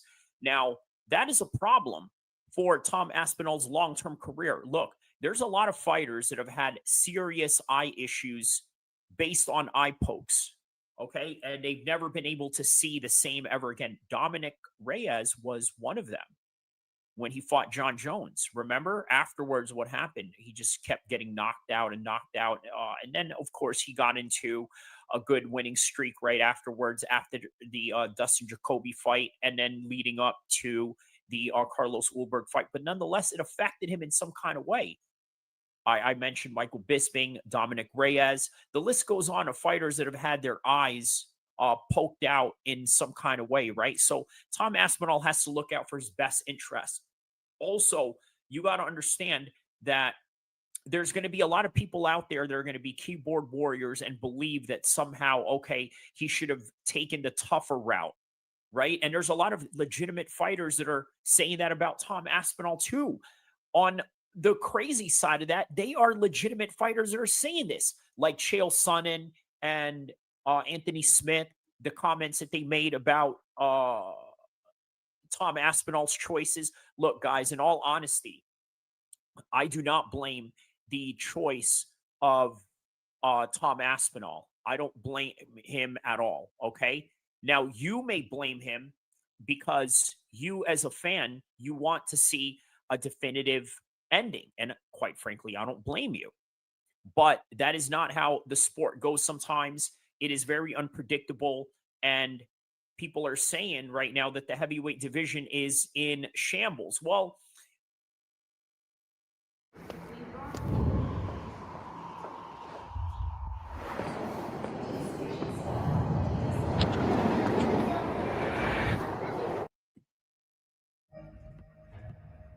This is Buick, now. Buick, exceptional by design. Get 0.9% APR on a 2025 Invista. Plus, current I think that the heavyweight division right now is at its core homeostasis. Why do I say that? Well, because once again, the unpredictability of this sport and the fact that there is no definitive winner at all the time, right? What do I mean by there's no definitive winner? Here's the thing, right? You could win a championship fight, but at the same time still go home with a CTE. That's the reality of this sport. And people have to understand that there is no winning. And that goes for boxing, even though boxing, there is a lot more definitive answers than they have in MMA. But right now, the story continues, and they're going to probably throw this matchup sometime in March for a London UFC card, which could be a good homecoming for Tom Aspinall, or they could put it in the White House, France versus the UK. And France was the country that helped the United States establish itself. But on any regards, guys, this is all that I have for you. This has been the 25-minute championship round that you've been waiting for that you didn't get Saturday night. So here it goes. Enjoy this video. Rewind it back from the very beginning. Start watching it from beginning to end. And yeah, I'll see you in the next one, inshallah. MMA needs if you want to find predictions, news, and everything.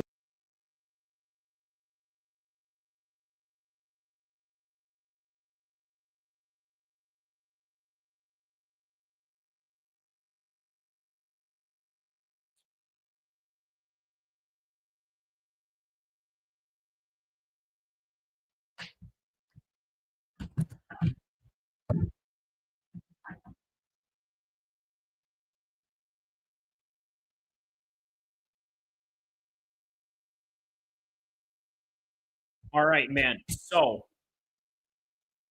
we got 3 fights left into the whole entire fight card right now. What do we got next? So we got what?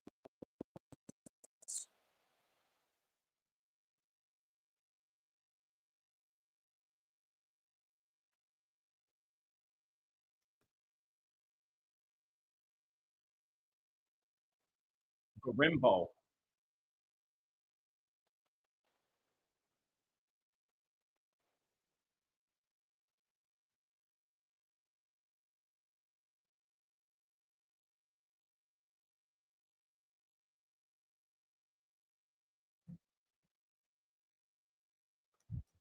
All right, so Wells and Gorimbo coming up next right now. So a little unfortunate incident that has happened during this week, right? I did a story on this guy not too long ago, Big U.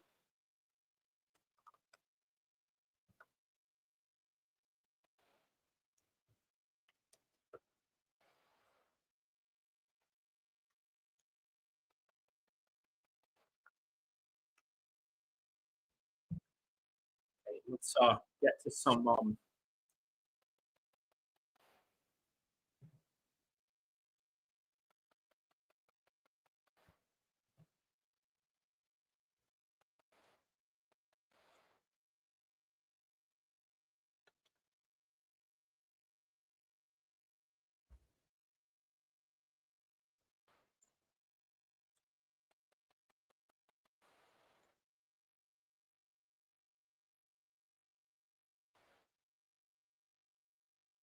right. So let's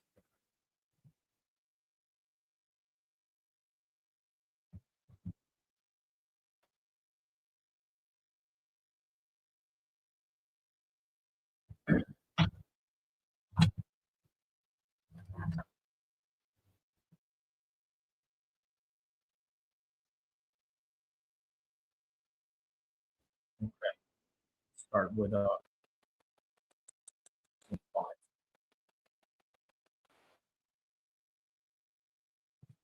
Looking at 425.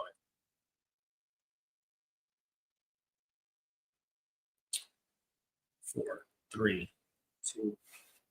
All right.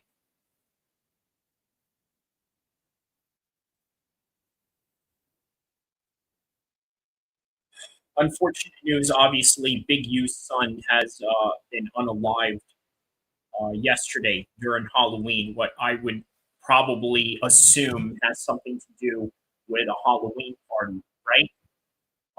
Well, here's the thing, right? You got to understand something. If you live that life, or if you are about that life, some of the things you got to understand is that some people in your family could pay for the consequences, and that could mean a multitude of things. It could mean the fact that they're going to be serving time with you, because let's face it, if you go to prison, it is not only yourself and your body and your mind and your spirit that is taking a toll on yourself in experiencing this prison bid, but it is also your family that is experiencing with you, because they got to put money in your books.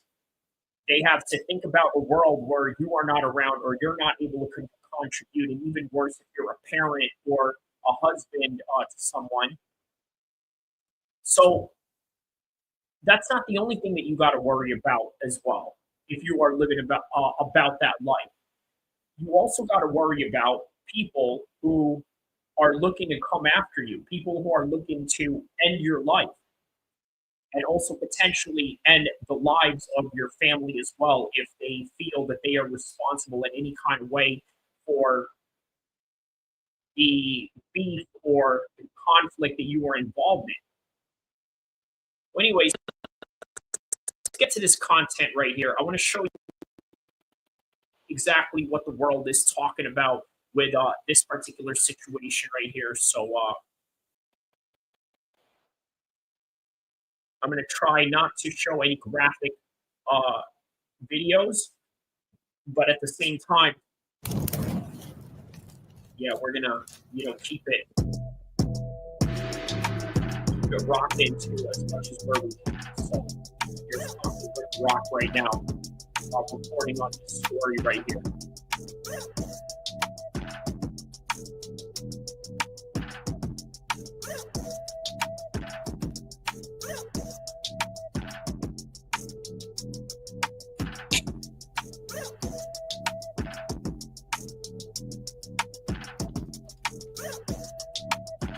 All right, man.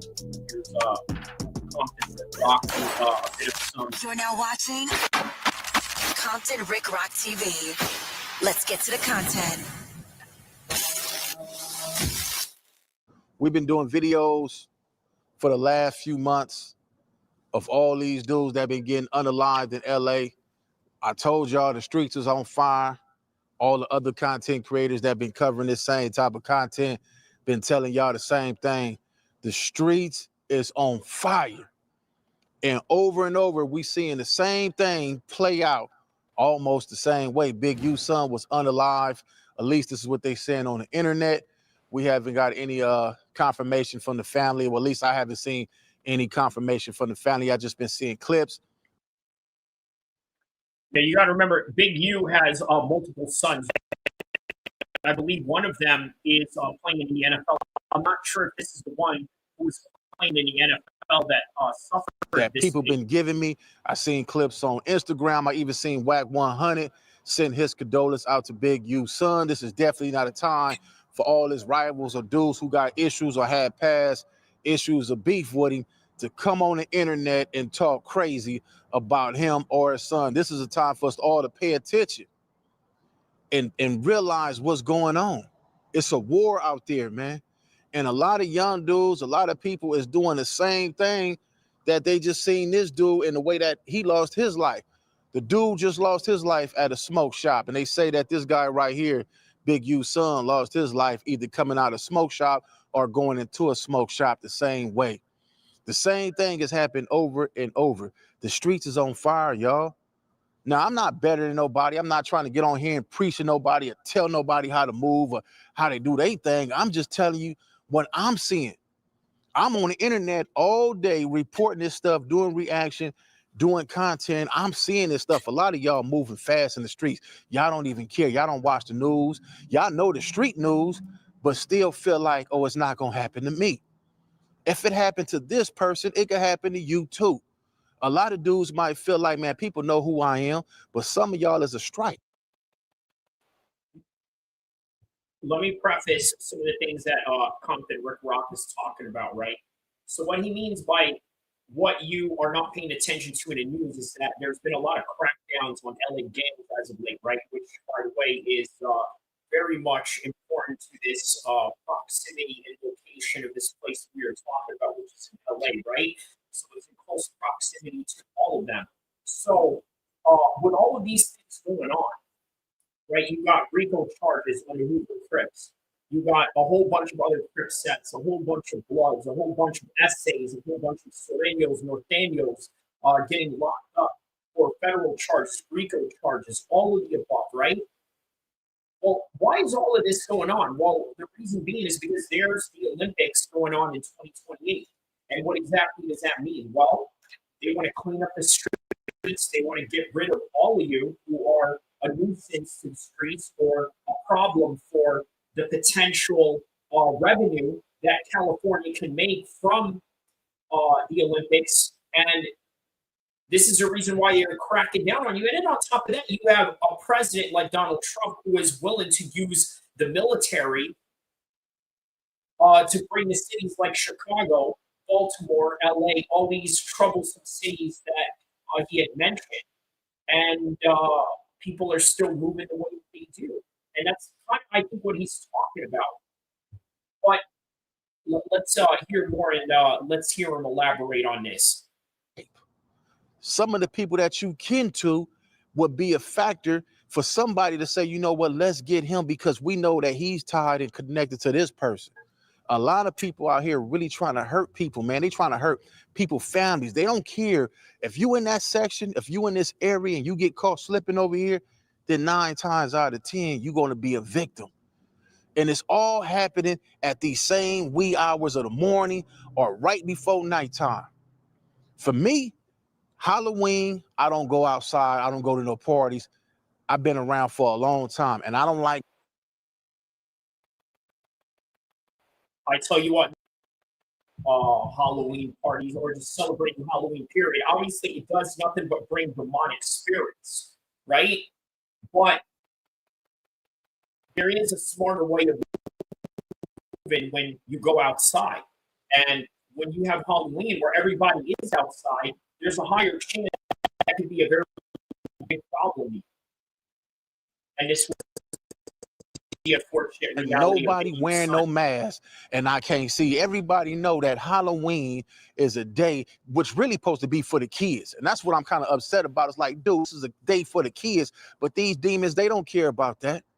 They out there masked up. You can't tell who it is. And it looks normal because you know it's Halloween. So you ain't paying attention to a dude walking up with a ski mask. Still feeling the effects of your accident? Well, don't let insurance pressure you into settling for a quick fix. And I get it. After an accident, it is so tempting to accept that check. But even if... That's a very good point. I never thought about that, right? It is normal to wear a mask, a balaclava, a ski mask, Jason mask, which for whatever reason is used for a lot of murders, right? Obviously, because of the demonic spirits that are tied to it, is symbolism behind all of these horror movies. But nonetheless, yeah, he's right, man. It is kind of normal for people to walk around looking suspicious, and then from harm to harmless to harmful. I didn't think about that. But that's true. Well, I didn't think about that, but the way that he articulated that sort of reminded me of that notion. You ain't paying attention to a dude walking up with a Halloween mask. New Year's, I don't go out. New Year's Eve, when they shooting, I don't like no shots coming from no direction, and I don't know where they come from, as well as the 4th of July. These are days that you know you're supposed to fall back, especially if you're in the streets or you got ties to the streets. Now, another person had lost their life. This dude sitting up in jail, man. He probably going through it. You know, he's a human being like everybody else. I don't look at people and say, oh, man, this is supposed to happen to them. All the stuff they done did in their life, this is karma. Nah, man. We the only ones losing, homie. Nobody else losing. I ain't got to get up here and make this no long story. I'm going to play some clips that I got. I'm going to blur it out of respect, you know what I'm saying? And really, it's all disrespectful at the end of the day. It's like, now we seeing people in real time. If you wasn't called there by the ambulance or, by the police department, that your son or your child or whoever is out here laying down, come identify the body, we used to then see this stuff. Now we seeing it, anybody posting it. Everybody is sitting back with their camera. They don't know at the time who this person is. They just posting it. Hey, another homicide happened on this street. That also includes the Charlie Kirk situation, as you guys and know. These same homicides is taking place in the same area. It's not safe to go up in them areas. If you got to get gas, I'm going to give y'all some game. My people told me this, man. If you got to get gas, drive out where you know it's safe at and get gas instead of dropping off in the hood. If you got to go to the liquor store, you want to get you a blunt or something, drive where it's safe at. Why is y'all going in these same spots, these same areas? These are hot zones. It's on fire right now, man. It's on fire, bro. And if y'all watching my channel. Yeah, he's absolutely right about that, right? Why would you go to these places when you know they have a high propensity of potential danger? And look, I think he's right about assessing threats, right? Why would you go to areas like that instead of going to a gas station that is full of people, right? And look, here's another thing. You go to a gas station and shots pop off, guess what, man? That whole entire gas station could blow up along with everybody else that's in it. And now, not only are you responsible for getting hit by your own rivals, but now you've caused your rivals, not victim blaming, but just keep it real for what it is. Now you're responsible for possibly blowing up everybody that's around you in a gas station. So, yeah, better to go to a gas station you don't know, or next town over where people don't know you, or there isn't like a hot spot, as he says, right, where it's just, considered, a red zone or a hot zone that's a zone that you should not be around. I don't get on here and too much glorify the negativity or the BS. Yeah, we're going to talk about it. We're going to do a reaction on it. But as far as glorifying dudes, doing all the crazy stuff, I'm going to get on here and tell you, man, listen, I'm not going to tell you what to do, but that move right there, I wouldn't have did that. I wouldn't have did that move. That move went cool right there. In this case right here, man, the streets is hot. These areas that y'all walking in, I would advise y'all to refrain for that. I'm going to play the little clippings. I'm going to play some of the stuff that I got. Let y'all check it out, man. I send my condolences to that man and his family, Big U and his family. I don't know which son this was. I don't think it's the football player. I think it's one of his other sons, man.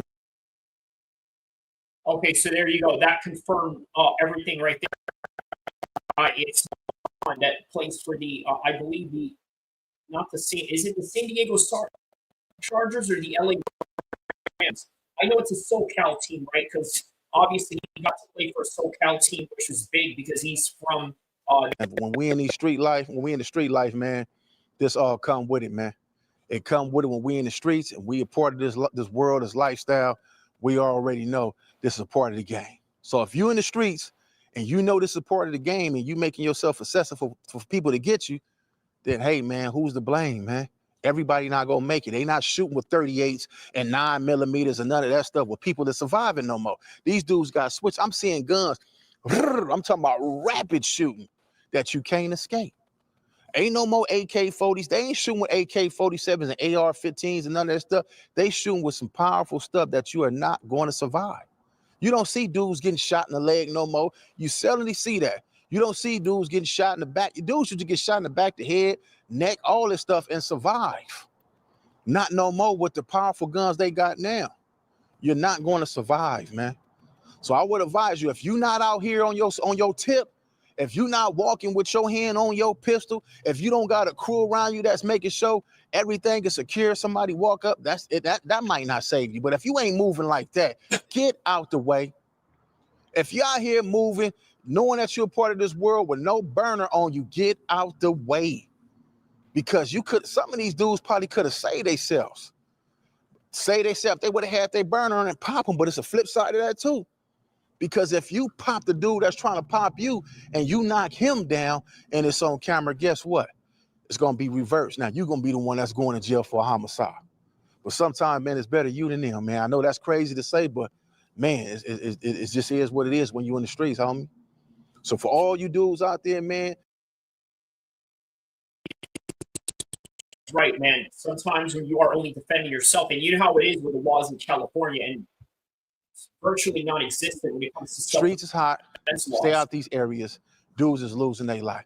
It's Compton Rick Rock TV, man. Leave y'all thoughts in the comment section, man. Y'all comment, share, and subscribe to the channel. Another dude had lost his life, man.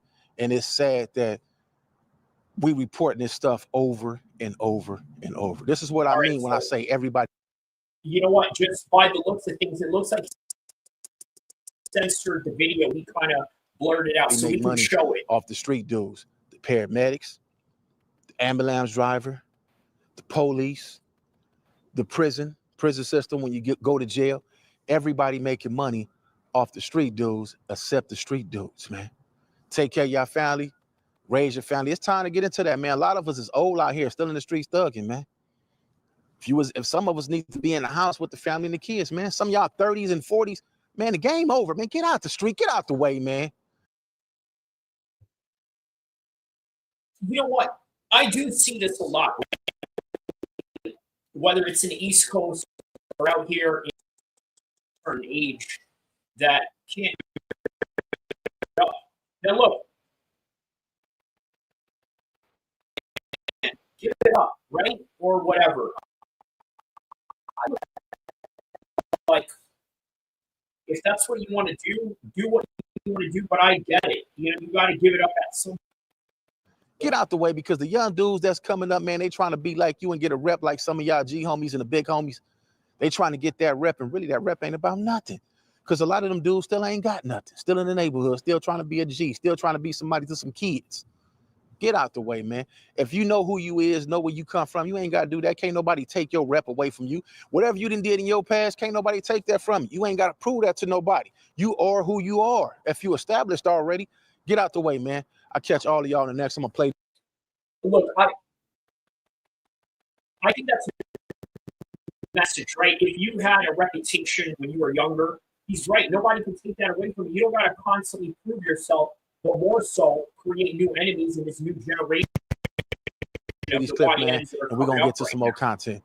Big U son, allegedly, that's what they saying, has lost his life, man. Rest in peace to that young man. Catch y'all in the next one. All right, this unaliving took place right here, right? We're going to show you right here. This is right here. More AI creation platform made for. But it is covered, so. You know what closer you can handle that? Call for Conrad 1245.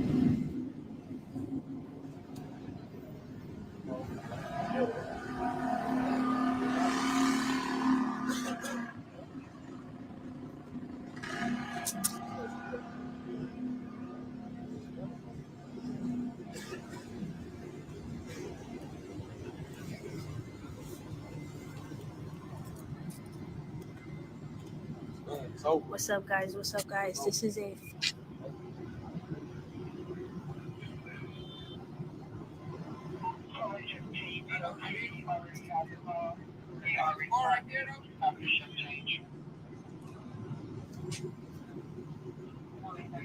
Yeah, so for what 69 right here, you got the This fire guy just got department, shot and killed. you got the cops.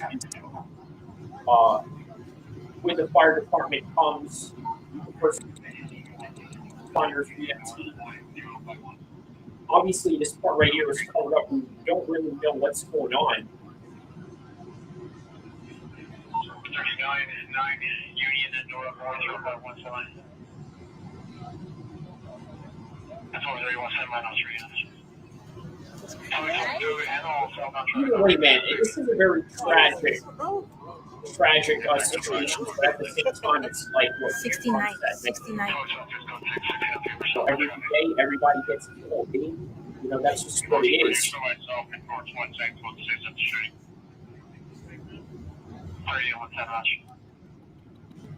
Yep, here's the reality. You're covering them. 69th and Fig. 69th and Fig. This guy just got shot and killed. 77th Division.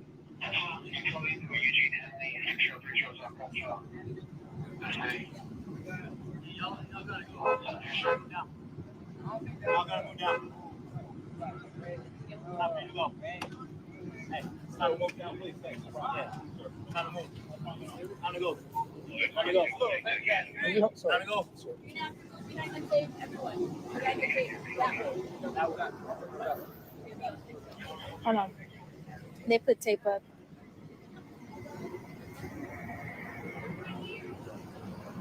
Hold on, y'all.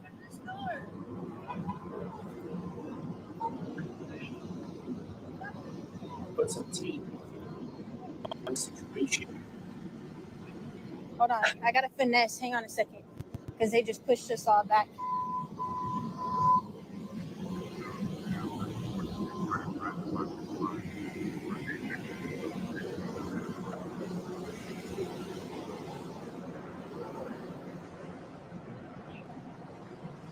What's up, man? What's up? How are you? How you been? I haven't seen you forever. I know. It's been a minute. We're going to have to go. Okay. Yeah, they're pushing us back, guys. Hold on.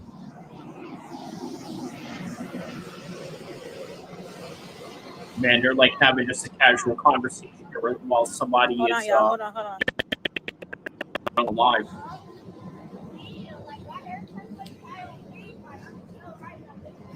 Sorry, they pushed us off the scene basically.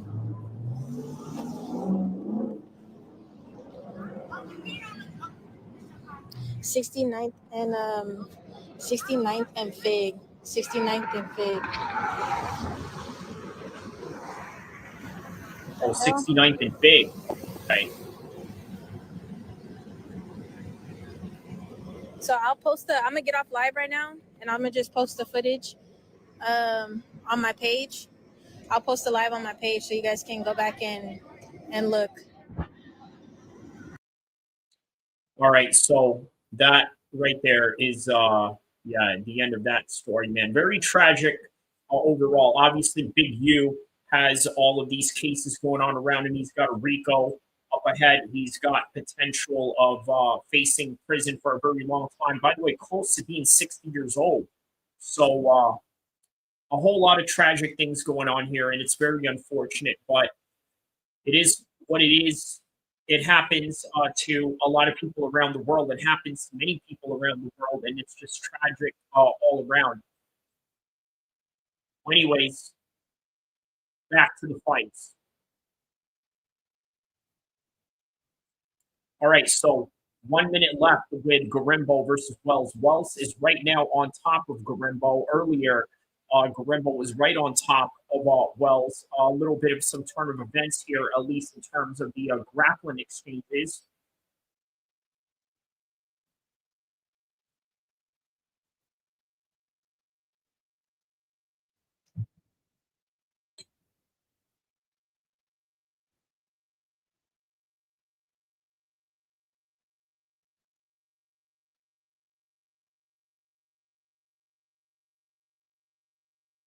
All right, just some short elbows from Wells on the top position right now.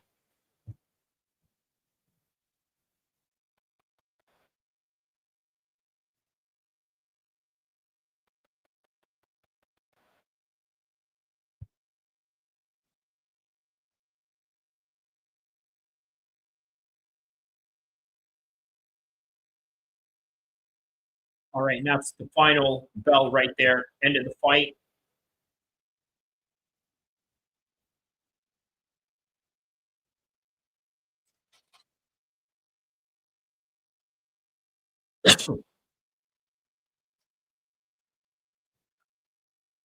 All right, man. So we find out the winner of that one.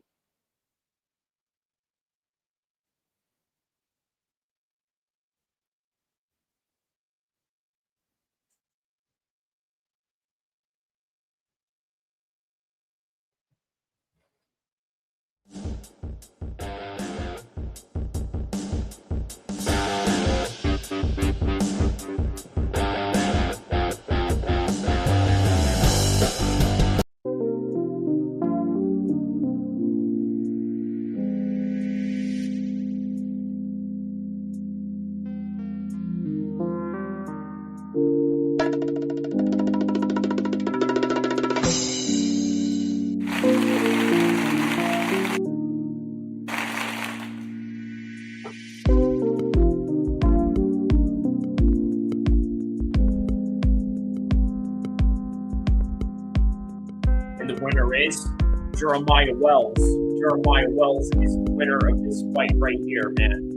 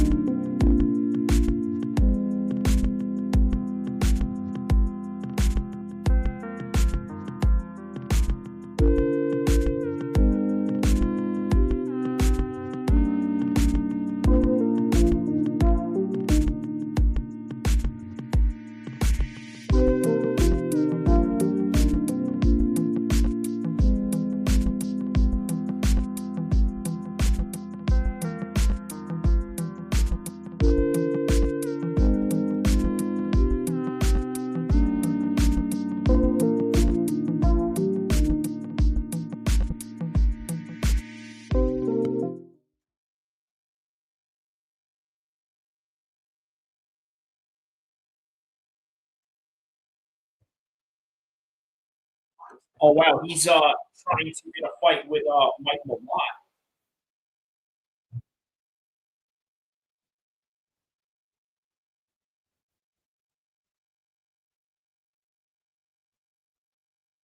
Jack Della Maddalena.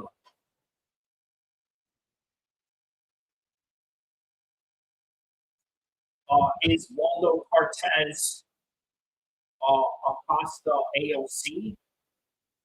What do you mean? It says Gorimbo, huh? Do you think that the parents changed their mind in the middle of the name? Maybe. Maybe, but you know, it's. I would imagine it's a very common African name, or at least whatever part of Africa Gorimbo is from. It's probably a very common name. Fresh, what is your first name? Could you give me a clue what your first name is? How about that? Right, just out of curiosity.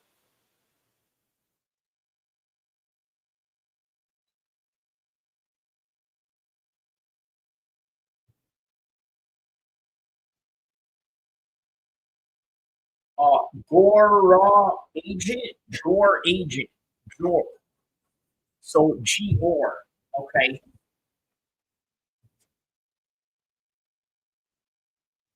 Gore agent. So, all right.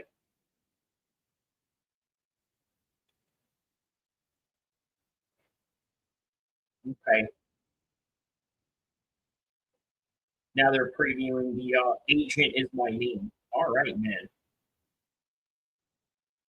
Yeah, I'm surprised. Says my last name is Smith. Okay, Agent Smith. Okay, okay, Matrix. Agent Smith. Isn't that the name of the dude from the Matrix?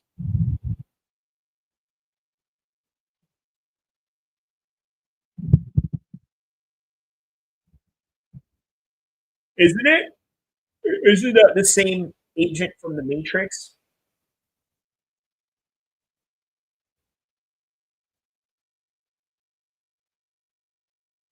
Okay. So you're a Matrix fan.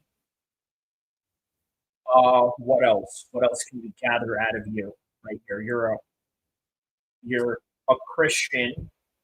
Um, you're not from California for sure. All right. Well, here we go. Waldo Cortez is up next right now. Ante D. There it is, man. The man that Tom Aspinall will duck. Okay. The man that pumps fear in the heart of Tom Aspinall.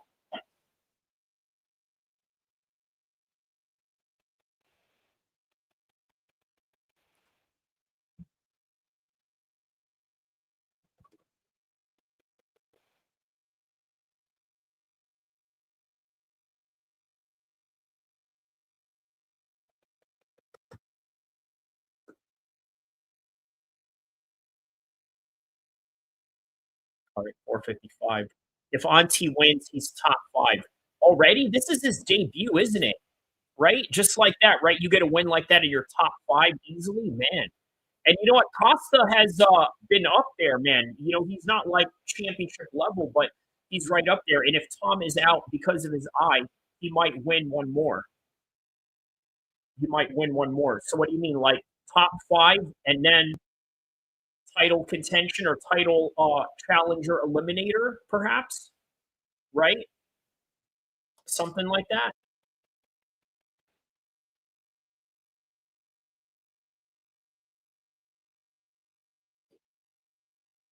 So yeah, he's in a very interesting position.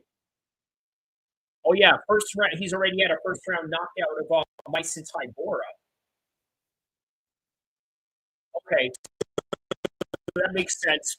Could be top 5 after this fight because he did get a win over Tybora. So I'm gonna try and do my best and use all my tools and finish the fight as soon as possible. He said.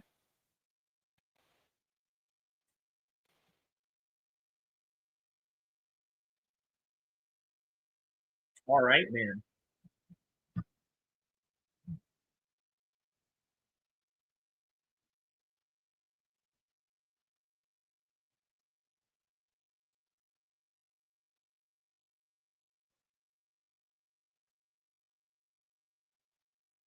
Yeah, man. So already co-main event of the evening.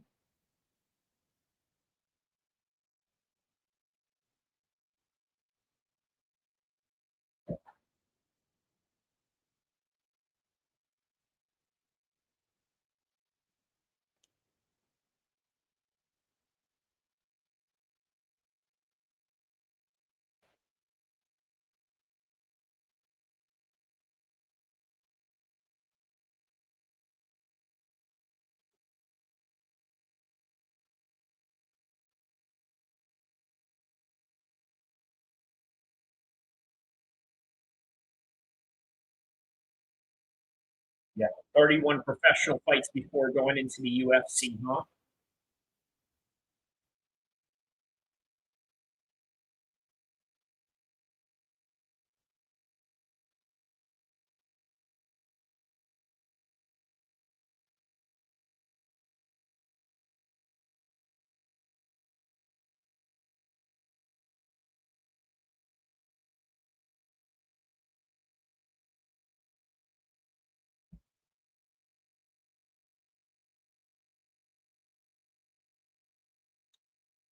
All right, so here's Waldo right now coming out to some Dominican themed music.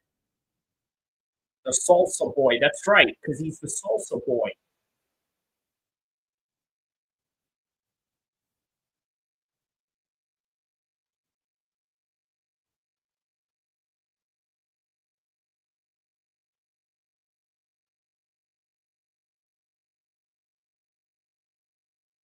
I reckon this is going to end rather quickly.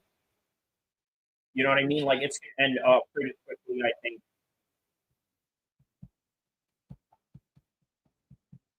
Salsa boy, salsa boy. Costa.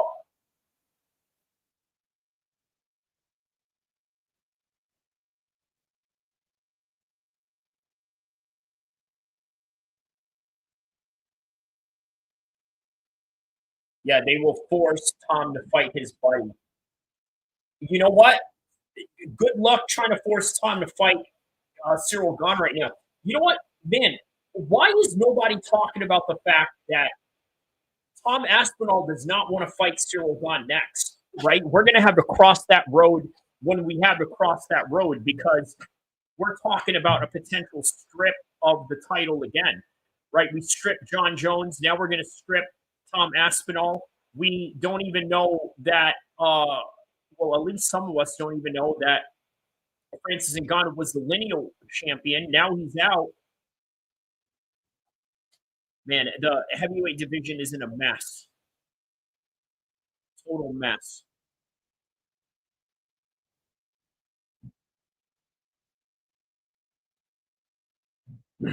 Wow, man, by 25 pounds. And the dude only weighs 237 pounds. Wow. But at heavyweight, size doesn't matter at heavyweight, even though size is an advantage in heavyweight. Let that make sense to you guys, right? It doesn't matter as a heavyweight, but at the same time, it's also an advantage. But then sometimes it can be a disadvantage because you can be too slow. We're going to find out which one of those notions work the most. Let's like Tom. Ante, yeah. I can see that. Ante Delija. From Croatia.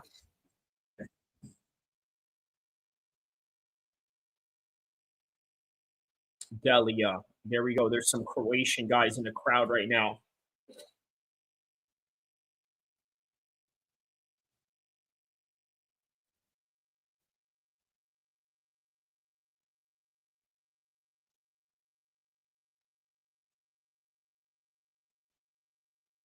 Okay, number 6. Okay, so potential to be in the top 5. Yeah, right after this. Maybe he just steals the number 6 spot, but number 6 is still rather close. Right, you got 5 other people in front of you that are in line for the title. All right, so here's Mark Smith, the referee. I've been watching the Tom Cyril fight again.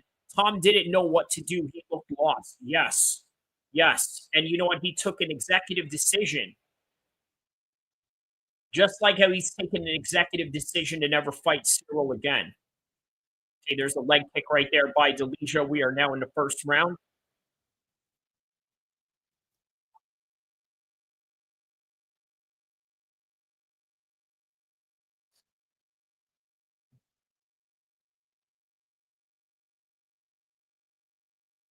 I can feel an early knockout in this fight right now. Especially at this heavyweight magnitude where the first guy who goes forward is going to have the advantage.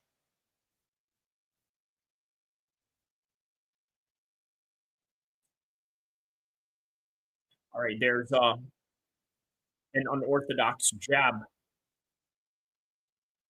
by Costa. Now, Delija is in a clinch position with Costa.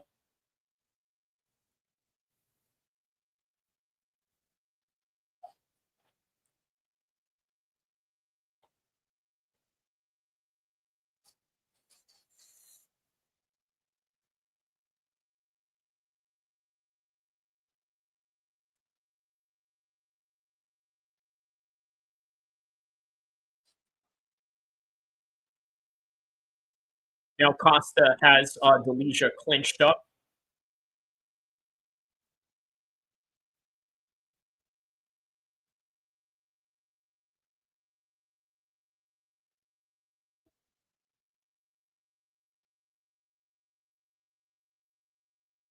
Now Delija has a wizard right around Costa right now, while Costa is pushing Delija right up against the fence. 307, 306, 305 of the first round.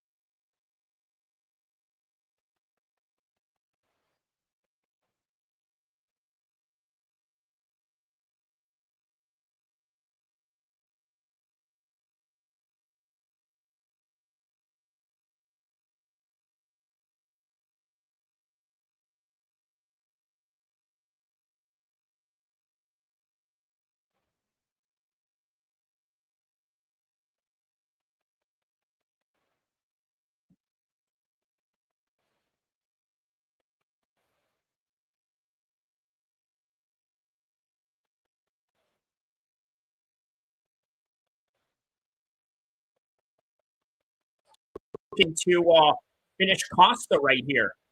How old is Delesia? Oh, we're going to find out in a little bit. He's about to knock out. Oh, my goodness. He just finished Waldo. Oh, wow, man. Ante Delesia just finished Waldo. Wow. I can't believe it, man. Well, actually, I kind of believed it. I told you guys that I would feel a very early stoppage right here.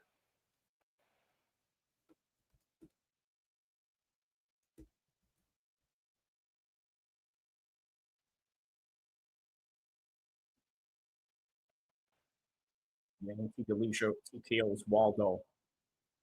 There it is, man. Wow, man.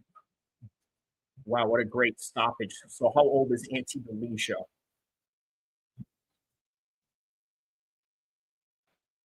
$35, my man. Ante Delesia is 35 right now, so he is prime in the heavyweight division right now. Fast forward to top 5, no problem. Yeah, Tom Aspinall don't want to fight for a title.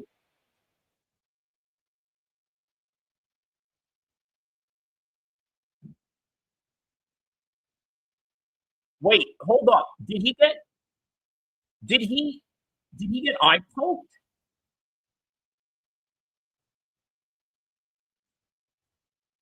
How ironic. Oh, there was an eye poke. Oh my goodness, there was an eye poke.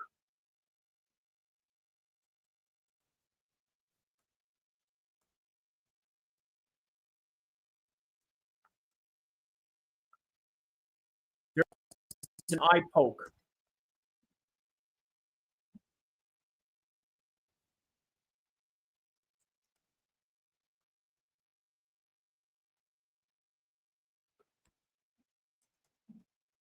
Yeah, that was a clear eye. Dude, that was an eye poke. That was an eye poke. Wait, hold up. What is the officials doing?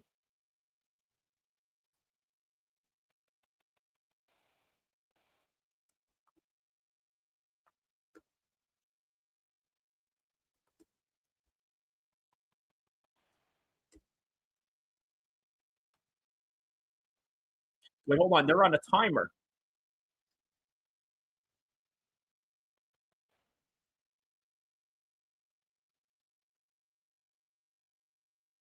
Wow. They're going to see if they can continue. Accidental eye. Wow.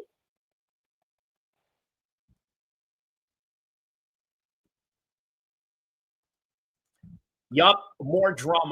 This is what I'm talking about, man. This is why we as hardcore fans never miss the fight.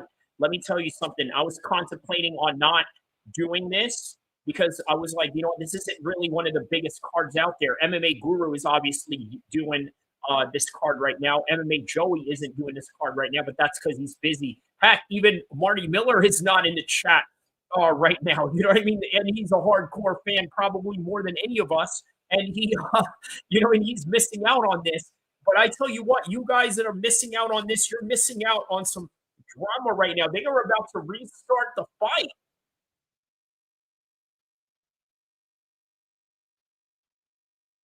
In the co-main event. Fresh says, yes, so he can't play games and wait for Tom to grow up. He's too old. Yes, which is why Tom doesn't mind, you know, letting go of the belt at some point.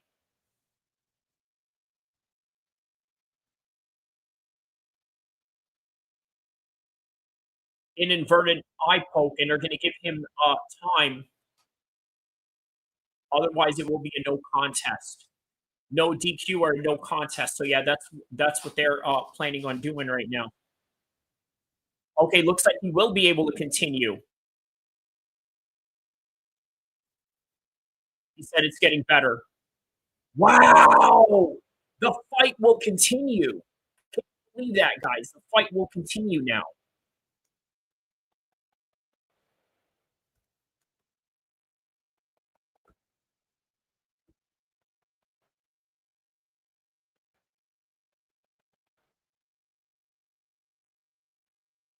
Wow, the fight will continue. Right, man. And the fight commences right here. The fight will continue. So let's go, man.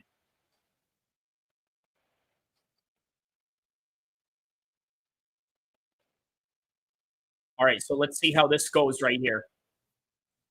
Hey, there's a double jab right there by Waldo.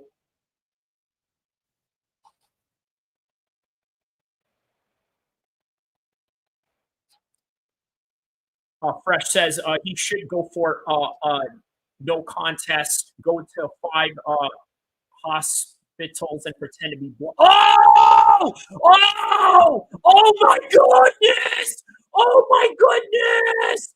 Oh my goodness! Waldo finishes him and he's holding on to the eye. He's holding on to the eye. I can't believe it. I can't believe it. Waldo finishes him.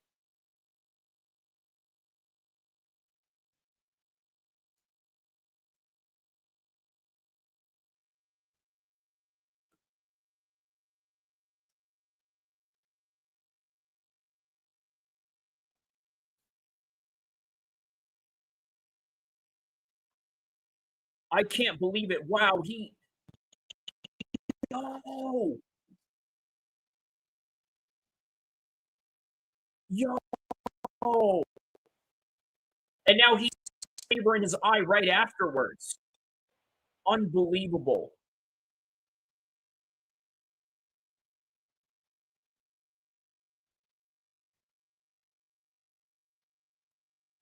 I love this sport, man. And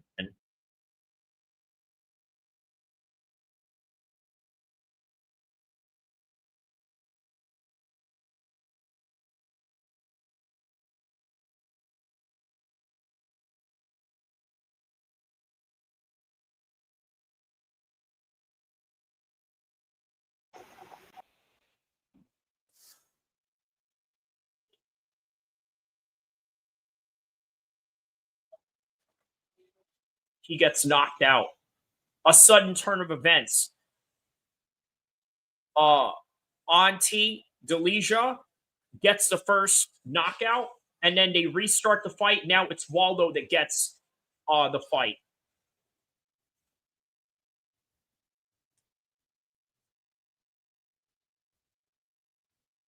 Wow. Greatest sport in the world. And how ironic, all over an eye poke. All over an eye poke. The same teammate as Tom Aspinall, mind you. Greatest sport in the world. I love it.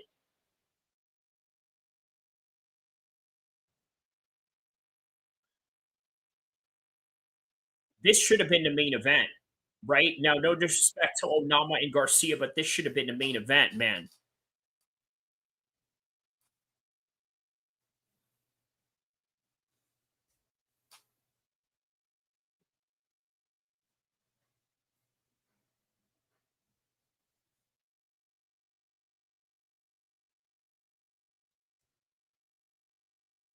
Waldo didn't play the angle and KO'd the dude. This makes Tom Aspinall look so bad. Jeez, man.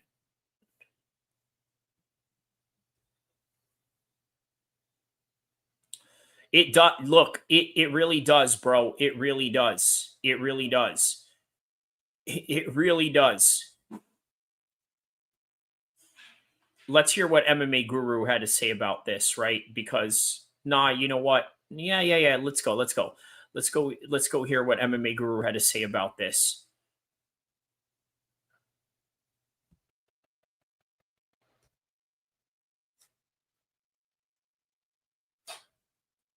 Let's go here. What MMA Guru had to say about this right here.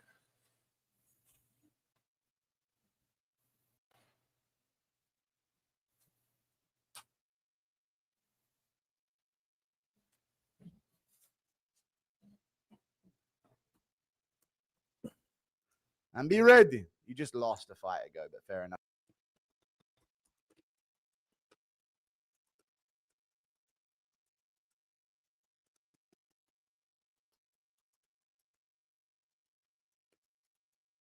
I've called out Tom. Crazy, dude.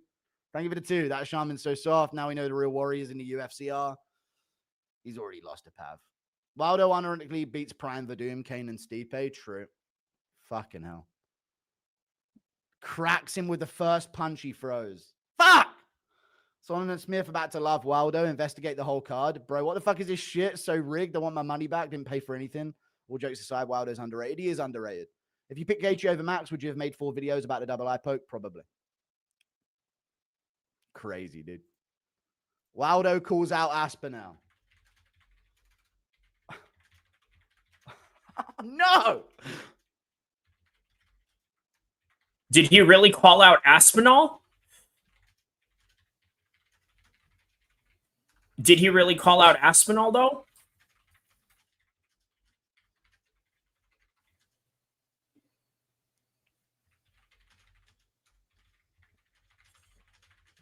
I don't know about that, man. Yeah, but I tell you what, no matter what, man, this makes him look bad for sure. This absolutely makes him look bad.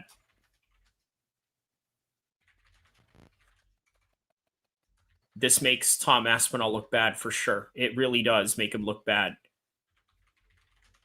No matter how you cut it, man. This is so bad.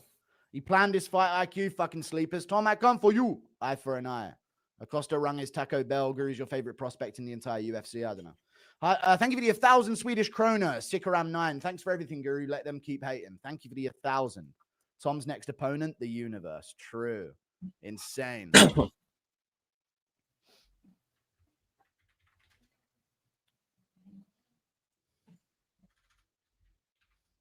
All right, man. So in that fight, you had let's get out of the Guru spear of things right here and just go back to this. Wow.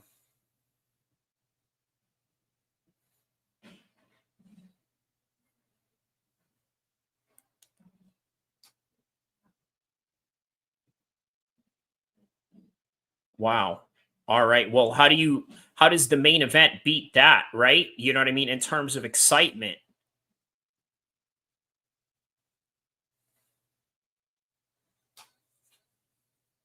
You can't beat that unless, of course, something really crazy and off the wall happens in a main event. But then again, you never know.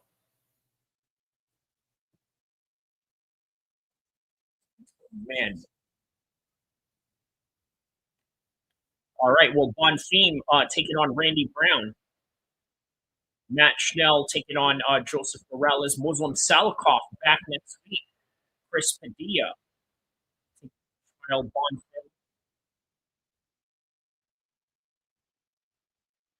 The Bonfim brothers. Ricky Simone taking on Ronnie Barcelos. Christian Leroy Duncan. Marco Tulo.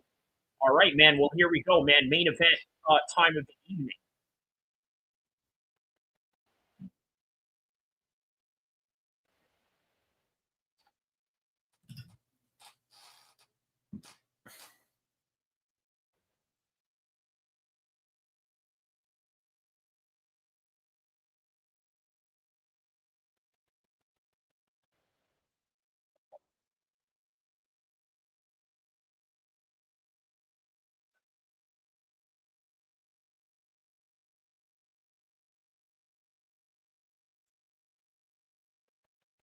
All right. So yeah, next week is also, I suppose, another how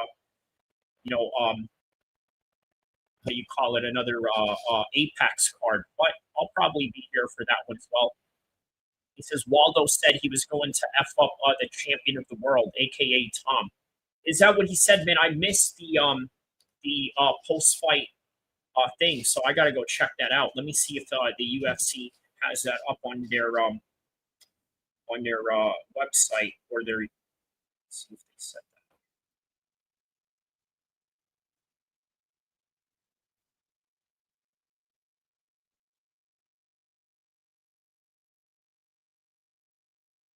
No, they don't have his Octagon interview yet. They do have the highlights of the fight, though. This. I don't know if I'm allowed to show this, but. Yeah.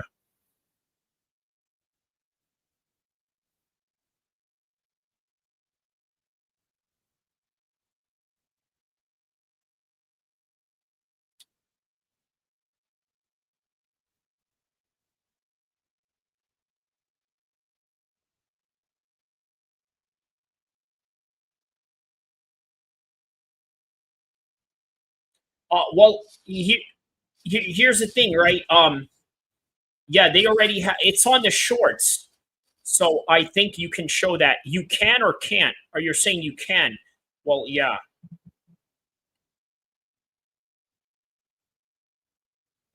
Eso. He said eso.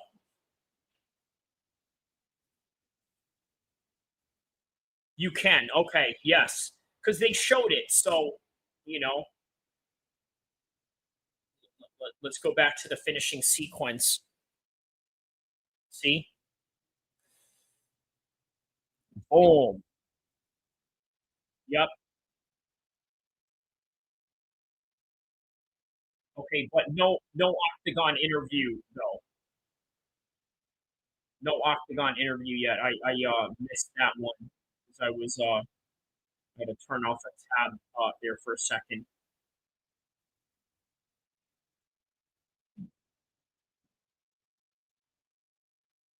Yeah, usually in about 20 minutes. He says he's fast. Yes, Waldo's fast, man, because he's well, he's a much bigger heavyweight, obviously, than that of Ante D, but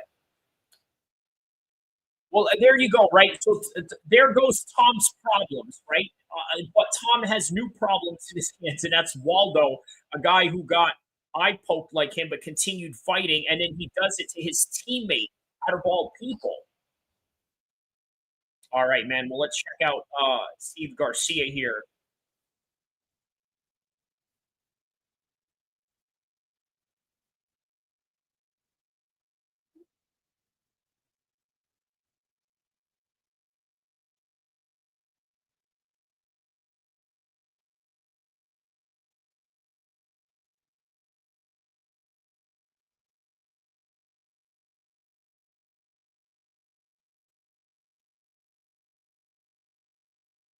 Oh yeah, he didn't make weight in his Dana White's Contender Series fight, which, by the way, as you can imagine, really pisses off Dana White and the establishment, right?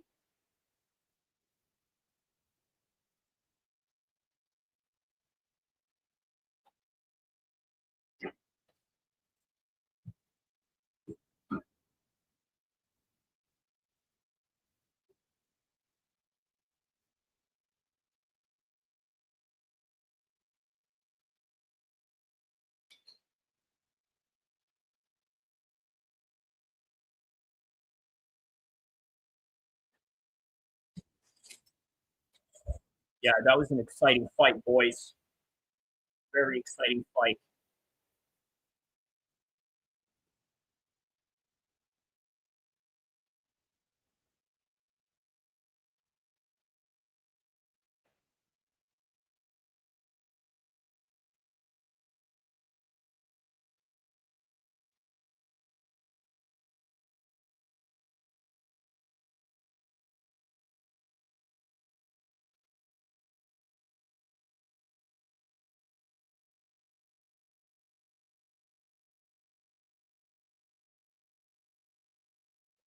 Oh man, I have a feeling Onama's gonna win this one, right? MMA Joey picked. He didn't do a prediction video, but he has it on his post. He picked Ryan Garcia. I don't know if MMA Guru picked Ryan Garcia, but yeah.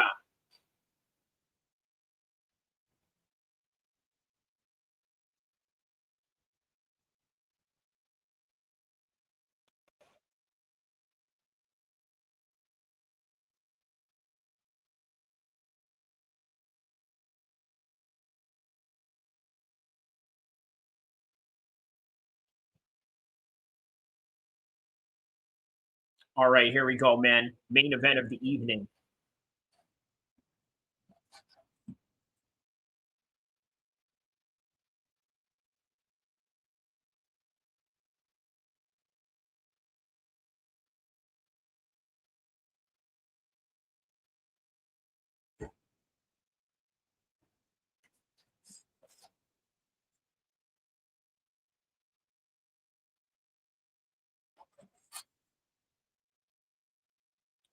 Here comes Onama walking out with Yusuf Zalal and Coach Montoya.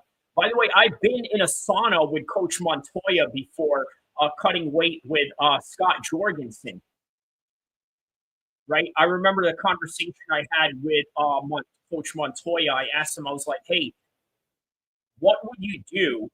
Like, how do you get over the fear of fighting? He says, well, when you went out to wrestle, were you ever scared? I said, no. I said, well, just think of it like just going into wrestling.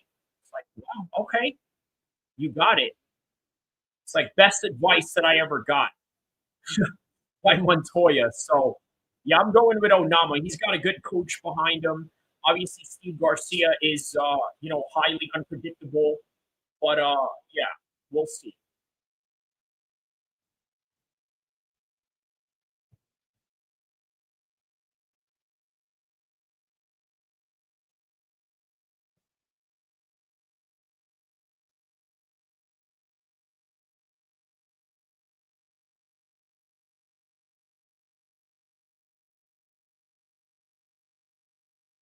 Oh, wow, man. Mason Jones for his UFC debut.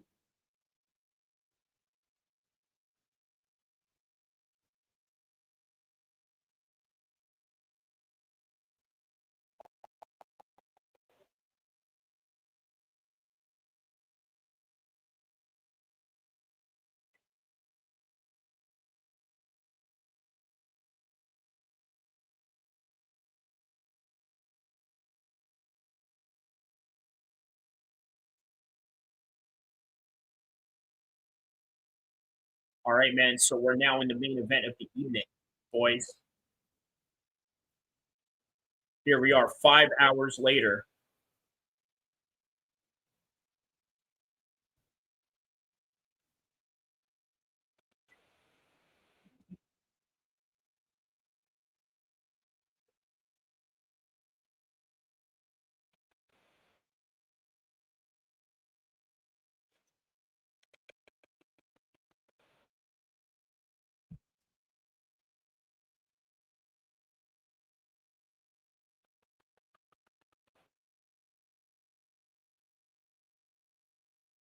Oh, yeah, he looks very calm walking into the cage.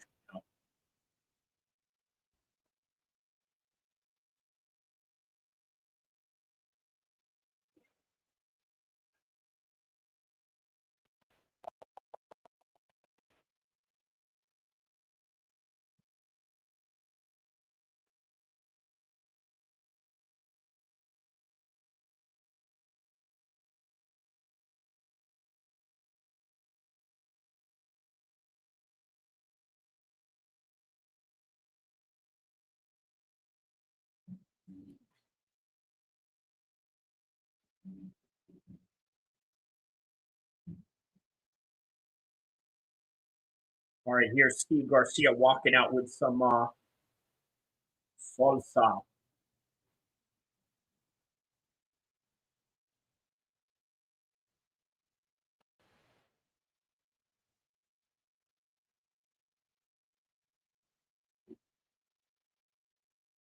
Steve Garcia, Albuquerque, New Mexico, of course, Mexican American. When I think of a Mexican American, Steve Garcia looks like that quintessential person.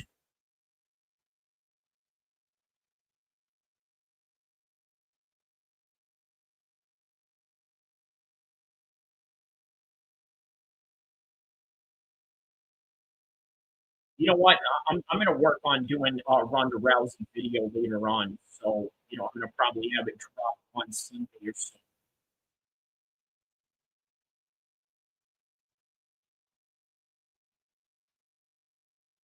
Garcia KO win. Is that where you're going? I'm going with Onama. I just have a feeling Onama is going to take this one, but let's see, man.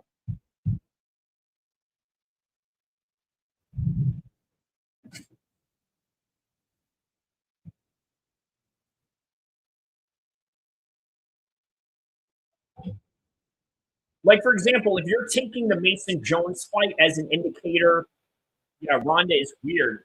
Yeah. She is, man. You know, and she went after Khabib. I mean, not necessarily went after Khabib, but he kind of went. He kind of went after the fan base of Khabib.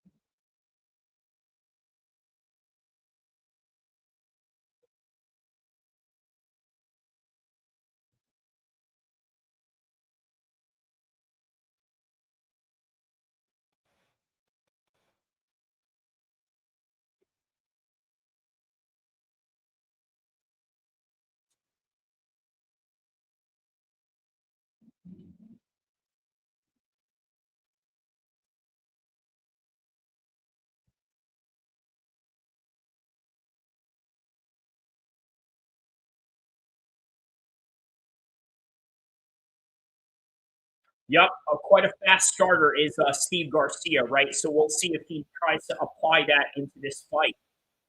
But like I said, don't let the Mason Jones fight affect you in how you see Onama, right? Onama is underrated, just like Waldo is underrated.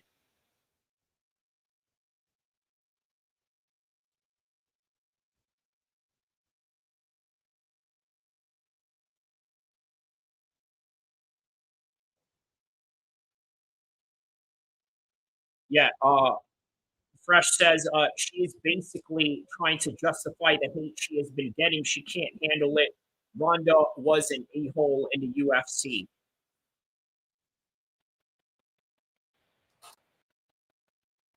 I'm going to read that comment again. Let's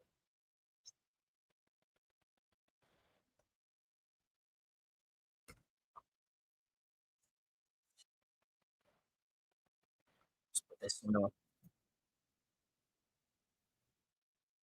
I'm going to read that comment again.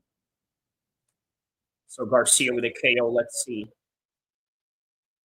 15 seconds when I start talking about Ronda.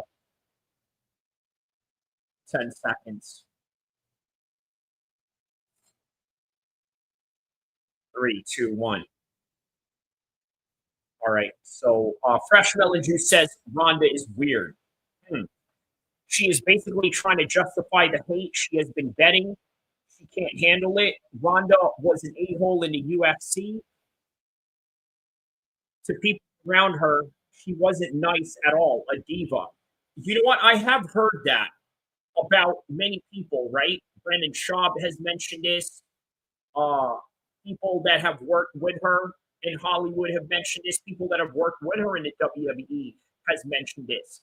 And funny enough, they call a female WWE talent diva, right? As in WWE divas, but she's the realest diva of them all. And when I mean the realest diva, she's nothing real about her at all. She's a typical fake LA bitch. Like, that's really the best way to put it. Excuse my language.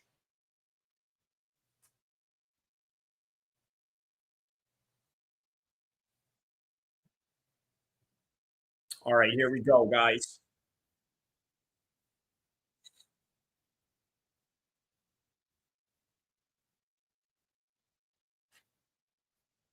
David Onama, Steve Garcia.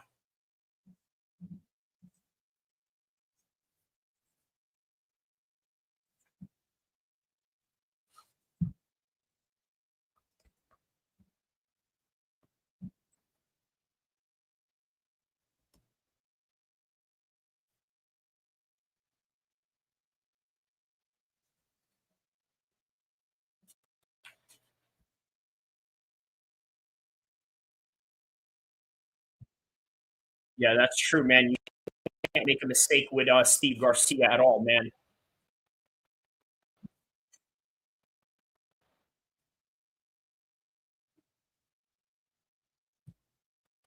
Oh, man, good shots right there by Steve Garcia.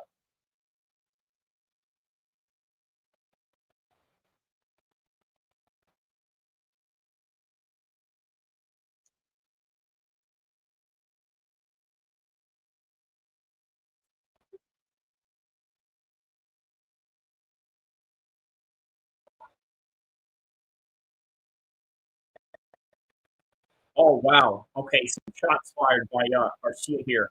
Really moving forward. Very aggressive, man. Has that Mexican fighting style.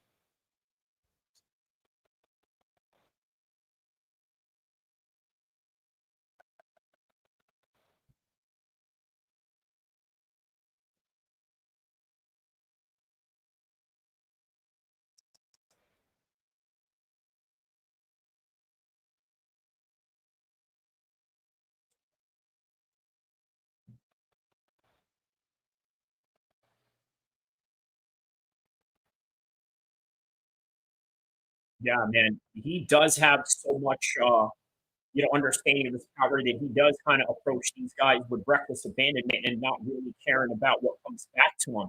That also is predicated on the fact that he probably feels he's got a chin as well. But Onama is looking to probably try to test that chin out tonight right here.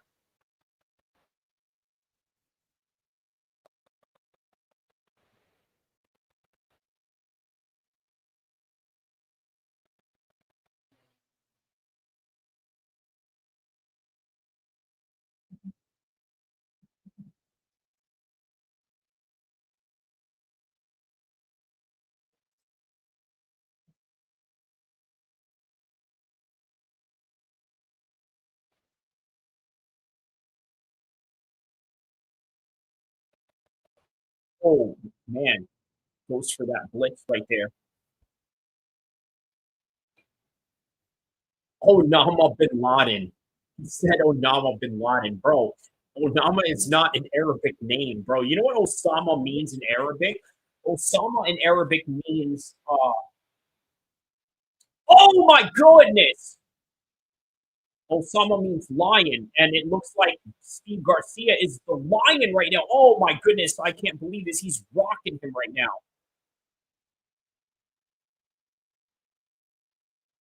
Oh man, another shot. Wow, bro. He really believes in his power right here. He is throwing bombs at him. Now he's throwing hammer fists as he's now with a head kick. And he rocks him back. Now there's a front kick. And now David Onama goes down. He's throwing uppercuts at him. Now he's down on the ground, ground and pounding. That is it. Steve Garcia with a first round knockout. Wow. Wow. Wow.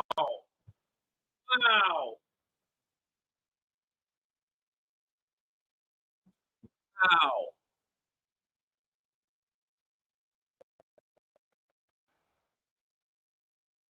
Wow, man.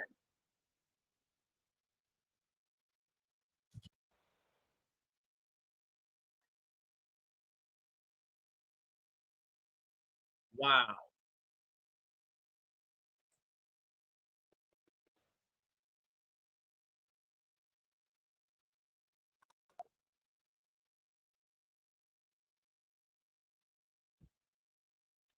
Wow, man. That was awesome, bro.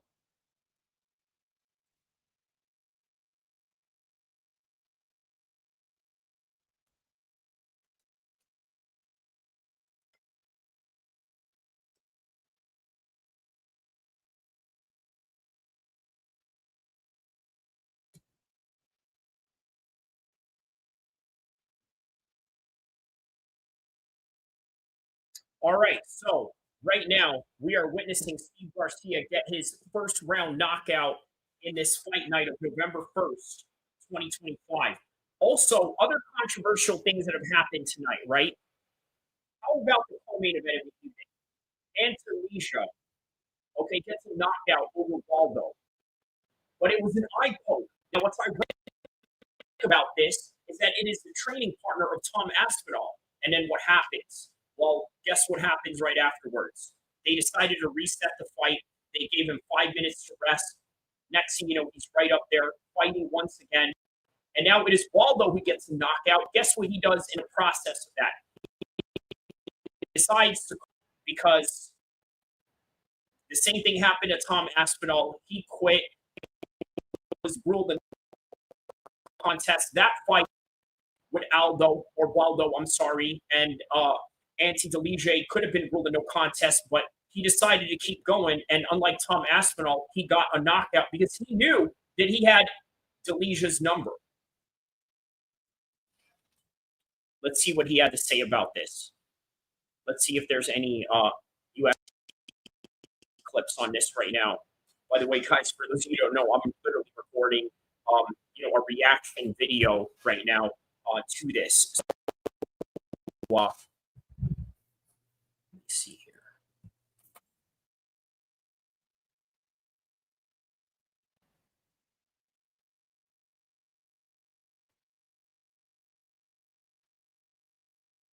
Okay, looks like there's no Octagon interview yet.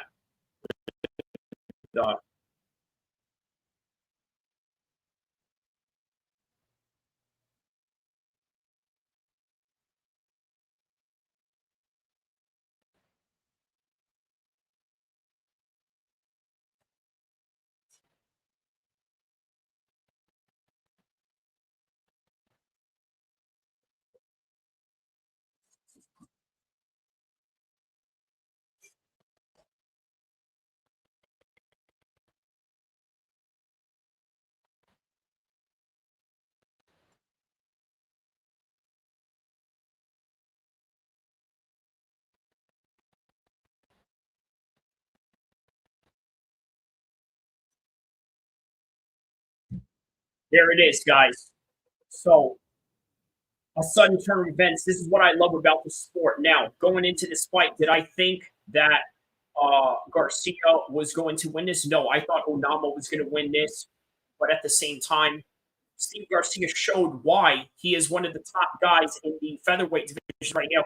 Right now, he's about, let's see, 5 knockouts, right? That is 5 knockouts in the featherweight division right now. Probably the 6th most in all of the featherweight division right now. Let's hear what he had to say.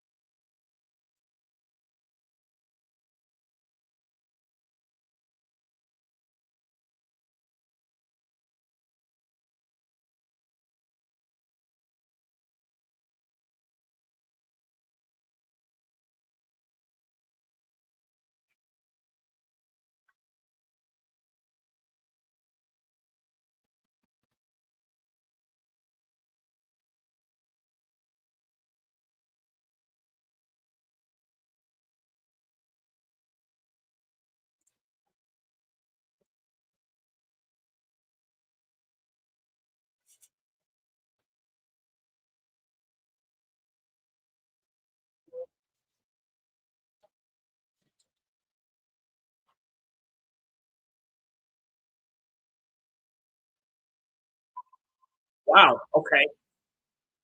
Very interesting message right there, man.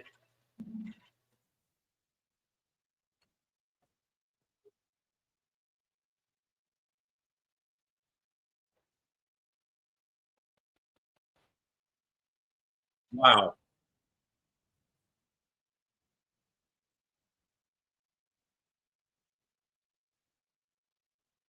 Wow, and he calls out Max Holloway too on top of that, man. Very good call out on the part of Garcia there. All right, man. So have you ever seen a YouTube short $200 cut for ball cut? Islam Makhachev had something to say. It's funny. Oh yeah. With Ali Abdelaziz, right? Yeah. That was quite interesting to say the least. All right, guys, listen, that is all that I have for this one right now. It's been a good fight, good weekend, but you know what? We got plenty more. You know, I'd like to stay on a little bit longer, but you know, that's all that we really have for this one. We'll continue on with that one. He's like, yeah, half the price. Yeah, man. Well, you know what? When you are the manager of the stars like Ali Abdelaziz, I suppose you can afford it, right? All right, man. Well, with that in mind, that is all that I have for you on this one, guys. Don't forget to like and subscribe. I'll see you in the next one. Neutral. Starting off the list of good. Oh, this actually he's gonna go into neutral too because this guy's he's wild as shit sometimes, but he's a fucking. I'm telling you, El-Kheer, he's wild as shit. He's going into neutral for different reasons. He's fucking wild, but he's the type of guy that you would want on your side. I feel like this guy just has an immense fucking loyalty about him. He's a good fucking dude. He is loyalty over royalty, defined to the fucking max. Now we start off the good cat. Yeah, I like El-Kheer. Fucking so what?